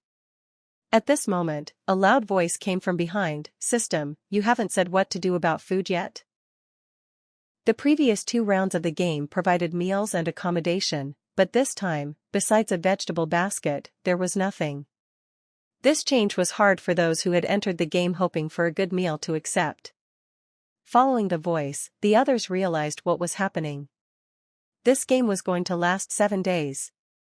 Such a long time meant people needed to eat and drink, especially water. Without it, a person couldn't even last 3 days. However, no matter how much the people around them shouted, the system didn't respond, clearly leaving them to fend for themselves. The original 3rd round of the game was similar to the first 2, it was just that some people had mocked it as too easy, saying the game had no difficulty whatsoever. Since the system didn't want to complete the game properly, it would satisfy those who didn't want to. Ling Mo, who had already traveled quite a distance, was thankful she had her own space and was well prepared. At least she didn't have to waste time searching for food like the others. Although their task was to find ingredients, who knew if the ingredients they found could be eaten raw? Back when she learned the location of the 3rd game was the Mocha Primeval Forest, Ling Mo had searched for relevant information on her learning machine, learning about the flora and fauna there. Just as the system said, this place could indeed be called a treasure trove. She also searched for what energy stones were, but the answer was very vague, only saying that they were a kind of primitive energy stone containing enormous energy. In the early days of interstellar development, these energy stones were widely used as an energy source. However, due to unrestrained mining, these energy stones gradually disappeared, forcing interstellar people to search for alternative energy sources. Fortunately, they finally found one. Ling Mo didn't know what the system wanted these energy stones for, but since interstellar people used them as an energy source, they must be valuable. Thinking this, Ling Mo's pace didn't slow down at all. This game was all about who had the most points. The fastest way to gain points is either through quantity or quality. Ling Mo actually prefers the second method, since she still needs to set aside time to find energy stones. Besides giving some to the system, she wants to collect as many as possible for future needs. Based on her previous knowledge of the Mocha Forest, Ling Mo quickly made her first harvest, termite mushrooms, a type of fungus that grows on termite mounds and has a delicious taste. Termite mushrooms also exist on Blue Star, but compared to the ones in front of her, they are inferior. Stuffing the huge termite mushroom into her basket, the points display on her hand instantly changed from 0 to 10. 1 termite mushroom was worth 10 points. Next, Ling Mo came to a stream. There should be fish in such places, right? Through mental scanning, Ling Mo could sense that many creatures lived in this stream. However, she couldn't see anything with her eyes, there was nothing but rocks. Ling Mo took out a fishing net and set up a fishing trap upstream of the stream. After setting the trap, as he approached the bank, Ling Mo suddenly noticed a pebble that was entirely azure blue. A sapphire? Ling Mo had been collecting gems all over the world recently, and seeing this blue color, he subconsciously thought it was a sapphire, but upon closer inspection, it didn't seem like one. He simply took out his learning machine to scan it. Water-cooling stone, a mineral that only exists in pure stream water, a specialty of Mocha Star. The temperature within a 10-meter radius of the spot where it is found will continuously decrease, but it will not freeze, lasting for about half a month. After half a month, it can be restored by soaking in clean water. It is not recommended to carry it with you, as it is easy to get frostbite. P.S. Touching it in water will not cause any problems. Ling Mo stared wide-eyed at the stone in his hand. The temperature within a 10-meter radius will continuously decrease? Isn't this just a portable air conditioner? Chapter 31 Mocha Forest 2. Again, it's not recommended to carry it around. It seems to be true, ever since I held this stone, my whole hand has started to stiffen. Most importantly, it can be reused. If I brought this back to Blue Star. Ling Mo's lips couldn't help but curl upwards. If it weren't for her rationality reminding her that the game was important, she would have wanted to stay in this stream specifically to find this water-cooling stone. Water-cooling stones only exist in pure stream water, and to restore them, they must be soaked in clean stream water. To avoid Blue Star's water being substandard, Ling Mo planned to dig a pond in her space specifically to hold water. No sooner said than done. Ling Mo put away the water-cooling stone in her hand, continuing to search for ingredients while simultaneously undertaking large-scale construction in her space, occasionally glancing at the stream to see if any new water-cooling stones had appeared. Fortunately, Ling Mo had been training herself to multitask. Doing 3 things at the same time, although it seemed a bit chaotic, was still manageable. Just then, Ling Mo suddenly sensed some unusual movement ahead. She quickly crouched down, her steps becoming much lighter, and slowly approached. Carefully parting the grass, she saw a giant rabbit, almost as tall as an adult, grazing. Ling Mo was both surprised and unsurprised. After all, animals in interstellar space were generally quite large, something she had expected, but the size of this rabbit still startled her. How was she going to catch it? And what would she do with it after catching it? Just stuff it into her basket?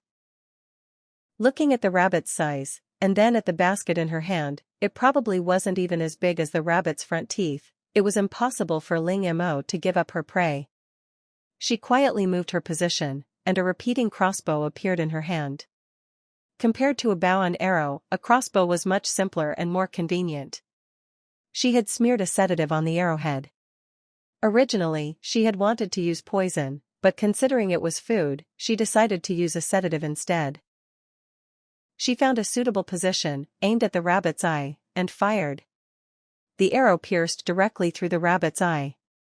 Startled by its loss of sight, the rabbit began to run wildly, crashing heavily into a large tree and killing itself. Ling Mo, who had witnessed this from hidden in the bushes, excitedly approached. So this is what it feels like to wait for a rabbit to run into a tree stump, she thought. If only all future hunts were like this. With that thought, Ling Mo grabbed the rabbit by the ears and stuffed it into her vegetable basket. However, a message suddenly popped up in the basket. Please process the meat before sending. Looking at the enormous rabbit before her, well, she had to be a butcher again. Before, Ling Mo definitely wouldn't have been able to do this, but now, having anticipated this day, she was well prepared. She took out the tools she had prepared and began to process the rabbit. After 2 hours of busy work, the vegetable basket only contained 4 cleaned rabbit legs, the rest were discarded. Ling Mo stored the remaining rabbit parts in her spatial storage. There was still a considerable amount of rabbit meat left, along with a rabbit skin. She finally understood, these interstellar people were very picky eaters, only taking the best parts of the meat, leaving the rest for her. Ling Mo then entered hunting mode, hunting rabbits and pheasants with unerring accuracy, her crossbow bolts hitting their mark every time, and her points in the vegetable basket rapidly increasing. Unfortunately, after searching for so long, she hadn't found a single trace of energy stones. At this rate, Ling Mo doubted whether she could collect all 10 energy stones before the game ended. As evening approached, Ling Mo prepared to find a place to rest. In the previous 2 rounds of the game, because she was either on a ranch or a farm, she wouldn't encounter any danger even if she didn't sleep. But this was a primeval forest, and Ling Mo didn't dare risk her life. The pond in her spatial storage had already been dug, now she just needed to rest a bit before filling it with water.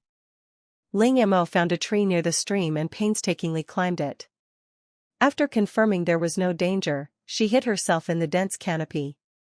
As night fell, the once quiet Mocha forest became lively. Then, Ling Mo noticed that the stream, which had been unremarkable during the day, had turned completely blue at night. So all the pebbles in the river were water-cooled stone? Not only that, she also noticed a faint green glow emanating from under the large trees on the ground. Ling Mo took out her learning device and searched for information. Water-cooled stone, also a specialty of the Mocha forest, was used to ensure the healthy growth of plants in even the harshest environments and to shorten their growth cycle by half. After reading the description, Ling Mo's eyes lit up again. If it weren't for safety concerns, she would have jumped down to collect the stones immediately. At that moment, a shrill and terrified cry suddenly came from the distant forest. Even from that distance, the fear in the voice of the person who cried out sent chills down one's spine. The sound also served as a reminder to the other players in the forest. This game was different from the previous 2 rounds. Although losing wouldn't result in death, no one wanted to lose their chance due to carelessness. Ling Mo, who had been itching to play, regained her composure. She should quickly enter meditation. Sleeping was out of the question. She was at least 20 meters above the ground, and if she fell asleep, she'd be crippled, if not killed. That night, the forest echoed with terrified screams and eerie roars from the players, making it impossible for Ling Mo to concentrate even during meditation. Just as dawn broke, the sounds from the forest finally ceased.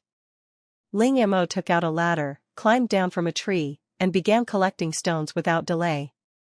She carried them all the way to the riverbank, to where she had set her fishing net. Countless slender fish with silvery scales were trapped inside. She grabbed a small fish and tossed it into her basket, her breathing quickening as she watched her score change. This palm-sized fish was worth 50 points.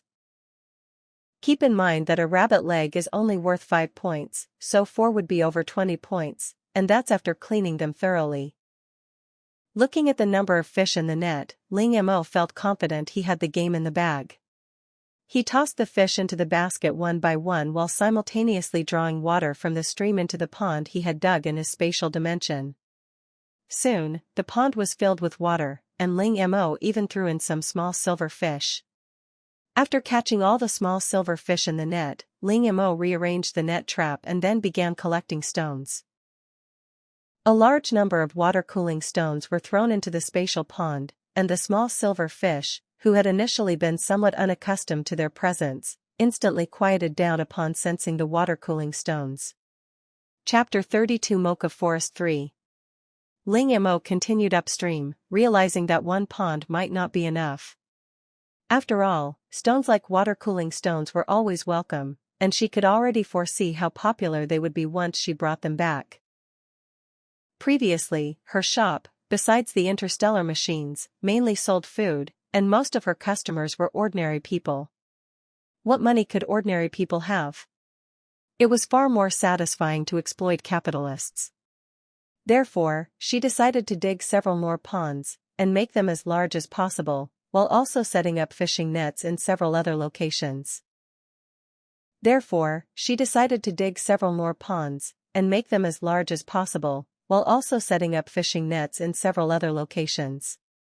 Only after filling the first pond to 1/3 full with water-cooling stones did Ling Mo stop and return to shore.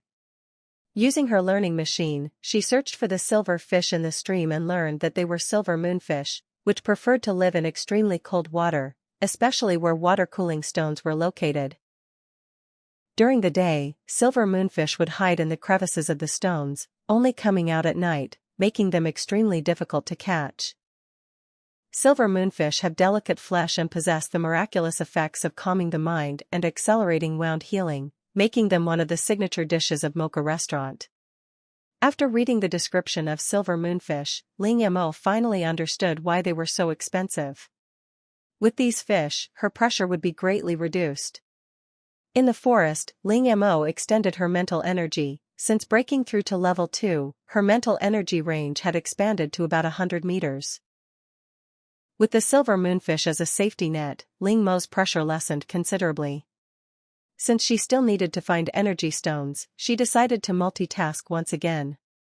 While trying to sense the fluctuations of underground energy stones, she used her mental energy to collect any waterwood stones she encountered into her spatial storage. These were valuable items that could promote healthy plant growth and shorten their growth cycle by half. The number of waterwood stones far exceeded that of water-cooling stones. A casual glance revealed a large quantity. However, during the day these waterwood stones resembled moss-covered pebbles, utterly ordinary. Besides these two tasks, Ling Mo also needed to keep an eye on any ingredients that might appear along the way. She found that hunting large prey was less worthwhile than searching for mushrooms.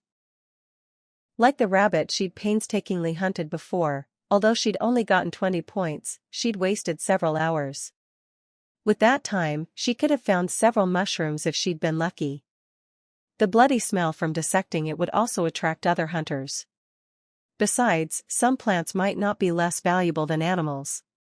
After searching all morning, Ling Mo finally detected a strange fluctuation emanating from underground.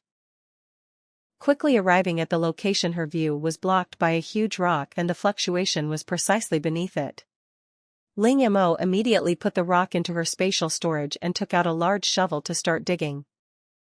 After digging for about half an hour, she hadn't found any energy stones, but she had found quite a few red fruits that looked very similar to sweet potatoes from Earth. She tossed one whole into her basket, which showed her points had increased by 1. Ling Mo thought for a moment, then put these sweet potato-like fruits into her spatial storage. As the pit deepened, she could feel the fluctuations growing stronger.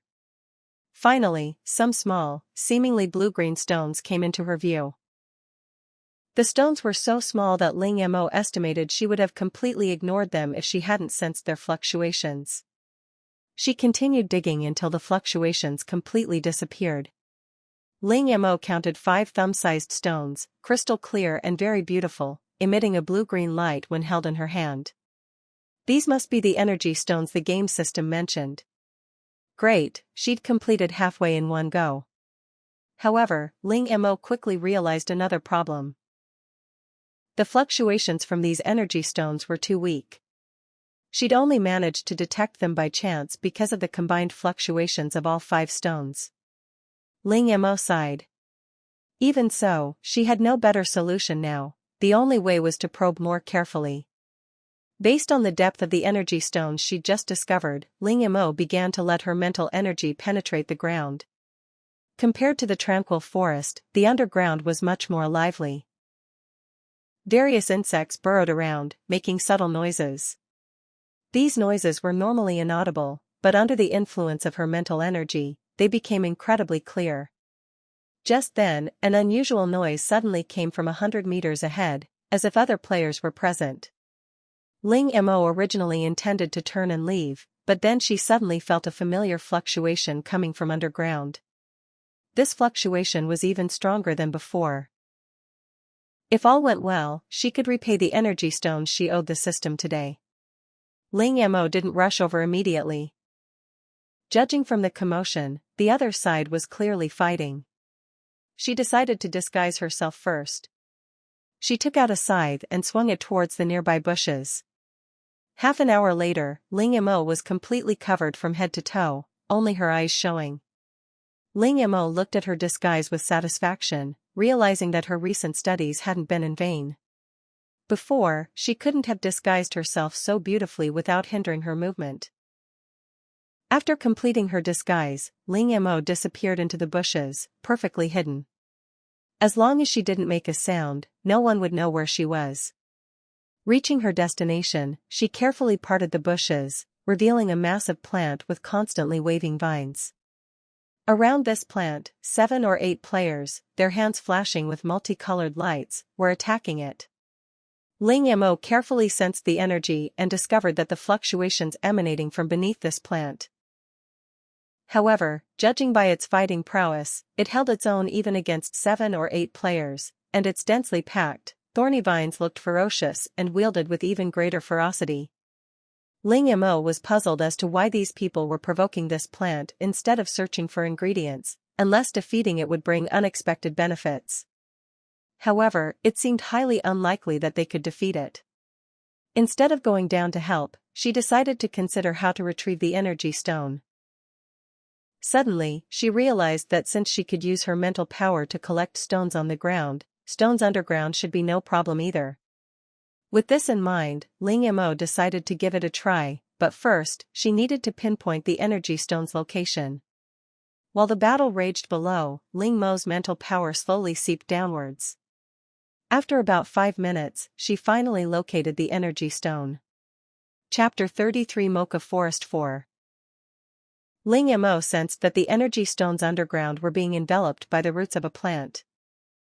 Looking at the powerful plant on the ground, it seemed the plant was absorbing the energy stones as nutrients.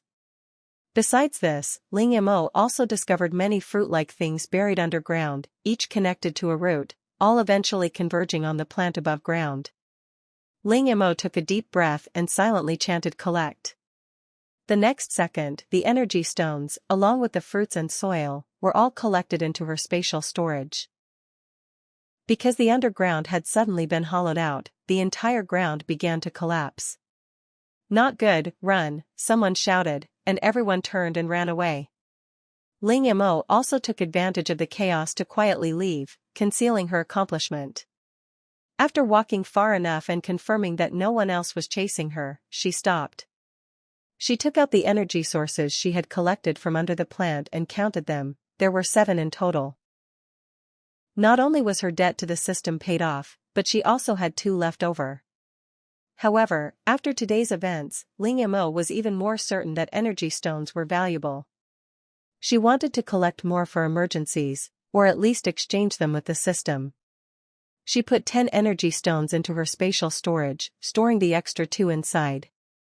Then she took out the fruit she had collected along with the energy stones.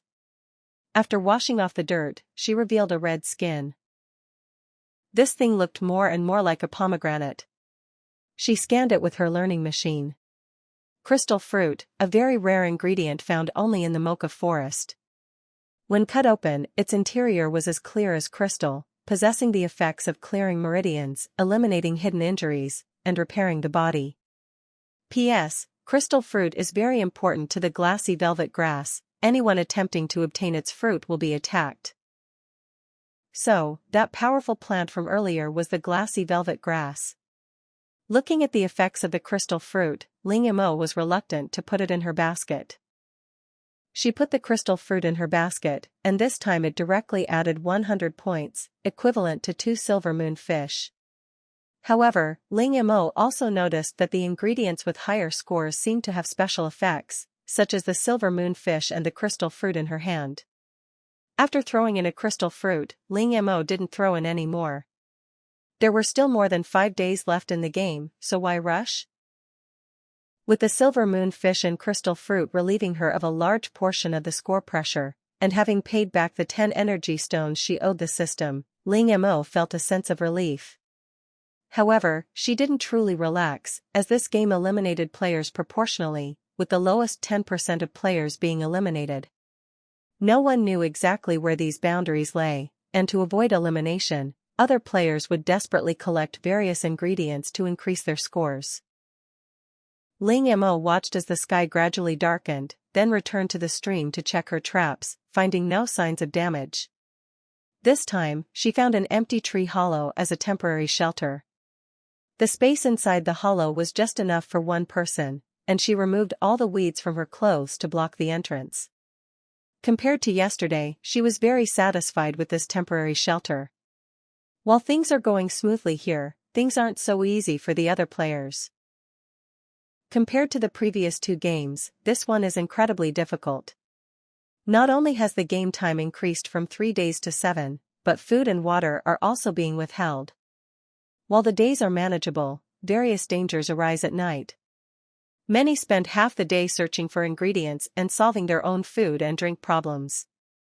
Mocha Forest, known as a treasure trove of jungle creatures, naturally doesn't starve, but it's not much better. Some who have awakened fire elemental talents or can start fires can cook their food, but most can't even start a fire and have to eat raw. The result is that those with stronger digestive systems experience discomfort or diarrhea, while those with weaker systems faint from diarrhea. Besides, they live in constant fear at night, unable to sleep well, and their condition worsens the next day. Keep in mind, only 2 days of the game have passed. Many people are cursing those who increased the game's difficulty. Before the second round of the game, while many had cursed, they didn't realize the severity of the situation and weren't nearly as angry as they are now. Now, people wish they could tear those people to pieces to vent their anger. Ling Mo hid inside the tree hollow, her consciousness sinking into her spatial dimension. The outlines of 2 ponds had already taken shape. These 2 ponds were more than twice the size of the first one. Looking at the 2 large pits, Ling Mo nodded in satisfaction. This should be enough. After all, she didn't know if she would be able to come back after this game ended, and these water-cooling stones were a non-renewable resource for Ling Mo, so naturally she wanted to take as much as she could. This game was practically tailor-made for her.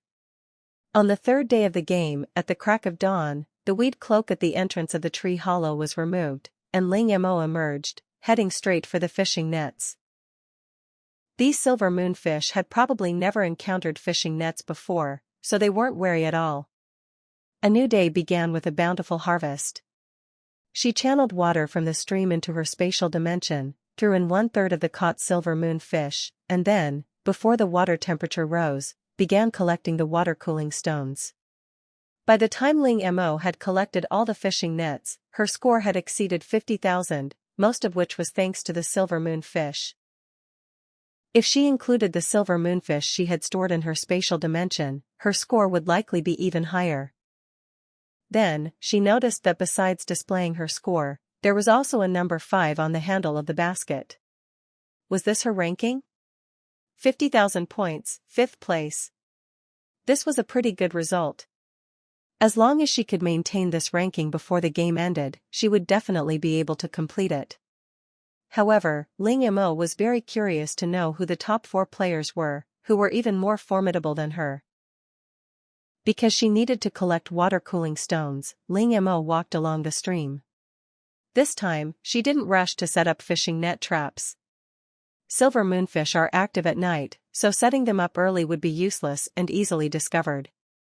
The biggest reason was that Ling Mo detected signs of other players' activity around the stream. This meant that others had also discovered the stream and might have discovered the silver moonfish. Chapter 34 Mocha Forest 5.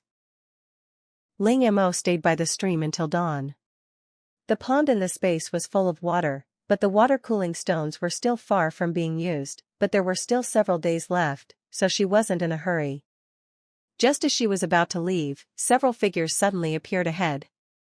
These people were barefoot, bent over, and constantly turning over stones in the water, seemingly searching for something. Ling Mo guessed that these people might be looking for silver moonfish. She touched her mask to make sure it was on properly, and then prepared to walk in another direction without changing her expression. However, the people not far away had already spotted her and were waving at her frantically.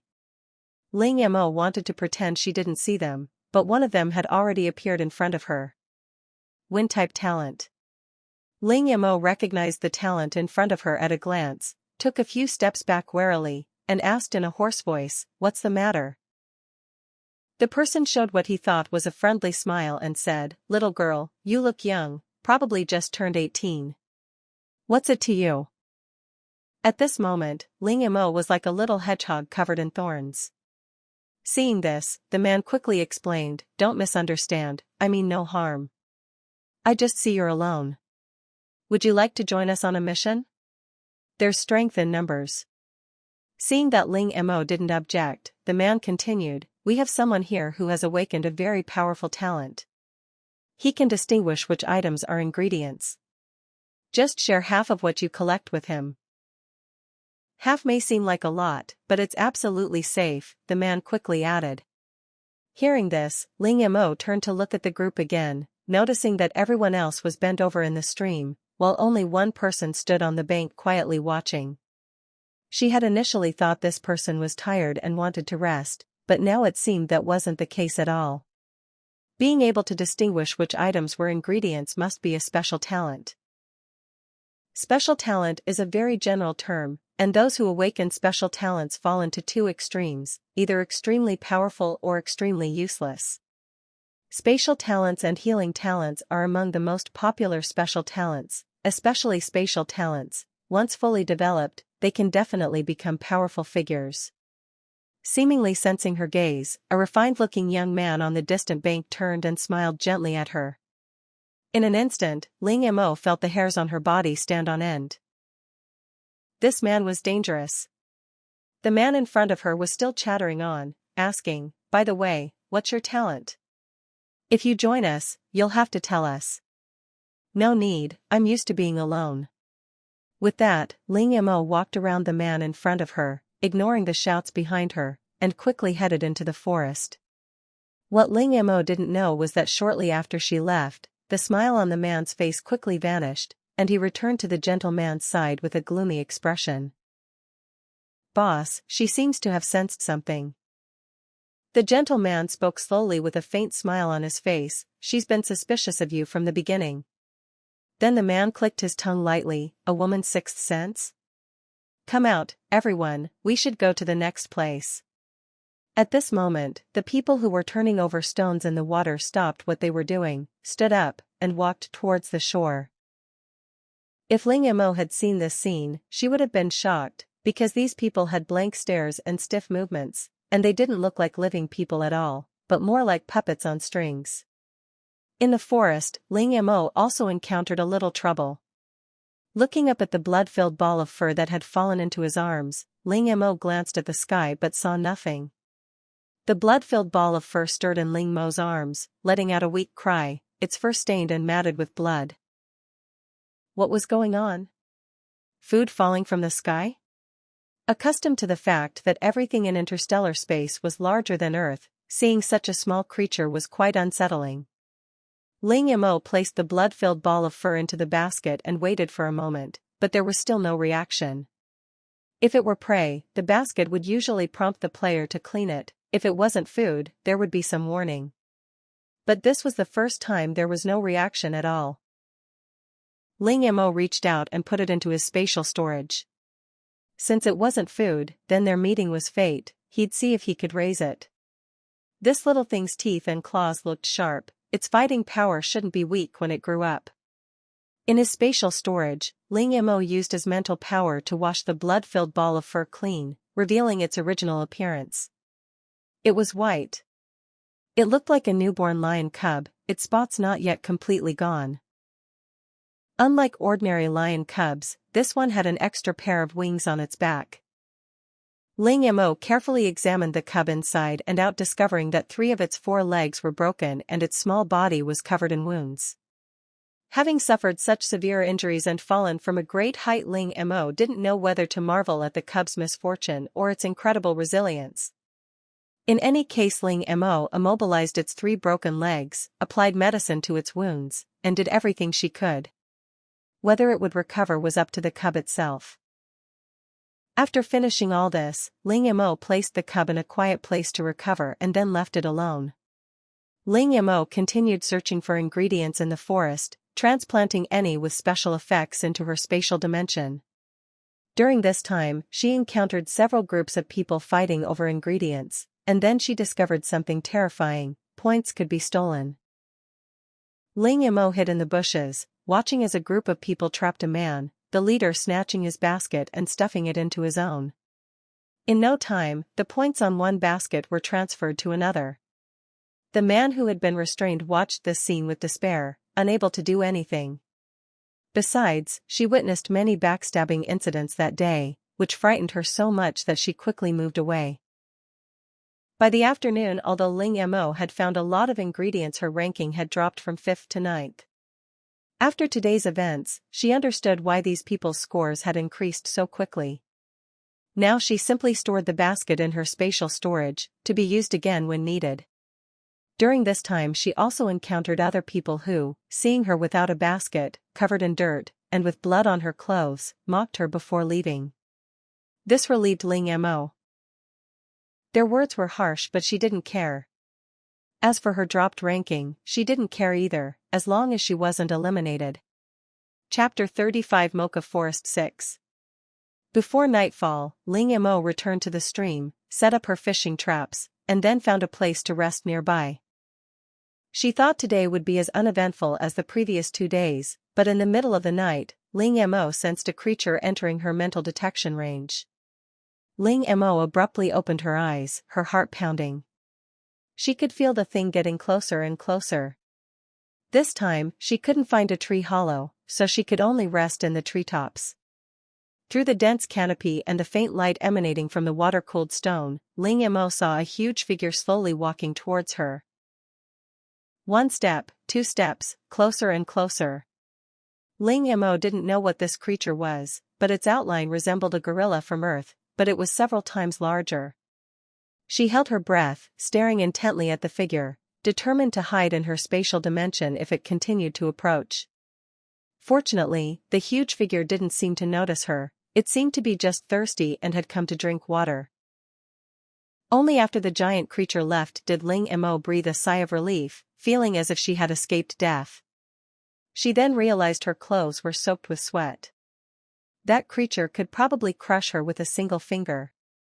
Ling Mo had initially thought this game was great, full of treasures, but now that thought was completely gone. Compared to that giant creature, the players were probably no different from tiny insects. Ling Mo didn't sleep well that night, too afraid to close her eyes, until dawn broke, when she finally breathed a sigh of relief. Based on her experience from the previous few days, the creatures in the Mocha Forest wouldn't be active during the day.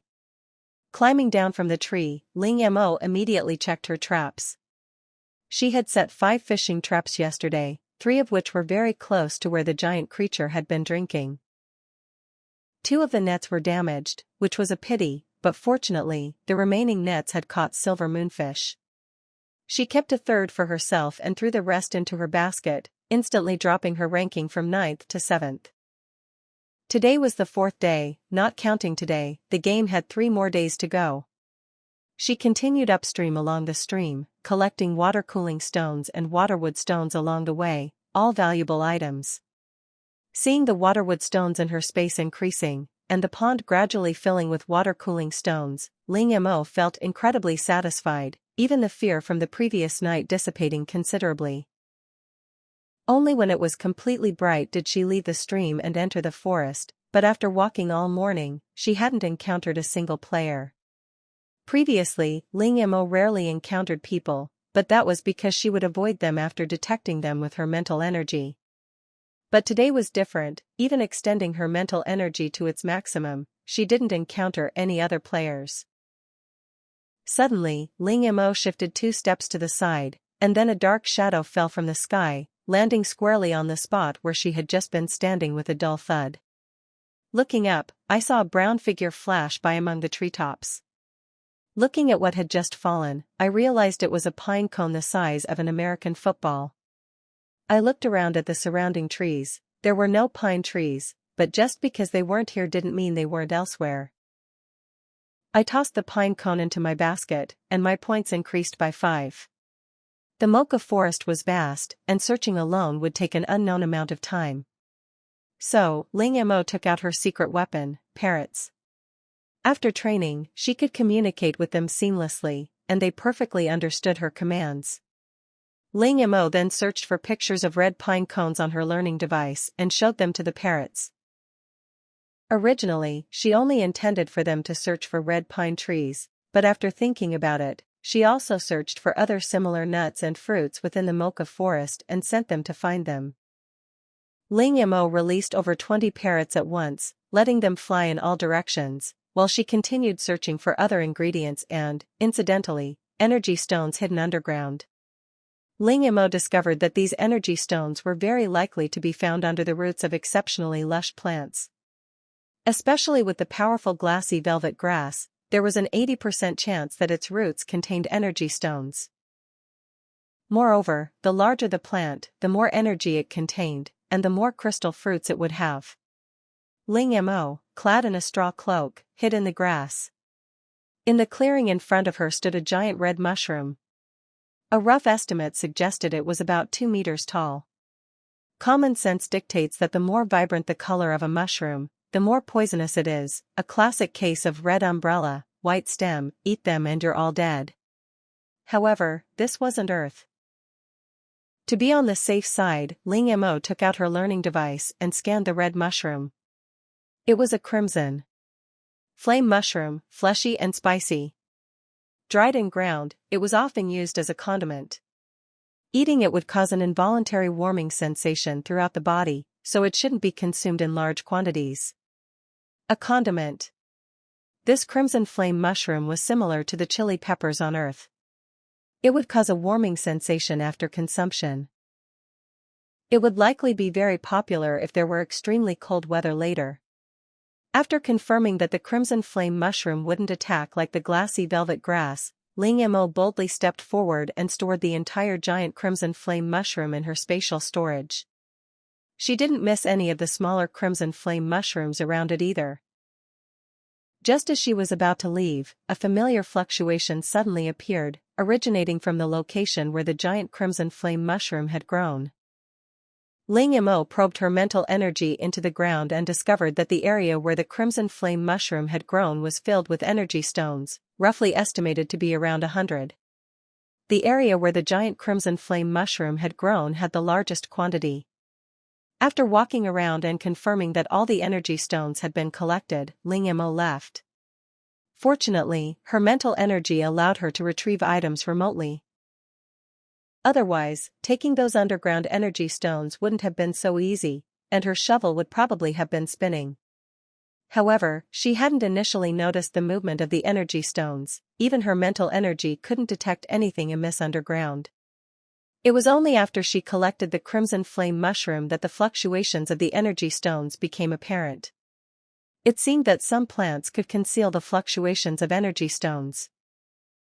She would have to be more careful in future investigations. At this moment, her mental energy suddenly issued an alarm. A group of players had entered her detection range, numbering about 7 or 8. Chapter 36 Mocha Forest 7.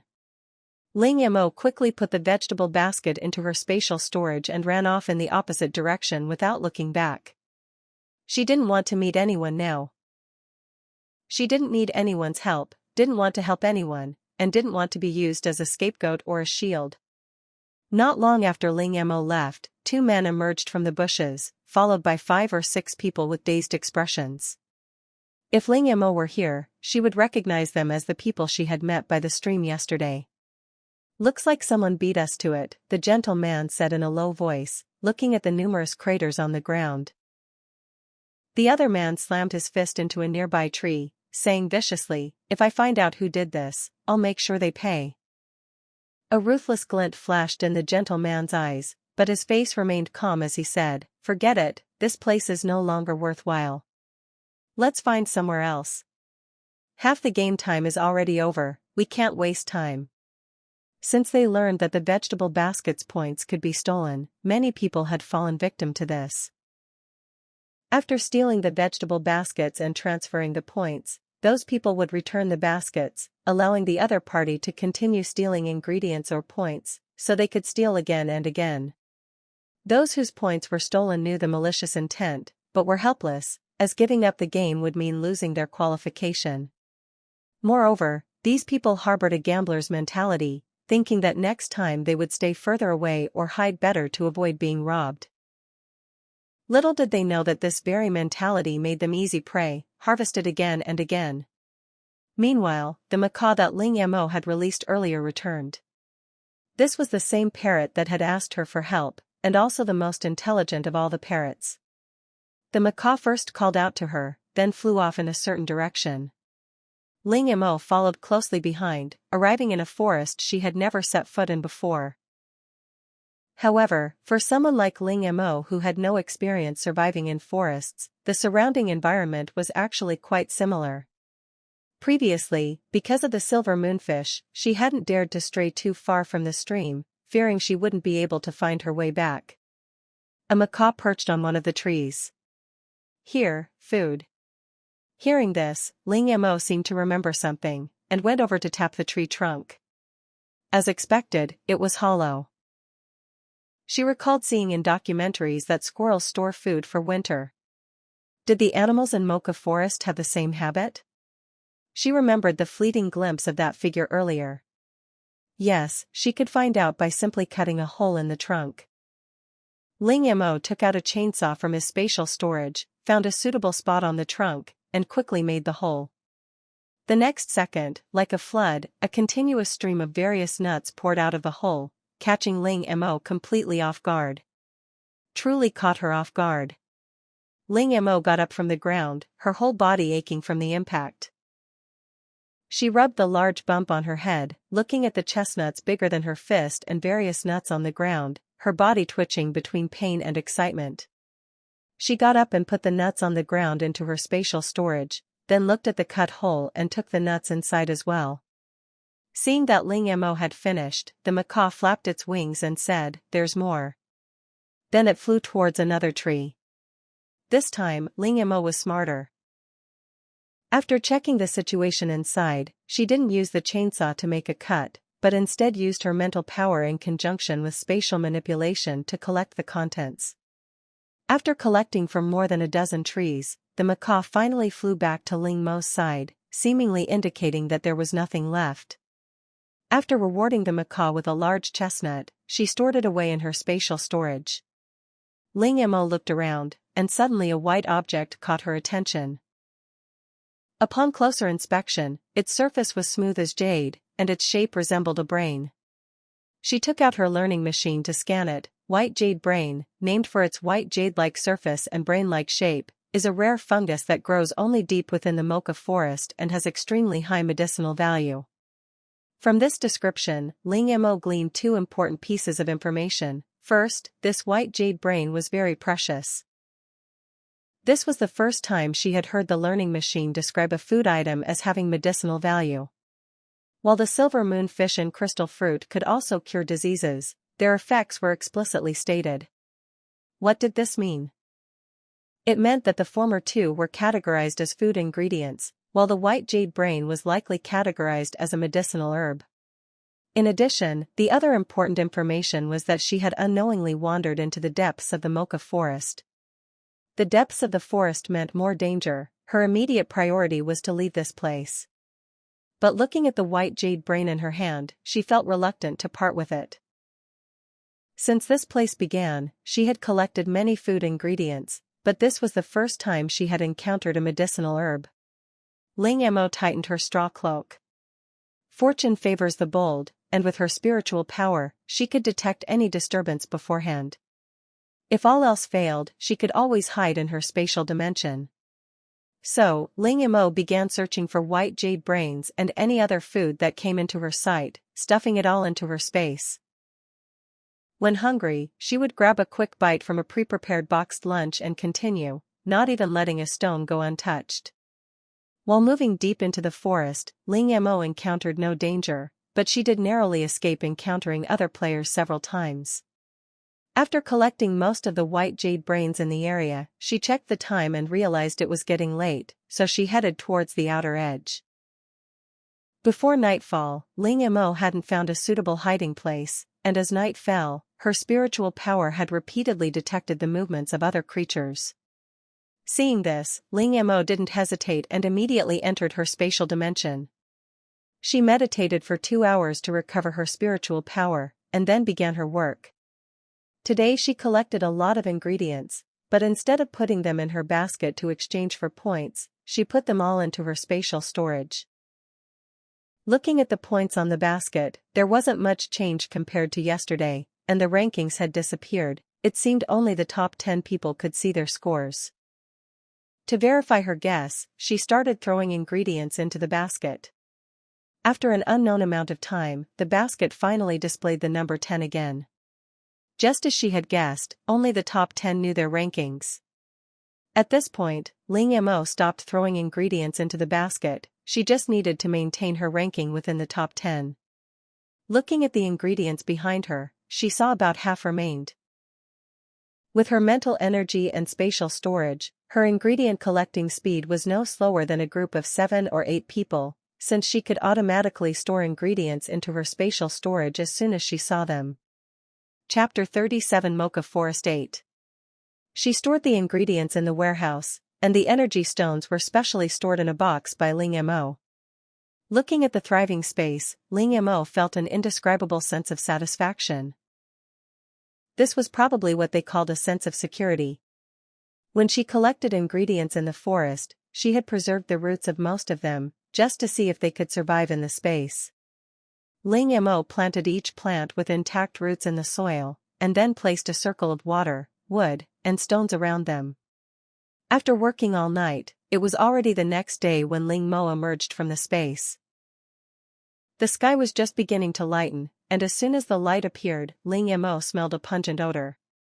Looking in the direction from which the odor was coming, wow, a huge pile of poop. She then realized that the surrounding plants seemed to have been trampled. Seeing this, Ling Mo immediately left the dangerous area. Before leaving, Ling Mo glanced back at the pile of poop, waved her hand, and directly stored it in her space. In the forest, weaker animals try their best to conceal their scent, but there's only one type of animal that's prey, the hunter. Because they have no natural enemies, they don't need to hide their scent. Just like top predators such as lions, they use urine to mark their territory. The forest was peaceful at this moment, but fortunately, Ling Mo was already familiar with this atmosphere. However, she occasionally wondered why such a large forest didn't have a single bird. Wasn't that a bit abnormal? She decided not to dwell on it. There were plenty of secrets in the world, there was no need to know everything. Besides, they would leave after the game ended, so there was no need to waste time on such things. The parrots she had released yesterday had gradually returned today. Led by these parrots, Ling Mo found a pine forest with sunflowers as tall as two-story buildings, sunflowers with fruits larger than a car, walnuts the size of a human head, and chestnuts the size of a fist. She also raided many food stores belonging to unknown animals, collecting nuts until her hands cramped.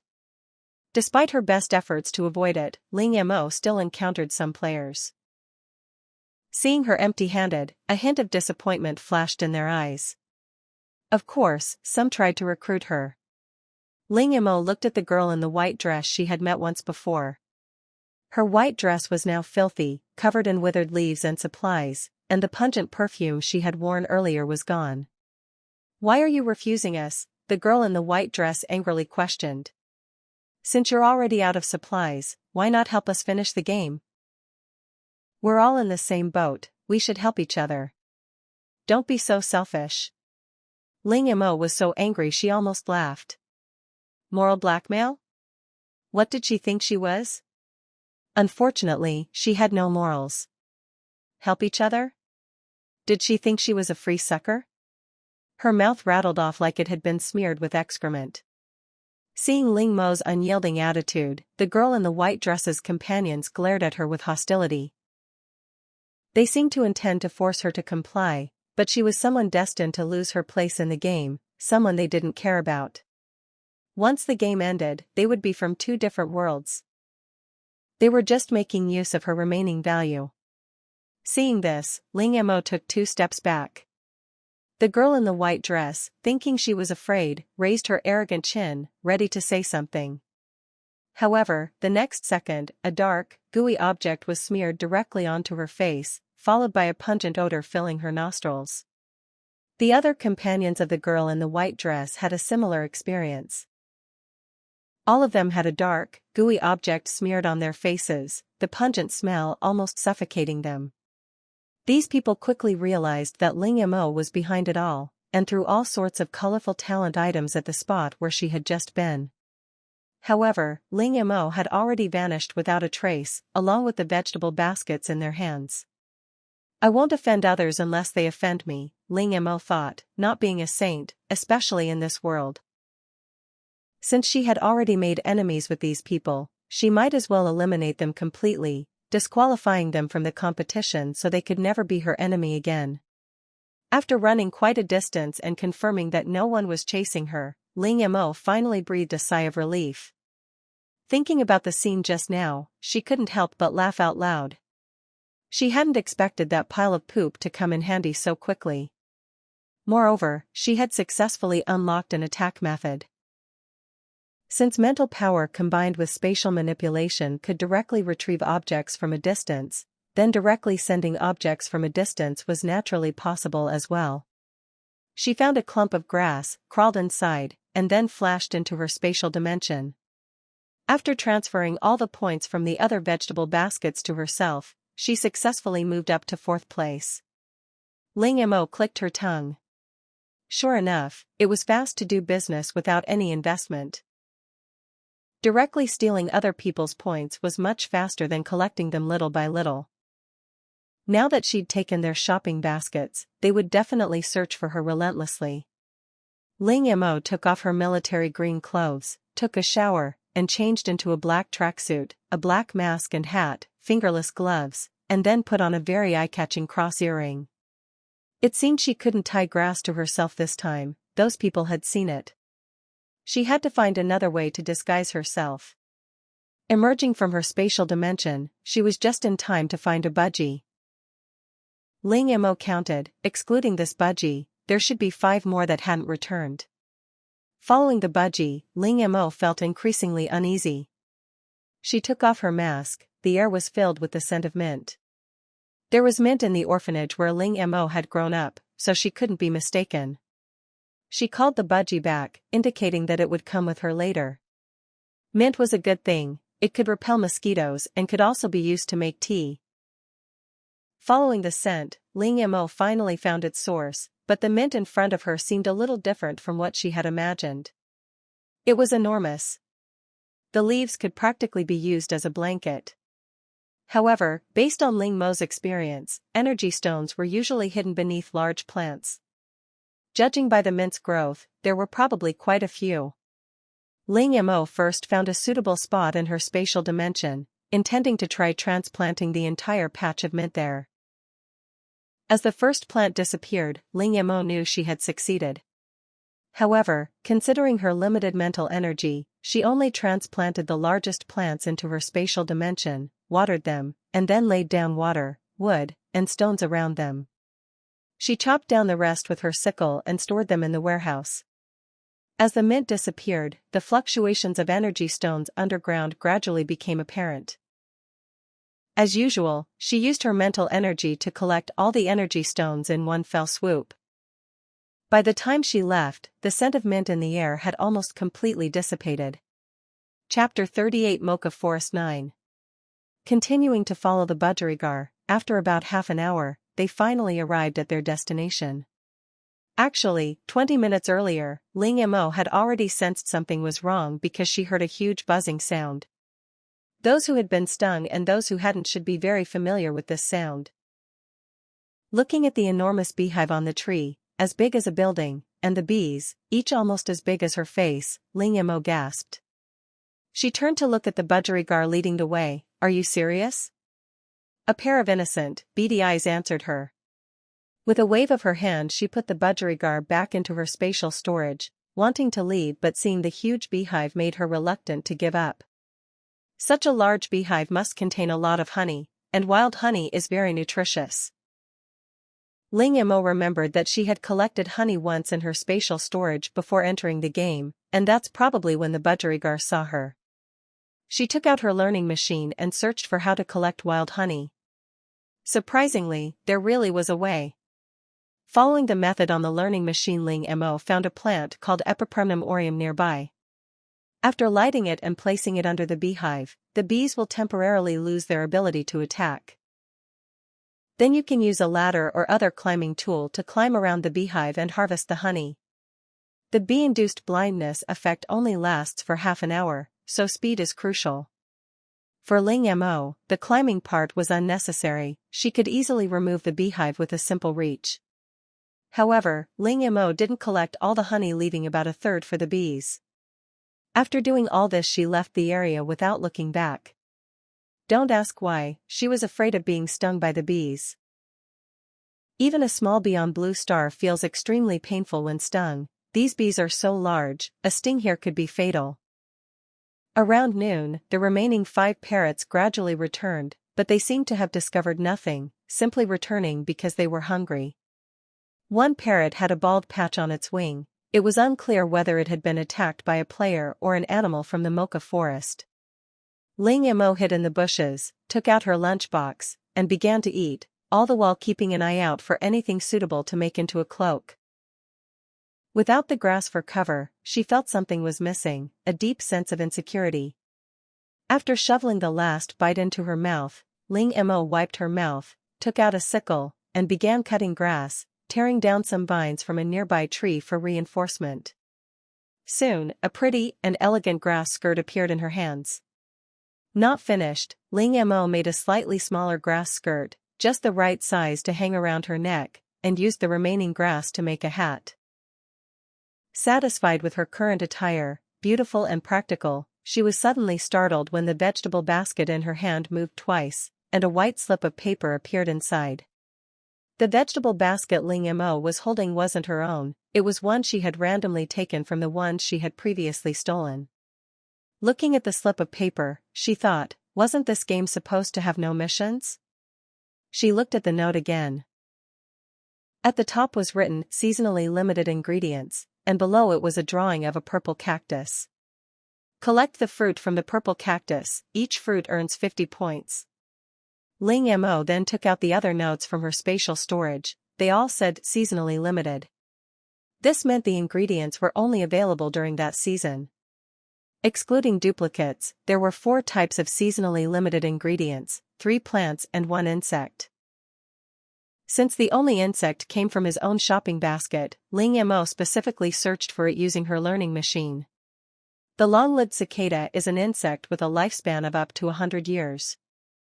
Ling Mo glanced at the description and found that this long-lived cicada was very similar to the cicada nymphs of Blue Star. A single long-lived cicada was worth 10 points, which seemed like a small amount, but anyone who had caught cicada nymphs knew that it mainly tested eyesight, the rest wasn't difficult. Cicada nymphs were nocturnal, and this long-lived cicada also only emerged from the ground at night. The mocha forest was fraught with danger at night.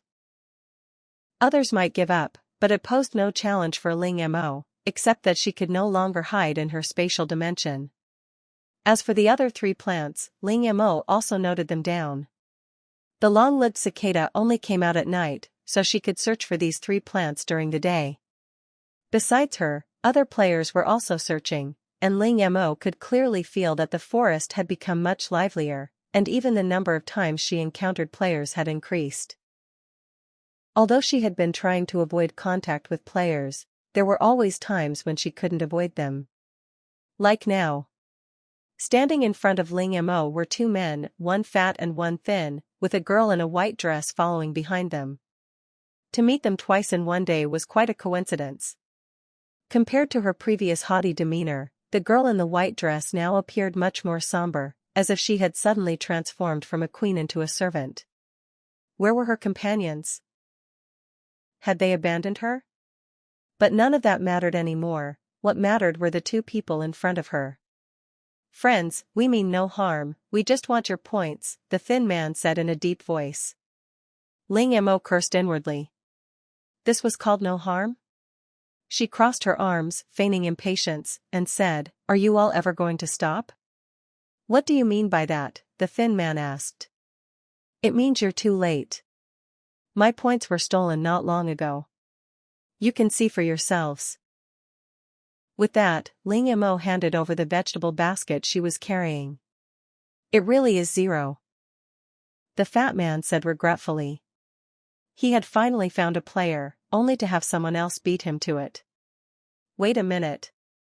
The thin man suddenly called out to Ling Mo, "You're not even upset that your points were stolen?" Ling Mo shrugged. "But I'm naturally optimistic. Besides, there's no use being anxious. I might as well collect ingredients to exchange for points while the game is still going." The thin man nodded, then suddenly felt someone tugging at him from behind. He turned around and met the eyes of the girl in the white dress, remembering his promise.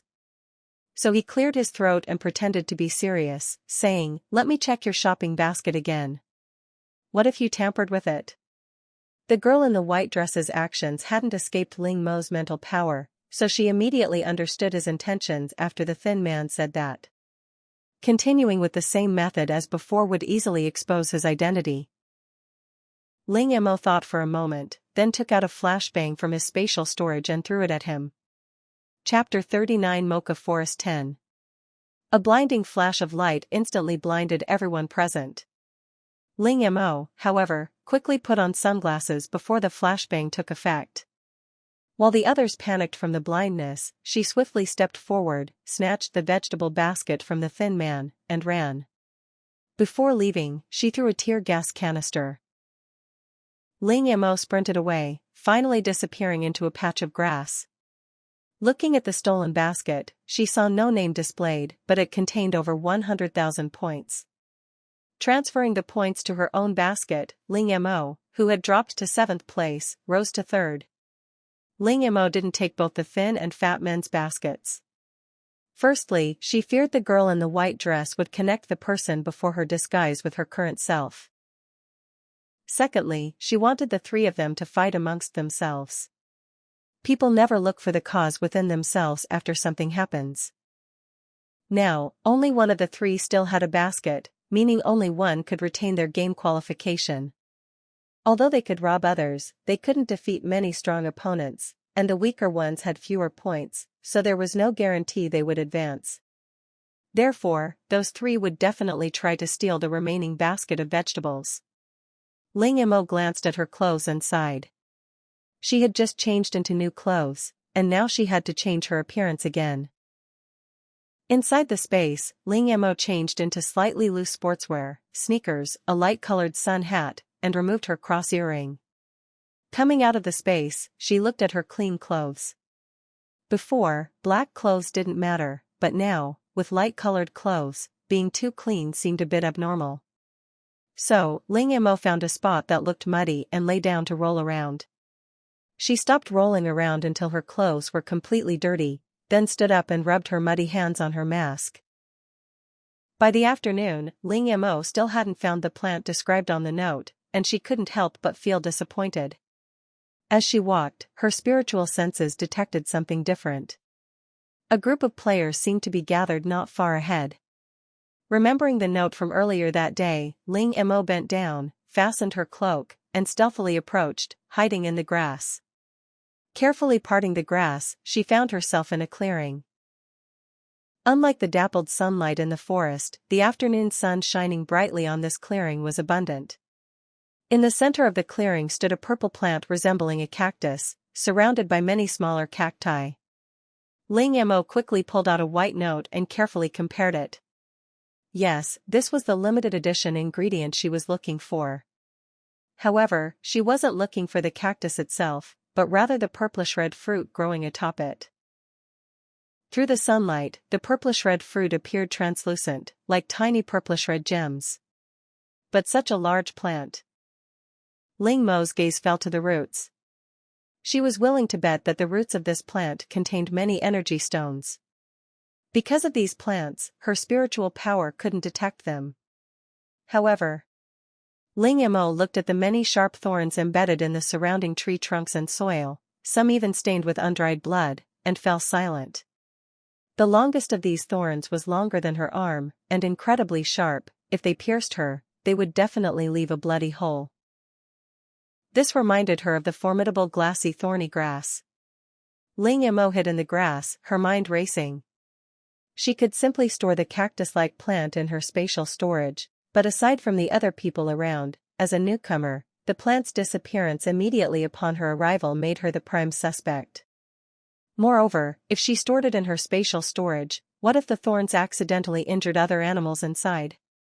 Would she still be able to enter in the future? But leaving now was also unbearable. She couldn't bear to part with the large amount of points, nor could she bear to leave the energy stones underground. Just then, the grass not far away suddenly trembled twice. Ling Mo already knew there were two people hiding there, but she pretended not to know. Then, a slightly immature face emerged from the bushes and pointed in a direction to Ling Mo. Seeing this, Ling Mo hesitated for a moment, but ultimately decided to follow and see what was happening. If there was danger, she would use a flashbang. Besides, the plant had a good amount of fruit, it would be enough for several people to share. She checked her equipment, put away her cloak, and then, carrying a basket containing only 1 point, approached the direction the person had pointed. Before she even got close, Ling Mo noticed that there were quite a few people gathered there. 9 in total, making 10 including herself, 6 men and 4 women. Apart from her, the last to arrive, the other 9 were not united. They were clearly a hastily formed group and didn't trust each other, which was evident from their positioning. The young man who had given Ling Mo directions was with 3 other men, the remaining 5 were 2 men and 2 women, and the last one was a woman like Ling Mo, with neat short hair and sharp eyes, clearly a trained fighter. Ling Mo stood at the back of the crowd, trying to minimize her presence. The others remained silent, wary of each other. A few minutes later, another group arrived. Ling Mo cursed the ill-fated connection in her heart upon seeing them. It was the same 3 people she had encountered not long ago, the thin, fat man and the girl in the white dress. Compared to before, the 3 were noticeably more disheveled, covered in numerous wounds. The girl in the white dress was missing a shoe, and her hair was a mess. Notably, their only shopping basket was now in the thin man's hands. Silently withdrawing their gaze, the group waited a few more minutes, making sure no one else was approaching. At this moment, one of the 4 men spoke up, "We've all gathered here to complete the system's mission to collect limited-time ingredients, but we've already tried it. Whenever someone tries to get close, the plant's thorns automatically shoot out. It's impossible for 1 or 2 people to get close enough to obtain the ingredients, so we must cooperate. That plant's attack is effective from every angle." He then looked at the group, implying that they shouldn't take any chances. Chapter 40 Mocha Forest 11. After listening to the man's words, Ling Mo couldn't help but feel fortunate that she hadn't directly used her mental power to take away the fruits. If that plant had launched a 360-degree attack without hesitation, even with her spatial ability to dodge, she couldn't guarantee she could have avoided all the sharp thorns. At this moment, a young man from the group of 2 men and 2 women stepped forward and asked, "How should we divide the spoils after we succeed? Let me make it clear, I don't accept equal distribution. I don't want to share the fruits of my labor with others." As he spoke, the man glanced at the extremely disheveled thin and fat man and the girl in the white dress. As for Ling Mo and the other short-haired girl, it was one thing to have acted alone in the previous 2 rounds of the game, but in this round, they dared to act alone. How could they not have some trump cards? Moreover, although their clothes were dirty, their eyes were sharp and showed no signs of fatigue, indicating that they had had a good time in the past few days. The man who spoke earlier nodded. "That's natural. The more capable, the more they get. Since we've decided to cooperate, let's introduce our talents to each other so we can coordinate better." Silence fell over the room, even the man who had spoken earlier fell silent. Although they knew someone would bring this up, and knew it was the right thing to do, mutual understanding is key to cooperation, no one wanted to be the first. After all, everyone's talent was their trump card. The man frowned and looked around, about to speak, when the young man next to him pulled him back, speaking first, "I know everyone's concerns. How about this, I'll start by introducing my talent. My name is Wind and Waves, and my talent is speed." The other 3 then introduced their talents, all of them physical enhancement type combat talents. Especially the one who spoke first, whose game name was King Kong, had a similar talent. When activated, his size would increase, his skin would become impervious to blades and bullets, and his strength and speed would significantly increase. "My talent is water-based, I can conjure water. I can scale walls like a cat. I can conjure all sorts of melee weapons." As he spoke, a sharp longsword appeared in the man's hand. Ling Mo looked at the only 2 people who had spoken before. This person had lied. Although he hadn't shown it on his face when introducing his talent, his inner turmoil was palpable. When it was Ling Mo's turn, she didn't hesitate and said, "I can communicate with animals." This was something she had already planned. After all, she really could communicate with animals, so it wasn't a lie. All eyes fell on Ling Mo. You can command animals, then can you? No. Ling Mo cut the man off decisively before he could finish. No matter what it was, she couldn't. And listen carefully, I can only communicate with animals, I can't command them. Ling Mo was telling the truth. After all, she couldn't even command the 3 silly sled dogs in her spatial dimension. The other person clearly didn't believe Ling Mo, but seeing her certainty, he could do nothing. Alright, it's getting dark, we need to hurry. You all probably don't want to spend the night here, right? Hearing this, everyone silently shut their mouths, ready to cause trouble. The nights in Mocha Forest were terrifying, judging from the screams of the players earlier. Ling Mo remained standing at the back of the group, listening silently to their discussion. However, she felt they weren't getting anywhere. It was a waste of time because everyone distrusted each other and held back. In this situation, everyone wanted the other to be their shield, so they could take advantage of the chaos. But the key is that everyone isn't stupid. While it's true that more work equals more pay, you still need to be alive to reap the rewards. Finally, after a unanimous discussion, they decided to improvise. Ling Mo, I knew this would happen. She looked at the sky, it was almost dusk, and soon it would be dark. While the others were discussing, she had already found a shelter. Ling Mo silently followed at the back of the group. For some reason, she felt these people were incredibly unreliable. The longer she stayed with them, the more she regretted it. The group hid in the grass, their eyes fixed intently on the fruit atop the plant. Even their breathing became lighter, and they began exchanging glances, urging each other to make the first move. Even King Kong, whose skin could become invulnerable, didn't act rashly, demonstrating the plant's formidable power. Ling Mo, meanwhile, hid behind a large tree, attempting to communicate with the plant using her mental power. Normally, plants cannot be communicated with because their actions are driven by instinct, unlike animals which think. But, why not give it a try? Even if she fails, she won't lose anything. As expected, there was no response. Just as Ling Mo was about to give up, she suddenly sensed a faint signal. Seeing this, Ling Mo was instantly jolted, she could actually communicate. However, before she could engage in further communication, a sharp, white thorn pierced the tree she was hiding in with a thud. The force was so great that Ling Mo estimated it could easily pierce through 2 or 3 people. This wasn't a weapon, it was the ultimate weapon of mass destruction. Her ears were filled with a barrage of extremely vulgar insults. Damn it! Don't hide near me. Its thorns can grow rapidly. Help, I've been stabbed. The group, who had just been confident that their cooperation would lead to success, scattered and fled, no longer having time to care about others. No, some people did care, using others as shields was quite convenient. Especially the guy with the King Kong nickname, was using 2 men, one fat and one thin, as human shields. Ling Mo was already some distance away from these people, and hiding at the back, she could see everything clearly from her angle. It was the girl in the white dress who initially pushed the 2 men away, and then the King Kong used them as human shields.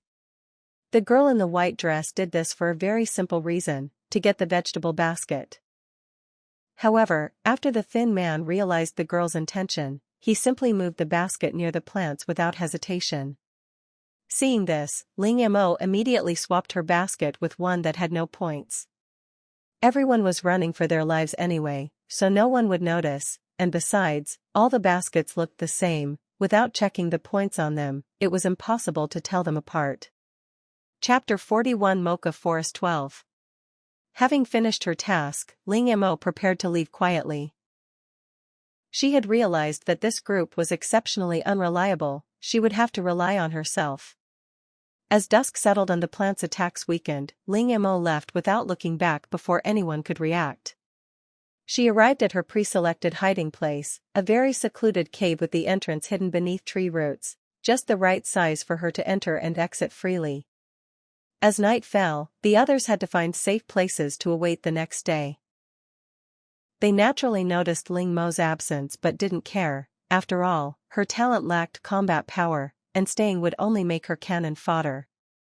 The girl in the white dress followed behind King Kong and the others, glancing back at the vegetable basket left near the plants before leaving, a determined glint in her eyes. She absolutely couldn't lose her chance to play.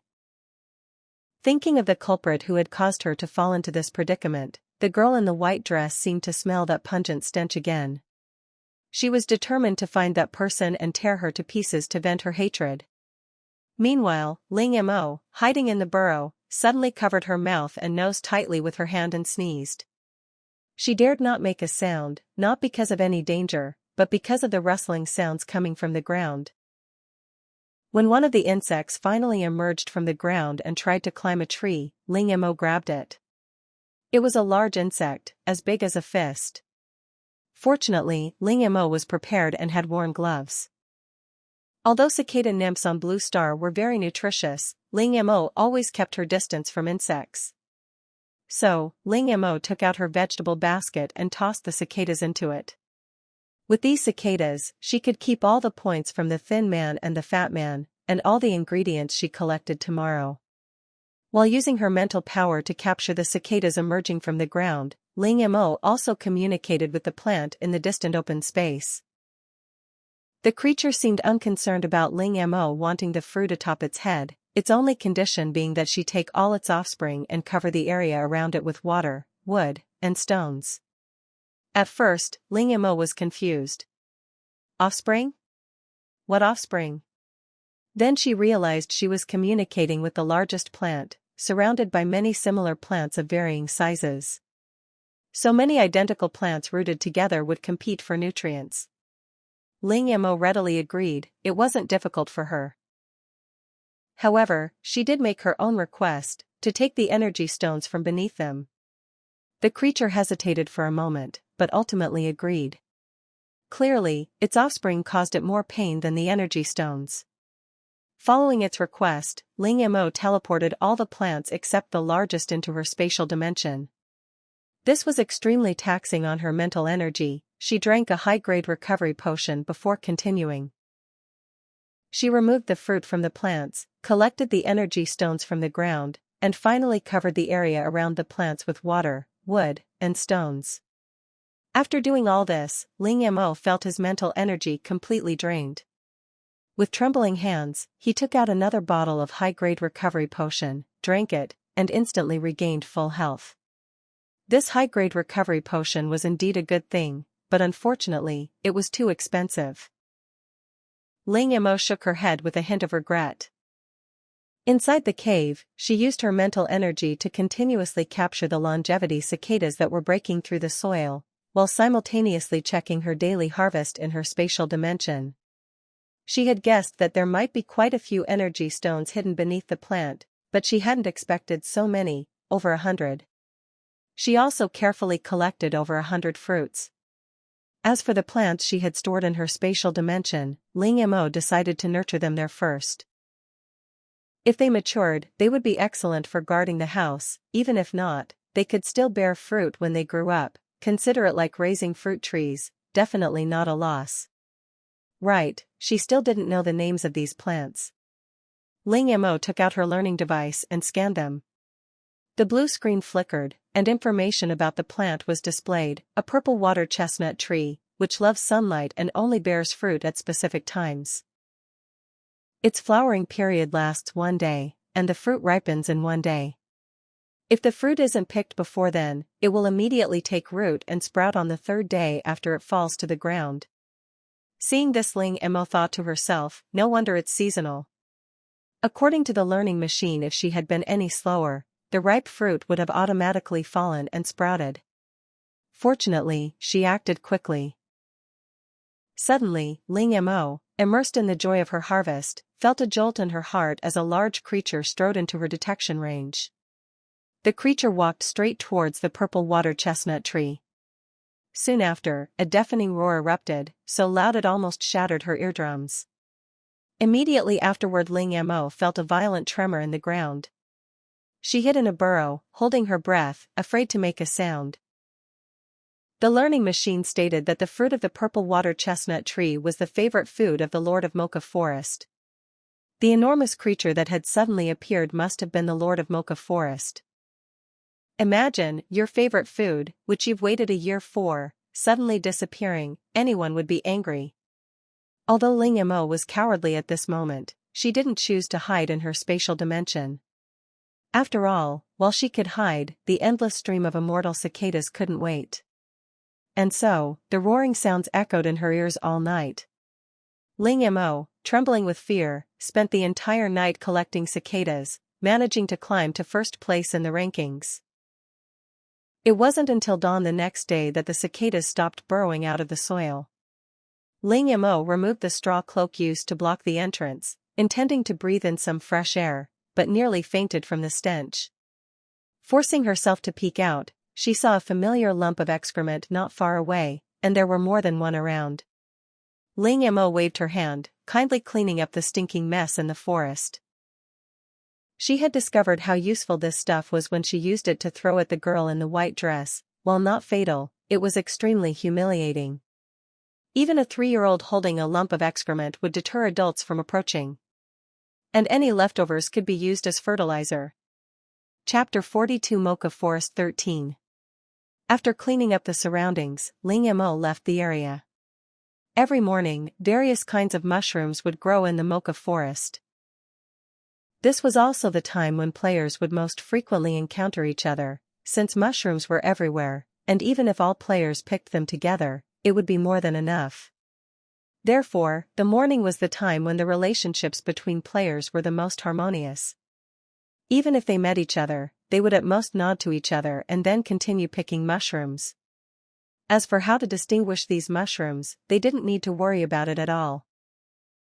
They just threw them into their baskets, and the edible ones would be teleported away, while the inedible ones would be left behind. Of course, it was not ruled out that some people would take the opportunity to look for prey. These people thought that collecting ingredients was too slow and it was far faster to just grab points. While collecting mushrooms and water and wood stones, Ling Mo, with her spiritual power and spatial ability, could be said to be sweeping through the area. Moreover, she would occasionally tap the tree trunks she passed by. If they were hollow and full of nuts, she would stop. If someone were to pass by at this moment, they would see a girl in sportswear and a mask standing in front of a large tree, occasionally letting out a hee-hee-hee laugh. However, those who walk under the tree often are bound to get their shoes wet. Ling Mo had been working from dawn until noon, emptying countless tree holes along the way, and had even figured out a pattern to it. Because she had successfully climbed to first place in points last night, Ling Mo was completely stress-free today. It has to be said, the feeling of working for yourself instead of others is quite different. Feeling her stomach rumbling, Ling Mo stopped to eat lunch. In the morning, she had eaten nuts she had collected in the Mocha Forest. Although they were fragrant, they weren't very filling, but she still thought rice was the best. Looking around, she prepared to find a secluded spot in the grass to eat. Just then, she suddenly sensed something falling from the sky, and Ling Mo dodged to the side with agility. A walnut the size of her head slammed into the spot where she had just been standing, creating a large crater in the ground. How familiar this scene was. Ling Mo looked up and finally saw the culprit clearly, a large, furry squirrel. It was perched on a branch above her, its tail bristling and snarling.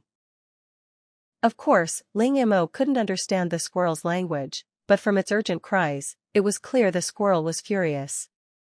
Ling Mo picked up the walnuts from the ground, hugged them, and ran. A squirrel's teeth could easily crack open a hard shell. A bite from one was no joke.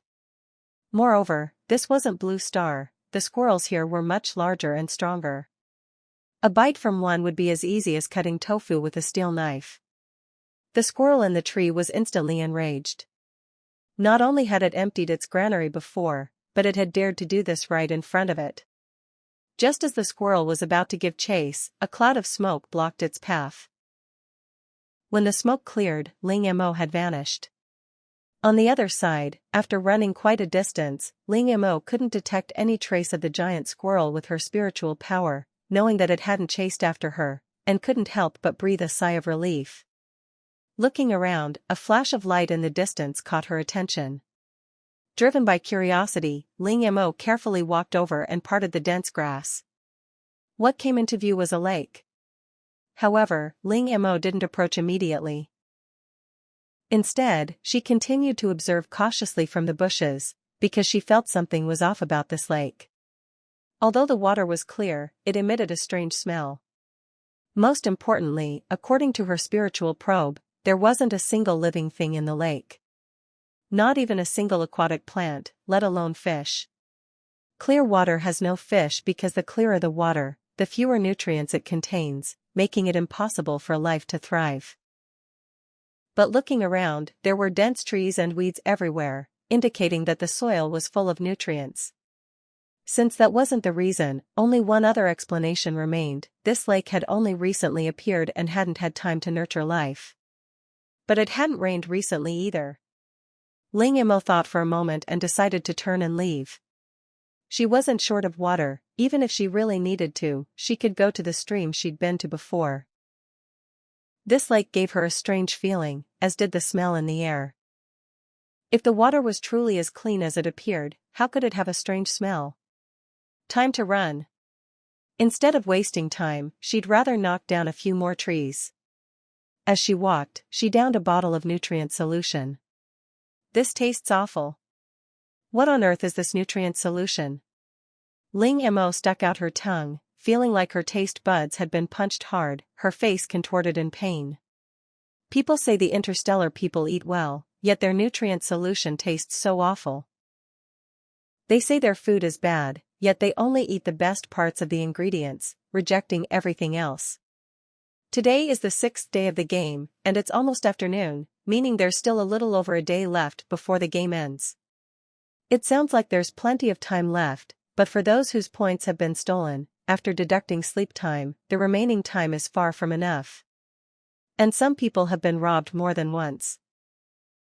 Those people are like leeks, cut again and again, yet helpless, because their talents aren't offensive. Ling Mo could sense these people frantically collecting points to advance, evidenced by the short-legged rabbit in front of her. This was the 7th one she'd encountered. Besides that, there were pheasants and even wild boars. They were all missing only legs, the rest discarded like trash. Ling Mo's spiritual energy collected them as soon as she discovered them. After all, they were meat, not to be wasted. She was extremely grateful that her awakened talent was spiritual energy, otherwise she would have to run around collecting them one by one. Not only would it be tiring, but it would also easily alert others to her spatial storage. How convenient it was now. She was still 100 meters away, and the items were already collected. Before nightfall, Ling Mo finally returned to the stream. These past few days, the water and wood stones in her spatial storage were everywhere. Since acquiring these stones, the crops in her space had visibly grown well. Ling Mo even compared apples that had ripened before using the stones with those that had ripened after. Chapter 43 Mocha Forest 14. The same tree, the same batch of apples, picked just a few days apart, yet their tastes were worlds apart. The apples nourished by the water and wood stone were noticeably larger, redder, and sweeter. However, with so much water and wood stone, she felt she was running low on water-cooling stone, so she decided to spend her last day by the stream. To her surprise, the once quiet stream was now crowded with people. A little inquiry revealed that they were all there for the silver moonfish and the longevity cicada. The longevity cicada was a limited edition ingredient. Although each one yielded few points, they were easy to catch, and a night's harvest was enough for a whole day. As for the silver moonfish, although they swam very fast, catching them was a piece of cake for those with awakened water-type talents. This place is full of people who have had their points stolen. To avoid losing their game privileges, they can only band together for warmth, said a tall girl who looked to be about the same age as Ling Mo, probably also a student. The girl seemed to be sighing, but her gaze was fixed on the vegetable basket in Ling Mo's hands. Ling Mo, of course, generously showed her his basket. Upon seeing the pitifully low score on Ling Mo's basket, a hint of pity flashed in the girl's eyes, and her tone softened. Don't worry, there are many of us. Those people won't dare to act recklessly here. By the way, my name is Piamia Yunyan, what's yours? Sesame dumplings, Ling Mo casually replied without changing his expression. The two quickly became acquainted. Perhaps feeling that Ling Mo's score was too low and that he was destined to lose the game, Piamia Yunyan's eyes always held a touch of pity. Ling Mo accepted this well. Pity was better than jealousy. As night fell, Ling Mo watched these people boldly light a fire, showing no intention of seeking shelter, and couldn't help but ask curiously, "Don't you need to hide?" Piamia Yunyan used a leaf as a bowl, carrying a small bowl of wild vegetable and mushroom soup, and handed it to her, saying mysteriously, "We found a way to keep those wild animals away." Just as Ling Mo was wondering what this method was, she saw several people carrying a tightly wrapped leaf out of the forest. Seeing this, Piamia Yunyan proudly told Ling Mo, "This is our secret weapon." Looking at the tightly wrapped leaf, Ling Mo vaguely guessed what was inside. When the leaf was unwrapped layer by layer, everyone present subconsciously frowned. Just smear this excrement around, and no wild animals will come at night. Hearing Piamia Yunyan say this, although it was a bit gruesome, it was indeed a good method. Ling Mo glanced at the wild vegetable and mushroom soup in front of her and suddenly felt less hungry. This meal wasn't absolutely necessary. Piamia Yunyan directed the people to smear the excrement on the surrounding trees. Although it was disgusting, they had no choice but to give it their all for the points. Ling Mo quietly distanced herself from the crowd. She wasn't exaggerating, with her around, these people probably wouldn't catch a single cicada tonight. So, it was better for her to stay away and not interfere with each other. Piamia Yunyan didn't say anything when she saw Ling Mo leaving the crowd, assuming she was just giving up because she knew she'd be eliminated. Finding the tree hollow where she had rested before, Ling Mo nimbly climbed inside. While waiting for nightfall, she continued collecting water-cooled stones from the stream. Occasionally, silver moonfish could be found peeking out from under the water-cooled stones. Taking out her basket, she checked her ranking. She'd dropped from 1st to 5th. Not bad, she'd thought it would fall to 8th or 9th, or even drop out of the top 10. Night fell, and Ling Mo noticed a familiar sound. She slowly closed her eyes and began diligently catching the cicadas that had just emerged from the soil and putting them in her basket. Soon, Ling Mo was surprised to find that the number of cicadas today was several times that of yesterday. She needed to use all her baskets to keep up with the catching speed. Was it because she was near a water source? Ling Mo was busy all night, almost exhausting her mental energy, thankfully thanks to a high-level recovery potion. Only when dawn broke and the cicadas stopped emerging did Ling Mo breathe a sigh of relief. Combining the scores from all the baskets, Ling Mo successfully returned to first place. Through the cracks in the tree hollow, she could see many people already fishing in the water. Having just taken a high-level recovery potion, she was full of energy and decided to crawl out of the tree hole to join the fishing group. "I thought you weren't coming," said Misty Cloud Smoke, a hint of surprise flashing in her eyes as she saw Ling Mo. This time, Ling Mo didn't speak, only offering a polite smile. As it was the last day of the game, Ling Mo decided to continue upstream. She had planned to do this before, but the man she had encountered and the sudden appearance of another figure had disrupted her plans. Now, everyone was busy collecting points and probably wouldn't have time to deal with a player destined to lose their chance to play. After walking for several hours, a huge plant suddenly appeared in front of her, blocking her path, or more accurately, blocking the upstream of the stream. Ling Mo went over to take a look. Whoa! She had assumed the stream was always like this, but it turned out that this thing was blocking nearly half the flow of water. Reaching the other side of the plant, she found many silver moonfish hiding beneath it. Ling Mo rubbed her hands together. Such a good thing. She wouldn't be polite. "Little fish, be good, okay? I'll find you a new place to live, okay?" Without giving the silver moonfish a chance to choose, Ling Mo waved her hand, taking them into the pond in her space.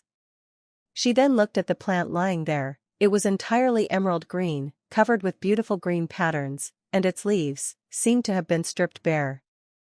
Looking around, the ground showed no signs of disturbance, so how did this thing get here? Did it fall from the sky? The reason Ling Mo was so concerned about this plant was because, under her spiritual perception, it emitted a strange fluctuation. This alone indicated that this plant was definitely not ordinary. Moreover, Ling Mo leaned closer to smell it, and a faint medicinal fragrance wafted into her nostrils, instantly making her feel light and airy, as if she were soaking in a hot spring and then receiving a full-body massage. Chapter 44 Mocha Forest, End. After checking the roots, they were still relatively intact. It should survive if planted in the space. Rubbing her hands together, she transferred the plant into the space. As the obstruction was removed, the suddenly increased water flow shoved Ling Mo far away. The players fishing downstream also suffered. Some were lucky enough to only swallow a few mouthfuls of water, while others were swept far away. What happened? Why did it suddenly become so big? How are we supposed to catch fish like this? Complaints filled the air. Misty Rain comforted her. All right, those fish are hard to catch during the day anyway. Now that we have so many people, let's go find food elsewhere. The others looked at the now rushing stream. It was impossible to stand in it. Reluctantly, they agreed to Misty Rain's suggestion. Meanwhile, Ling Mo had reached the end of the stream, in front of a waterfall, the rushing water filling her ears. She looked up. If she wanted to continue, she would have to climb the mountain.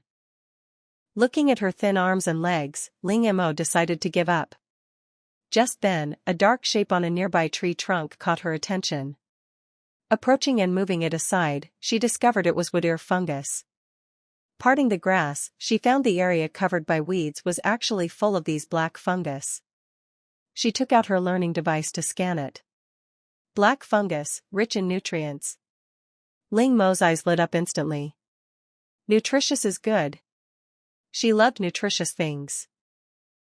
She reached out to try and pull the black fungus down from the tree, but it was as slippery as jelly, impossible to pull down, and she slipped and fell on her bottom. Black fungus secretes a sticky sap. It's best to wear gloves and tools when picking it. Ling Mo looked at the supplementary instructions on the back of the learning device and fell silent. Couldn't they be faster next time? She'd already fallen, and they only reminded her then. Perhaps because the black fungus grew so tightly intertwined with the tree, even her mental power was useless this time. This was the first time her mental power had failed, but Ling Mo wasn't discouraged. She put on her non-slip gloves. She didn't have any picking tools, but she had a shovel. With a single shovel strike, Ling Mo pried off the bark along with the ebony fungus, much faster than using harvesting tools. With the shovel, Ling Mo achieved twice the result with half the effort. Although the ebony fungus was slippery, the bark was incredibly fragile. A small amount could easily peel off large chunks. It couldn't be easier. Moreover, Ling Mo discovered that almost every tree around her was covered in ebony fungus. Holding the shovel, she walked from the edge of the forest towards its heart, perfectly missing Piao Miao Yunyan and the others. By the time they arrived, Ling Mo had already cleared away all the ebony fungus. Along the way, Piao Miao Yunyan kept looking around, seemingly searching for something. A young man beside her, seeing this, couldn't help but ask curiously, "Yunyan, what are you looking for? You've been looking around like that since earlier." Piao Miao Yunyan looked slightly worried and said, "I was looking for sesame dumplings. She went upstream first, and I thought I'd run into her." At first, Piao Miao Yunyan hadn't paid much attention to the girl. After all, she was just a player destined to lose her game qualification, not worth wasting her attention. Giving her some food was already more than enough. But after the girl chose to leave the team independently, she initially didn't think much of it. However, the more she thought about it, the more uneasy she felt. A girl who looked only a teenager dared to survive alone in the primeval forest? Moreover, when they first met, although the girl's clothes were dirty, she was full of energy, not like someone struggling to survive in the forest, but rather someone who seemed to be doing well. Piamia Yunyan realized she might have been deceived, the girl's points might never have been stolen. As for the vegetable basket she was shown, it was very likely someone else's. After figuring this out, Piamia Yunyan gritted her teeth in anger. How could there be such a shameless person in this world? She had kindly helped her, yet the girl wouldn't even tell her the truth. Why bother looking for her? She'll definitely lose her game qualification in the end anyway. Yunyan, you're just too kind, worrying about everything. Hearing the young man's praise, Piamia Yunyan's face was still very unpleasant. She glanced at the young man beside her, her heart filled with disgust, secretly cursing him as an idiot, but on the surface, she showed a perfectly timed smile. Thank you. Hearing this, the young man's face turned red with embarrassment, and he said shyly, You're welcome. A glint flashed in Piamia Yunyan's eyes, Thank you for helping me pass the game. On the other side, Ling Mo kept scraping tree bark, not knowing how much time had passed, until she heard the familiar game notification sound. Drunk on soy sauce and acting crazy, congratulations, you have successfully passed the third round of the game and become a formal player. A blue light flashed, and Ling Mo originally thought he would be teleported back to her home, but when she opened his eyes, she was in the game space. As one of the top 10 in this game, in addition to money, the game system will give you special rewards. Immediately afterwards, a huge disc appeared in front of Ling Mo, displaying various items, some of which had appeared in the system store, and some that had not. The common characteristic of these items is their high price. The price alone is enough to deter anyone from purchasing them. This is a reward only available to the top 10. As the first place winner of this game, drunk on soy sauce and acting mad, you can specify one reward, but this reward requires a corresponding number of energy stones. Hearing the system's words, Ling Mo strongly suspected that this reward was added on its own. After all, what player would waste so much time collecting stones of unknown origin? System, can I have anything? I want a spaceship. A moment later, the system's voice sounded again. Dear player drunk on soy sauce and acting mad, according to the system's detection, you are not currently qualified to purchase a spaceship. Please choose another item, within the system's allowance and your affordability. Ling Mo, this system is mocking her for not having enough money. She took a deep breath. Although it was true, being told she was poor felt terrible. Then I want a smart brain. That should be within your acceptable range, right? Actually, Ling Mo had wanted a smart brain from the beginning, but she was afraid the other party wouldn't give it to her, so she first mentioned the seemingly excessive request of a spaceship. She had previously learned that the learning machine she was currently using was the precursor to a smart brain. As an essential electronic product for everyone in the interstellar world, a smart brain was somewhat like a combination of a mobile phone, tablet, and computer, but much more advanced and intelligent. Chapter 45 The First Place Reward. Okay. This time, the system agreed very readily. 20 energy stones. Hearing the system's emotionless voice, Ling Mo felt that this guy was asking for an exorbitant price, but she had no proof. Perhaps sensing Ling Mo's hesitation, the system explained in its emotionless voice, Blue Star hasn't officially integrated with interstellar society yet. You players are considered unregistered. Every suddenly appearing unregistered person will be inspected and even monitored by the Interstellar Federation. If judged as an interstellar pirate, they will be sent to court for trial. And the AI needs to be bound to genes, and each interstellar citizen can only apply for one, and each application must be approved by the Interstellar Federation. The implication was that if I gave you the AI, I would also need to help you solve your unregistered status problem, which would be very troublesome. After hearing the system's explanation, Ling Mo's desire to bargain instantly vanished. Although she knew there was an element of intimidation involved, she couldn't deny that she was genuinely frightened. So they were now considered unregistered in interstellar society. All right then, 20 it is. It wasn't like she couldn't afford it. As she spoke, Ling Mo took out 30 energy stones. The previous 10 energy stones, plus these 20, are all here. At this moment, the system, seeing Ling Mo's straightforward manner, bounced around in its system space, looking regretful and constantly shouting, "Too few. Too few." But helplessly, the deal was done, and it could only hand over the AI to Ling Mo.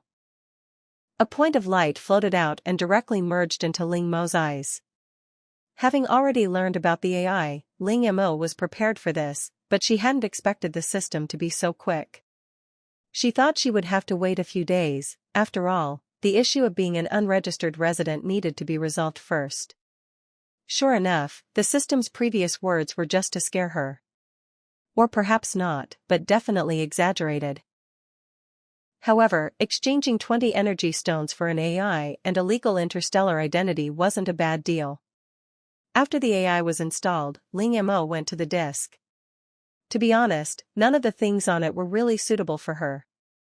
She had awakened a mental power talent, which, while incredibly powerful later on, made her a complete novice in the early stages. Although she could detect danger in advance using her mental power, it was only detection. If the other party really wanted to attack her, she would be completely powerless. While she had her spatial dimension as a backup, Ling Mo didn't want to reveal its existence unless absolutely necessary. Besides, she couldn't hide forever. Even though she was inside the spatial dimension, she would emerge from where she entered. If the other party was lying in wait, unless she could hide forever, she would eventually be caught. Just then, the disk in front of her flashed, and the word refresh appeared on the center D, requiring only 1 energy stone. Ling Mo. She was certain this was definitely the game system playing tricks. But what could she do? She couldn't say anything. After all, the initiative was still in her hands. The system had simply provided another option.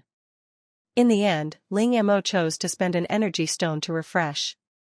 Looking at the refreshed content, only 2 words echoed in Ling Mo's mind. Worth it. Worth it. On the disk, she saw not only the starship she had wanted, but also mechs, various weapons, and even gene-enhancing drugs. One calm. On the disk, she saw not only the starship she had wanted, but also mechs, various weapons, and even gene-enhancing drugs. One compartment even contained a small mountain of gold coins. Ling Mo, her heart pounding, pressed the start button. The disk suddenly lit up and began spinning at an incredible speed. The speed increased rapidly, dazzling Ling Mo and making her heart race. Gradually, the disk's speed began to decrease, and Ling Mo's heart pounded again. She was more excited than when she received the AI. Her heart was pounding. She watched as the disk slowed down little by little, until finally, it passed by the prizes at a visible speed, heading towards the starship's location. Ling Mo took a deep breath, held it, and gripped her thighs tightly with both hands, afraid that her voice would startle the disk. Good heavens! The Jade Emperor, Buddha. Finally, is she finally going to rise to power? Is she about to take off? However, Ling Mo watched helplessly as the disk spun to the location of the interstellar spaceship, but it didn't stop spinning. It just passed by, passed by, passed by. At this point, Ling Mo was utterly devastated. Her interstellar spaceship was gone just like that. Who understands her pain now? Finally, the disk stopped on a transparent protective shield. Ling Mo. This transparent protective shield was the most inconspicuous thing on the entire disk. A conspiracy. This is absolutely a conspiracy. Give her back her interstellar spaceship. Ling Mo was so angry she wanted to curse, but the system didn't give her the chance and directly teleported her home. Suddenly, a wave of heat hit her, catching Ling Mo completely off guard. Actually, the temperature in Ling Mo's home was already much better than outside, but having gotten used to the temperature of the Mocha forest, this sudden return felt like torture. She took out a water-cooling stone from her spatial storage and placed it in the living room. In an instant, Ling Mo felt the temperature in the air drop several degrees. Only then did she have the mind to look at what she had obtained. The transparent protective shield, officially named the Energy Conversion Defense Shield, was a latest product developed by Interstellar Research. Simply put, this shield could convert any energy into its own: solar energy, moonlight, starlight, wind, water, energy generated by other shields, and even the heat generated by the user themselves. The more energy, the stronger the shield. Ling Mo, who had initially been somewhat resentful, instantly lost all her dissatisfaction after seeing this description. This was simply a divine artifact. Moreover, it was automatically triggered, almost passively, requiring no effort from her.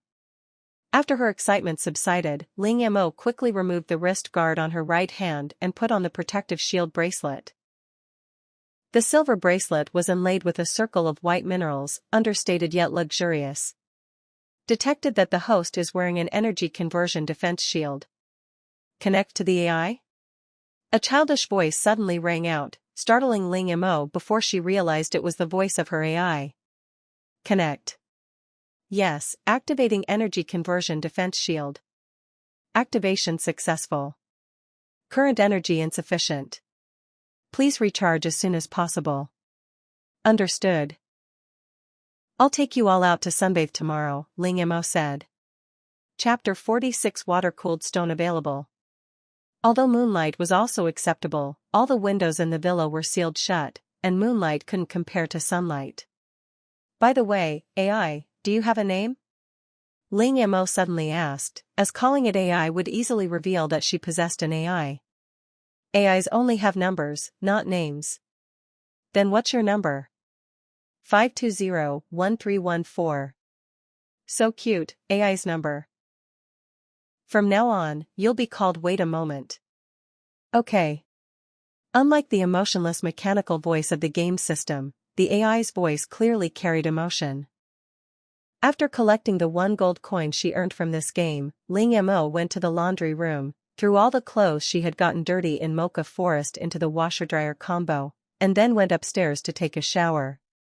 She let down her hair, which had been tied up for 7 days, washed it thoroughly, then styled it, and dried it before preparing to go to bed. Although meditation could replace rest, it couldn't replace sleep. Ling Mo fell asleep instantly, but all the other players were wide awake, rushing to the game forum. Especially after someone who had ranked in the top 10 boasted about their prize. The forum exploded like a pot of hot oil suddenly doused with cold water. Countless hidden big shots emerged, offering exorbitant prices to buy the prize. Ling Mo woke up in the middle of the night, shivering from the cold. In this weather where the average temperature had reached 60 degrees Celsius, she was awakened by the cold. Wait, what's the temperature indoors? Current temperature, 3 degrees Celsius. Please keep warm. Good heavens, it's almost below zero. Running down to the living room, her bare feet touching the icy floor, Ling Mo gasped. Looking at the swimming pool in the living room, a thin layer of ice had formed on it, and the culprit was the small water-cooling stone on the living room table. Although she knew it could lower the surrounding temperature, she hadn't expected it to be this powerful.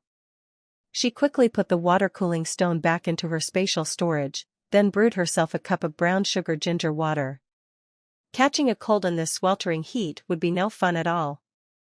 After drinking the ginger water, she returned to her room, checked the weather outside, and saw it was almost dawn.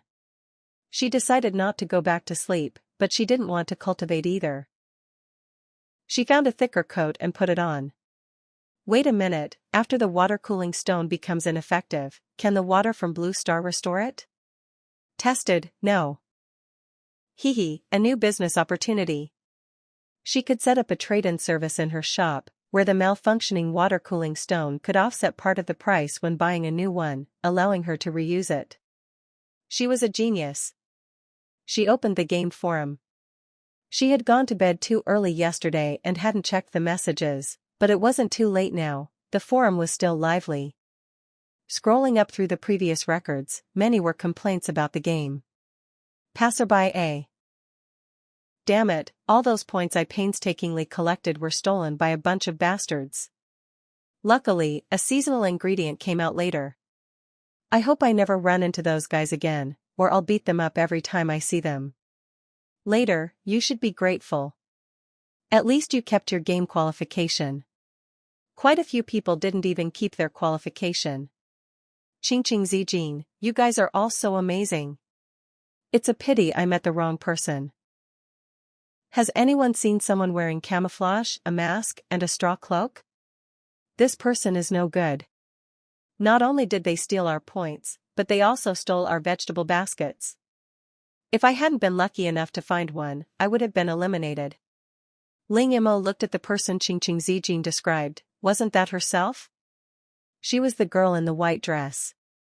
She even cleared the game? Ling Mo then scrolled down and saw another familiar face, Piamia Yunyan. Looking at the chat messages, Ling Mo's eyes widened. Happy every day, Piamia Yunyan, if you're so capable of doing that kind of thing, then come out here. You drugged everyone near the end of the game and stole everyone's points. If I hadn't been on guard, I would have been tricked too. Piamia Yunyan, I don't even know you. I don't know why you're trying to smear me. Don't believe her. I suspect she has a grudge against me in real life and is now deliberately seeking revenge. Looking at these messages, Ling Mo exclaimed, "Good heavens!" She hadn't encountered many people this time, but none of them were kind. At first she genuinely thought that Piamia Yunyan, while perhaps having her own ulterior motives, was a good person. But now it seemed she had underestimated her. She'd better continue to play it safe. Continuing to read, she didn't see any new messages, but she did see other people who had received special rewards showing off. She couldn't help but marvel at their audacity. They didn't know how to keep their good stuff hidden. But everyone has their own way of life. Those who are powerful don't need to hide their abilities. In any case, she should respect their lives and let them enjoy their lives. She closed the game forum and opened the shop. Although the game difficulty had increased this time and 10% of the players had been eliminated, the rewards were generous. Like her, the first place winner received a gold coin. Even if the others couldn't beat her, they should be about the same. Before listing the water cooling stones, Ling Mo needed to set a suitable price. She was worried people wouldn't be able to afford them, but if she didn't list them, she'd lose out. Wait a minute, what price do you think is appropriate for these water cooling stones? 50 gold coins, but I suggest you exchange them for more gold and precious minerals like jade. Why? Because gold and jade are extremely expensive luxury items in interstellar space, generally only circulating among the upper class. Exchanging for these can bring you immense wealth.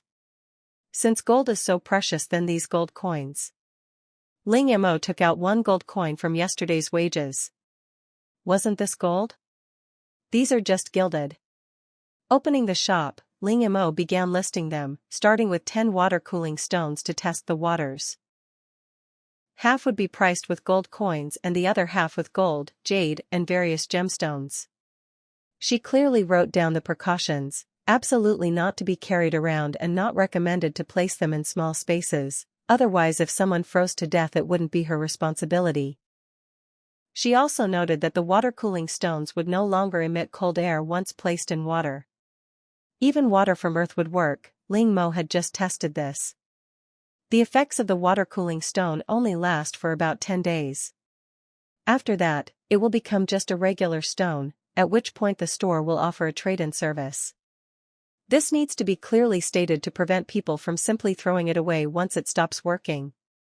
Chapter 47: Useless Items. Initially, these water cooling stones didn't cause much of a reaction, which was understandable, given it was nighttime. Players were either asleep or busy arguing on the game forums, but she wasn't in a hurry. She exited the shop and opened the individual purchase interface. Besides shops, individuals could also sell items, since not everyone had the money to open a shop. However, the system would take a cut from individual sales. Ling Mo glanced at the items. Most were for old winter clothes or luxury jewelry and bags. The items these people wanted to exchange were mostly long-lasting staples like rice, flour, and canned goods. After searching, Ling Mo didn't find anything that appealed to her. Seeing a search bar at the top, she clicked it, thought for a moment, and typed in game items. She hadn't had much hope, but surprisingly, something actually appeared. Although the price was high, Ling Mo felt it was reasonable since it was a game item. Of course, this was before she had read the item descriptions. Upon seeing the descriptions of these items, Ling Mo understood why they were listed. A feather-light quill pen that never runs dry, capable of writing smoothly on any surface. Price: 5 10-pound vacuum-packed rice bags or 20 cans of meat. Color-changing sunglasses. Price: 2 boxes of pure meat sausages. A sun umbrella that can change size and color at will, and is extremely sturdy. Price: 2 family first aid kits. A pair of colored contact lenses that can change pupil color at will. Price: 2 10-pound vacuum-packed rice bags. Looking at these 4 items, each more useless than the last, Ling Mo fell silent. Looking at the prices offered by the others below, wasn't this robbery? Despite these thoughts, Ling Mo still bought them. Some things become unexpectedly useful when used incorrectly. Sunglasses can protect the eyes. The ultraviolet rays outside during the day are exceptionally strong, often making it difficult to open the eyes even in the afternoon. Moreover, with these sunglasses, she wouldn't need to take them out of her spatial storage when throwing flashbangs, and when not in use, she could wear them as regular glasses without attracting attention. The enlarged parasol became a makeshift shelter. Although Ling Mo also had a portable tent, it required setting it up herself. This umbrella was ready to use immediately and easy to pack up. As for the quill pen and colored contact lenses, Ling Mo hadn't yet figured out how to use them, but she bought them anyway. After clicking trade, 4 items appeared before her. A transparent umbrella, looking like the cheap umbrellas sold in dollar stores, would have seemed like a scam if the system hadn't strictly prohibited counterfeits. Wasn't it supposed to be a parasol? As Ling Mo's hand touched the handle, a flash of white light appeared, and the transparent umbrella transformed into a parasol that suited Ling Mo's aesthetic. It seems this prop can change according to a person's thoughts. Not bad at all. After putting away the parasol, Ling Mo picked it up again and put it on her face. The black sunglasses instantly transformed into silver frameless glasses. Looking in the mirror, she realized that wearing glasses made a difference. She seemed much softer. The quill pen worked exactly as described, writing on any object, producing liquid that couldn't be erased except with the quill itself. The colored contact lenses had an additional function not mentioned in the description. Protecting the eyes, relieving eye fatigue, and providing night vision. Speaking of which, the sunglasses seemed to have the same function, but it hadn't been discovered before. If their previous owner had known, they probably wouldn't have sold them, or they would have doubled the price. After putting on the colored contact lenses, she tried changing her eye color. They were incredibly smooth, she almost thought her eyes were naturally like that. After changing her eye color back to her original amber, Ling Mo began to consider another matter, whether or not to sell the learning machine. Theoretically, with the AI weight, she no longer needed the learning machine, and selling it to someone who needed it more seemed like a good option. However, Ling Mo hesitated. People online were already searching for her, some even offering high rewards for information about her, and some organizations were directly inviting her to join them, offering her a position second only to the leader. These organizations included both domestic and international ones. Some were also posting morally manipulative comments online, disgusting Ling Mo. She had expected that the large amount of interstellar machinery and food she had previously provided would arouse covetousness in some ambitious individuals. Ling Mo never underestimated human nature. Her current worry was whether someone might awaken a divination talent or possess divination tools to verify her identity. And this possibility might actually exist. Especially after she revealed the learning machine, those people would undoubtedly search for her even more frantically. Thinking of this, Ling Mo instantly dismissed his previous idea.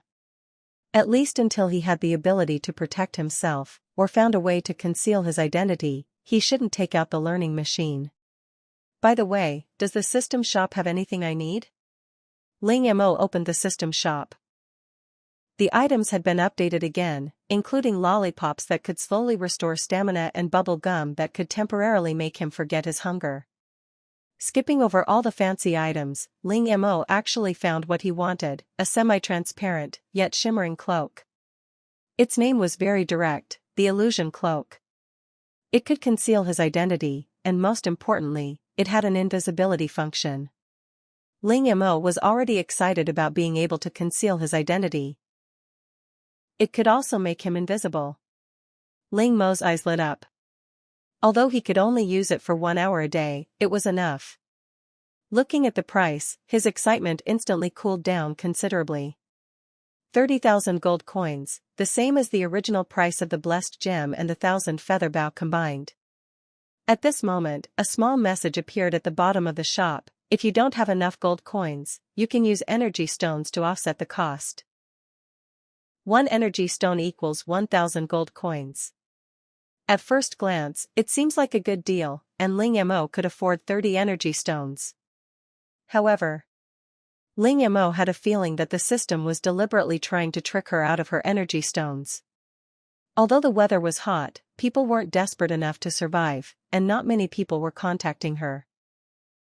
Most of them were contacting her through video calls, announcements on game forums, or private messages, so it hadn't become a large-scale effort.